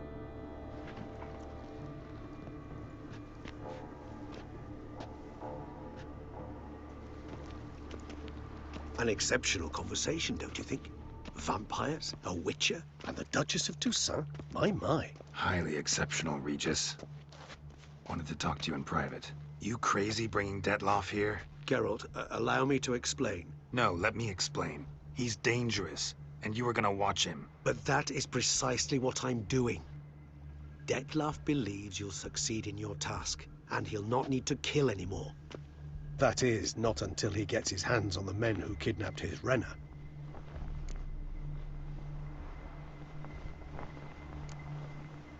Oriana. She really your friend? Can she be trusted?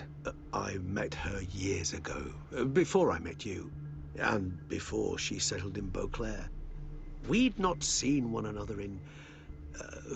I can't begin to tell you in how long. But I shall tell you all about her some other day. Guessing it's no accident you two stopped by. It would be quite some coincidence indeed. No, a dutiful little bird told us. Now listen close. Managed to learn where the blackmailers are.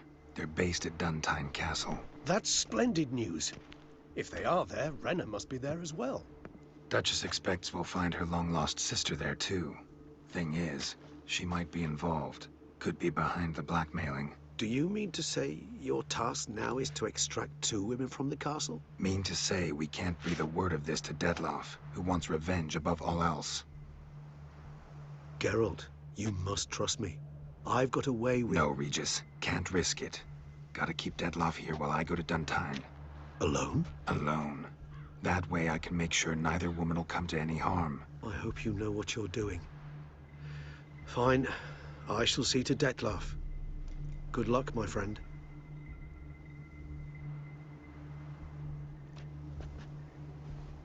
Splendidly, Detlaff.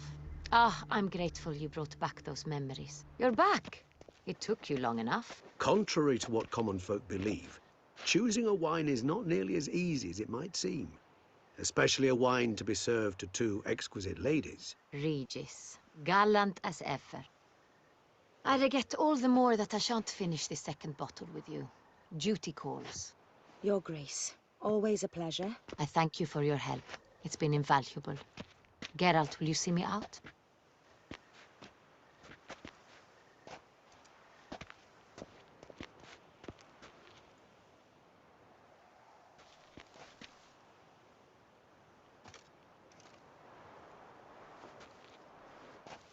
You have exceptional friends.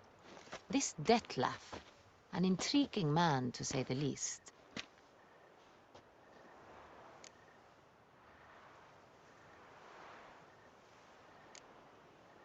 Don't know him too well. He say much about himself? Not much, but I've a good sense of the true nature of those I meet. I'd not survive a week at court otherwise. So what's his? Sensitive, sad. He carries within him the weight of a terrible tragedy. He is a good man, but lost, which is why he comes across as grim.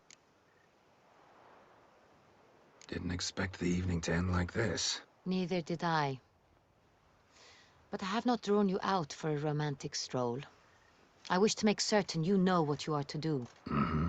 Gotta go to Duntine. I've decided my guardsmen will support you. You will meet them at Count Delacroix' mill. It stands along the Saône-Retour River, near the Cockatrice Inn. Captain de la Tour and his men will await you there at midnight. You shall storm the castle together.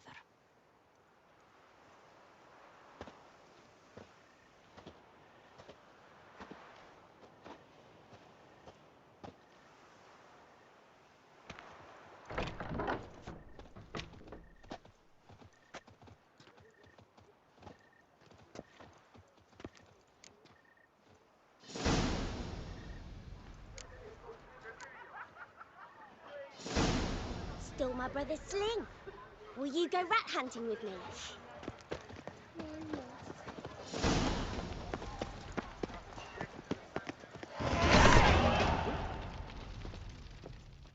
A returning customer is a set.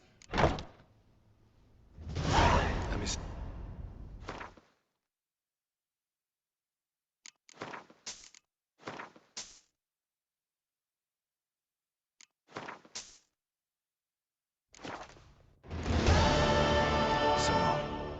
From the shortcut.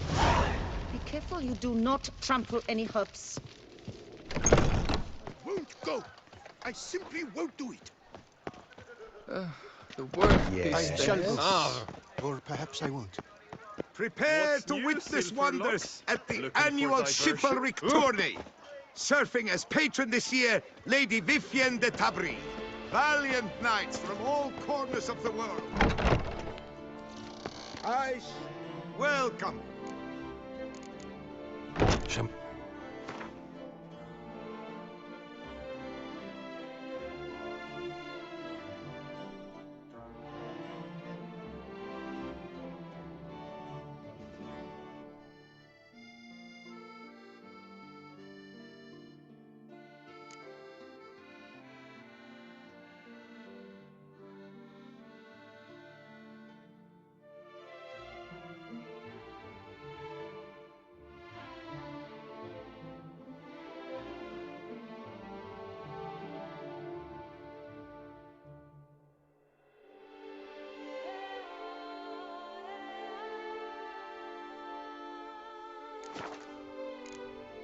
So long. You shan't find anything better in Greetings. court fashion. Jean-Louis Ludovic. Gentlemen, Come on! Come here!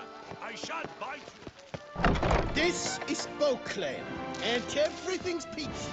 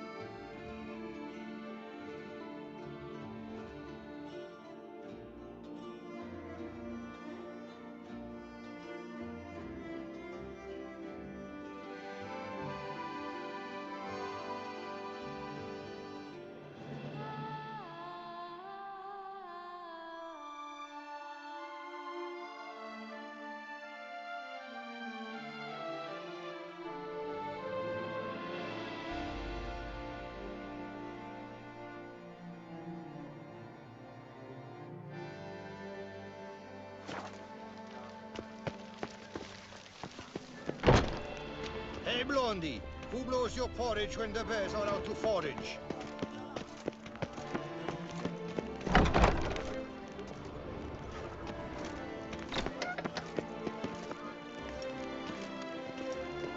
Nothing to see here. Move along.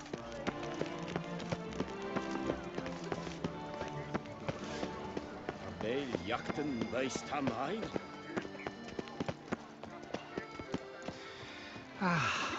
Life in Beauclair can be quite dear.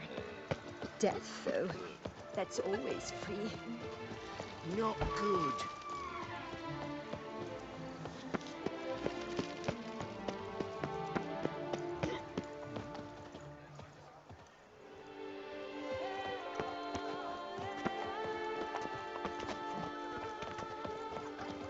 Prepare to witness wonders at the annual chivalric tourney. Of Rivia, Surfing are is you? featured this year.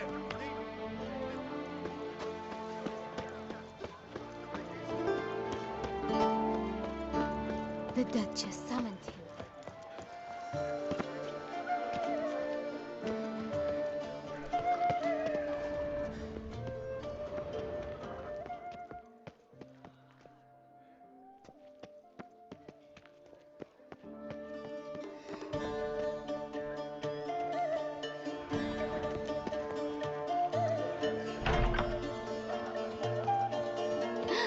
That Witcher's rather handsome.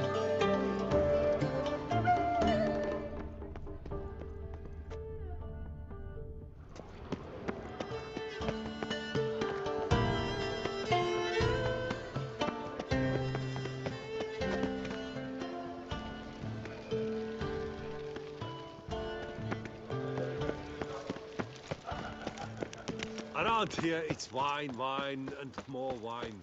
But me, I prefer bread. Need to come back during the I'm day. my own master with a bottle in front of me.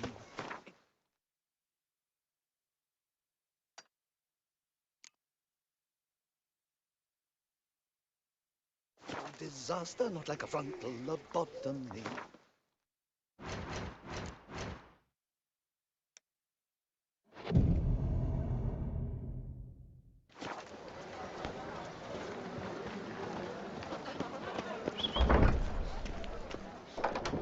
No safer place than a bank. Welcome to Gianfinelli Bank, where we look... I'd like to change some... By all means. Come by later. Effort. Yes? Can I help you? What can I do for you?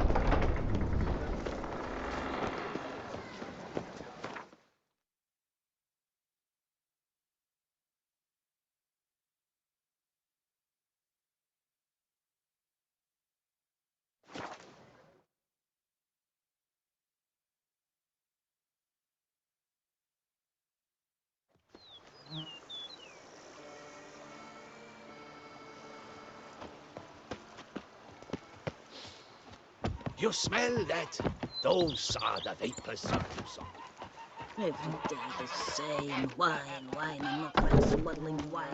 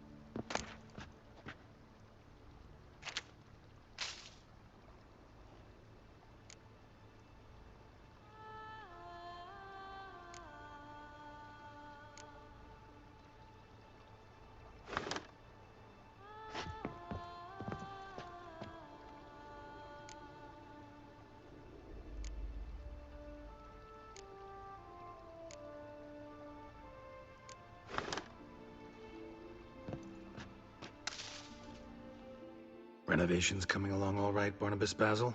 Superbly, sir.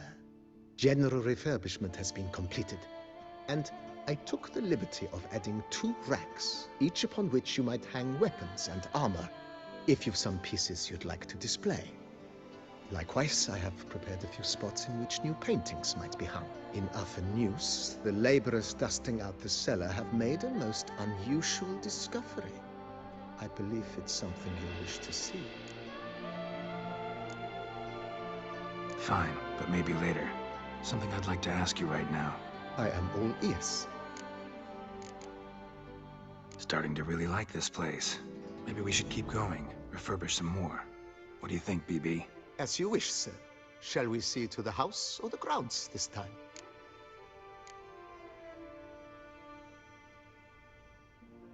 Starting to get into this whole renovating thing. There must be other things we can improve. What a splendidly wise idea. Now that the general refurbishment is done, why not see to the grounds? Perhaps renovate the stables, or return Madame Bolis's garden to its former verdancy?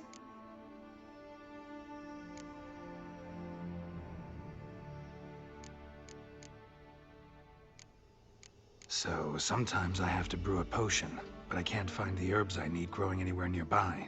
Well, you're in luck, sir. The flower garden, once kept by Madame Nina, Monsieur Bolis's wife, seems the ideal place to cultivate herbs. In fact, it's roomy enough to plant shrubbery. Good idea, Barnabas Basil. Herbs there will save me hours of painstaking searching and harvesting. The idea is yours, sir. I am but the humble executor of your will. I believe we shall have sown the first seeds in 2 days' time. Will you be needing anything else, sir? You know, Roach, my horse? Well, we've been through a lot together. And since I've finally got a decent place to stay, I think she deserves one too. Oh, a sturdy stable testifies to a most honorable owner. Just say the word, and I'll have them start working on it at once. My Roach deserves the best. Have them refurbish the stables. I shall get to work at once. Yet finding workmen and completing construction takes time, though likely no more than 2 days. Will you be needing anything else, sir? That's all for now, BB. Thanks.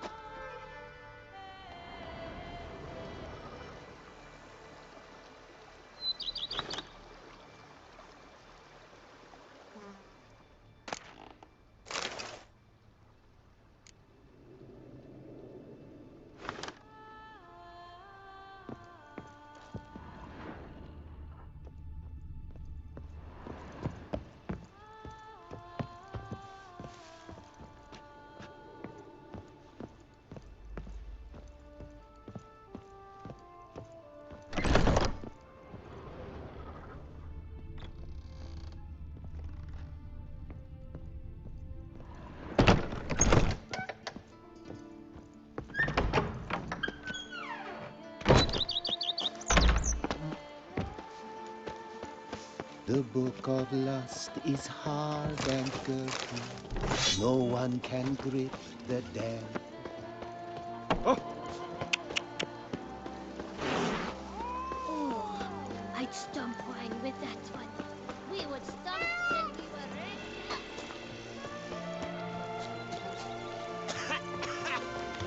You spread some Is nastiness. more abundant than that steel of yours.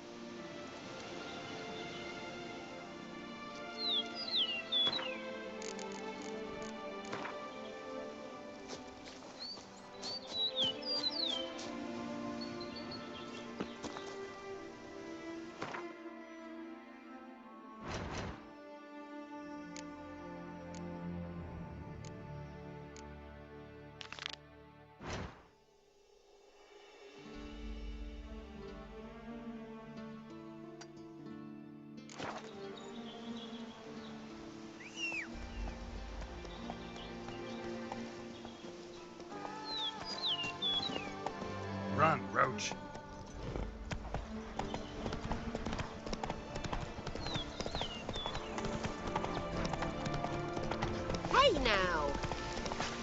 close, sir! Watch it!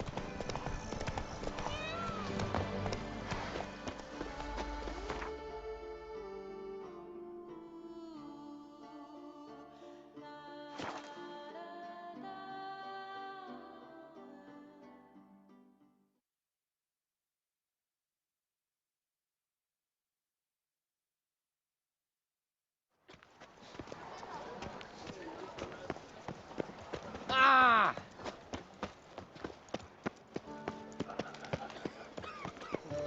Oh!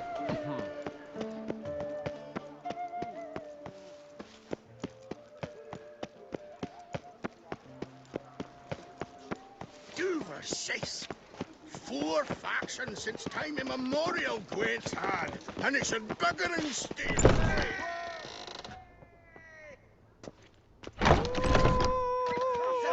To the wankers of Novigrad faction. Gwent didn't need changing. Leave it the fuck alone. Get your Welcome. The tourney is on the way. Might I glance at your deck? Sure. Here. An impressive array. Count Monnier waits inside. You may enter. Thanks.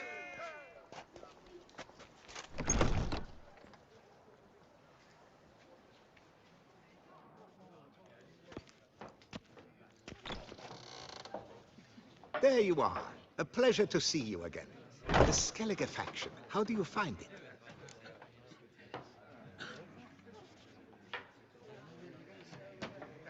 It's great. Faction's a pleasure to play. I'm glad to hear it. Any specific tournament rules? Mind giving me an overview? Firstly, might I introduce the contestants? Superb Gwent players all, hailing from the world's farthest corners. Hammal Ochen Dankbali, an Offieri merchant. Eric van Frog, a patrician from Novigrad. And lastly, we are proud to welcome a Skelliger. Ye blind? Not Skelliger, damn it! Naturally, no offense meant. Agnetha Skolt, her ever-charming Isle temperament in evidence, along with assorted beats, baubles, ropes. As to the rules, they're simple. Each player adopts a faction they cannot change for the tourney's duration. Lose a match, and you're eliminated.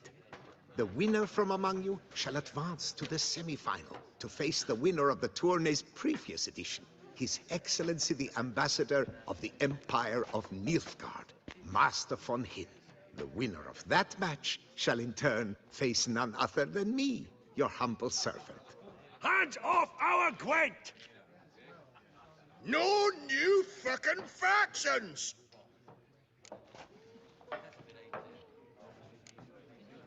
Protesters have gathered outside. Quite a few, it seems. Hands off our bloody game! We didn't want any new factions! Money, you dozy cunt! Stop diddling with dwarven tradition! Change cannot always please everyone. Gwent traditionalists resent my efforts to expand the canon to include Skellige, but we shall pay them no mind. Mind telling me what factions the others will be playing? It is no secret. Eric van Frog will play the Northern Realms. His Excellency, in a flush of patriotism, chose Nilfgaard. Hammal Ochendagbali will play the Monsters deck, and Agnetha Skolt has chosen Skoyatel. Yours truly, of course, shall await the winner with a Skellige deck. I'm determined to prove its value. Ready to start if everybody else is. I invite you to join me on the terrace. The herald shall soon announce the tourney's start.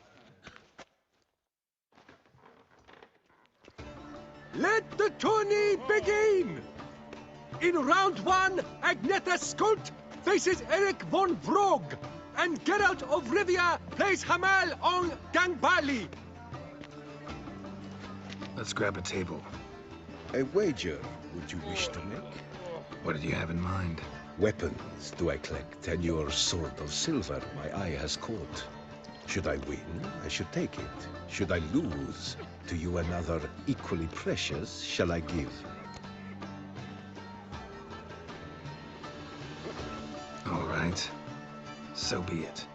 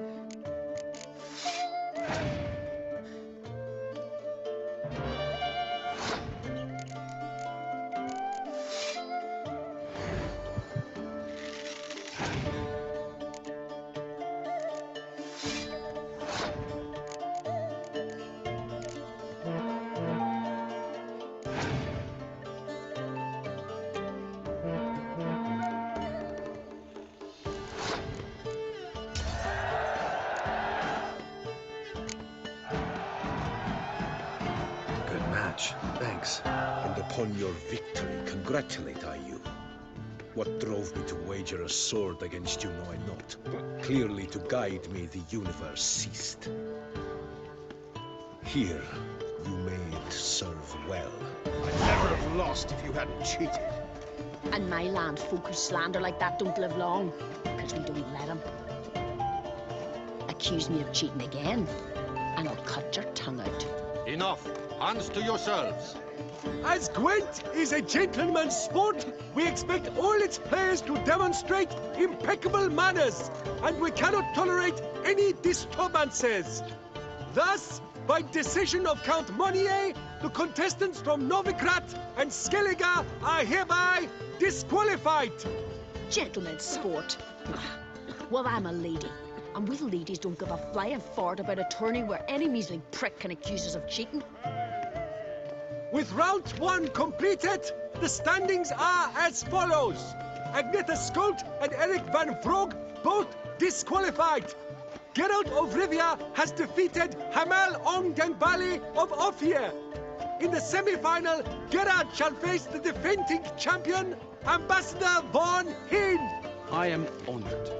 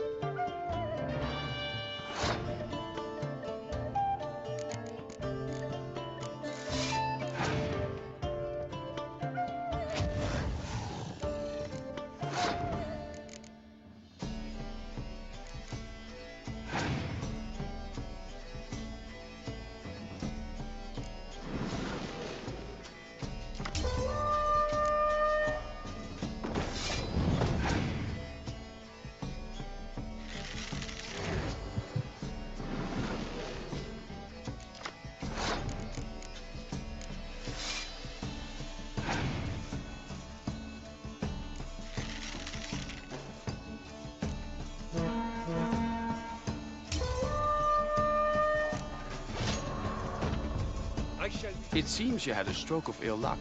Your Excellency played better, that's all. Stop desecrating Gwent! Death to any and all new factions! Seems there's some trouble brewing. Scoot, all of yous! Off your asses and hide to Skellige, you ale-loving seal slurpers. Please remain calm and stop the verbal attacks. Stop your mum from fucking ferrets, Monier, and hands off our Gwent!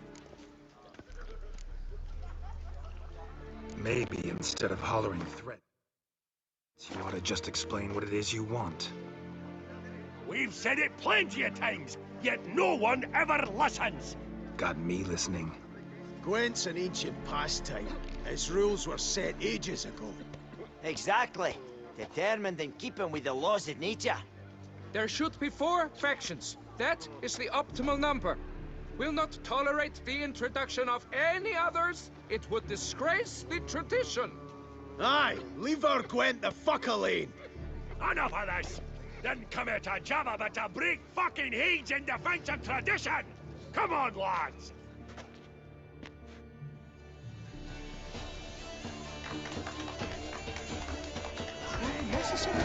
I'll believe the cunts, they dance on the bits! Leave the buggering horses! Fuck! Ow! Gonna ring this fucker so hard, he'll trot us one for the rest of his days! Regret your whole fucking boxing band of twats! Not good.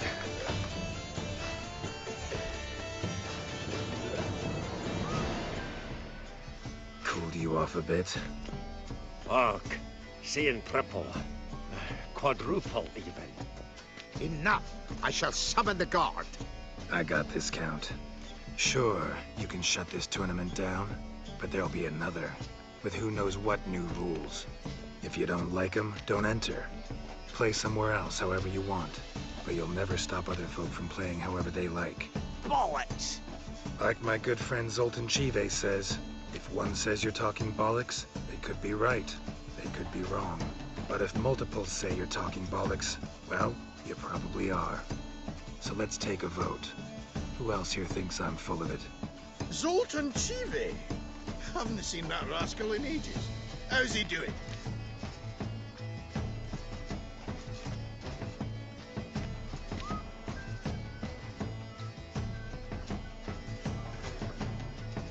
Was in Novigrad last I saw him. Be glad to tell you more over a flask of something strong. Attention, everyone! Our outing's taken a new turn. We're to sit and drink vodka with Zoltan's pal. Gentlemen, wait. We've still the final round of the tourney to play. I know. Fuck that. I, Yaki Raffiberg, do hereby declare my participation in this tournament. And I demand to play the victor. We'll settle whether this Skellige faction's worth a flaming bag of shite once and for all. Agreed, but please, show some patience. We must first play a pre-final. In the pre-final, Count Monier, representing the Skellige faction, shall face Ambassador von Hinn, playing Nilfgaard.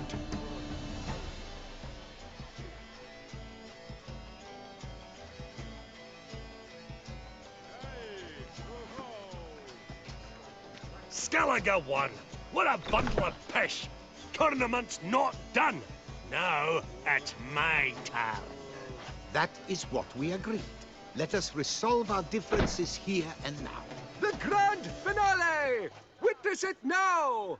Count Monier playing the Skellige faction against Yaki Raffiberg, playing... Scoia'tael! Let the better man or dwarf win!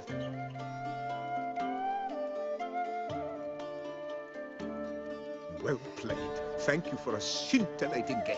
I trust my victory has convinced all doubters of the value of the new faction. You won because you played better.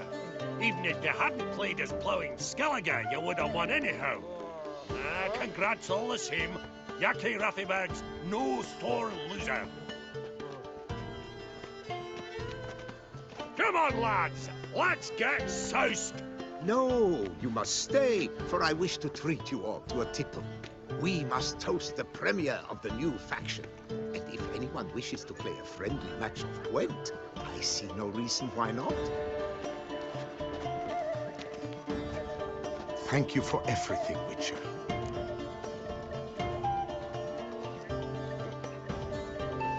No problem. Had fun. I'm sorry you did not manage to qualify for the finals.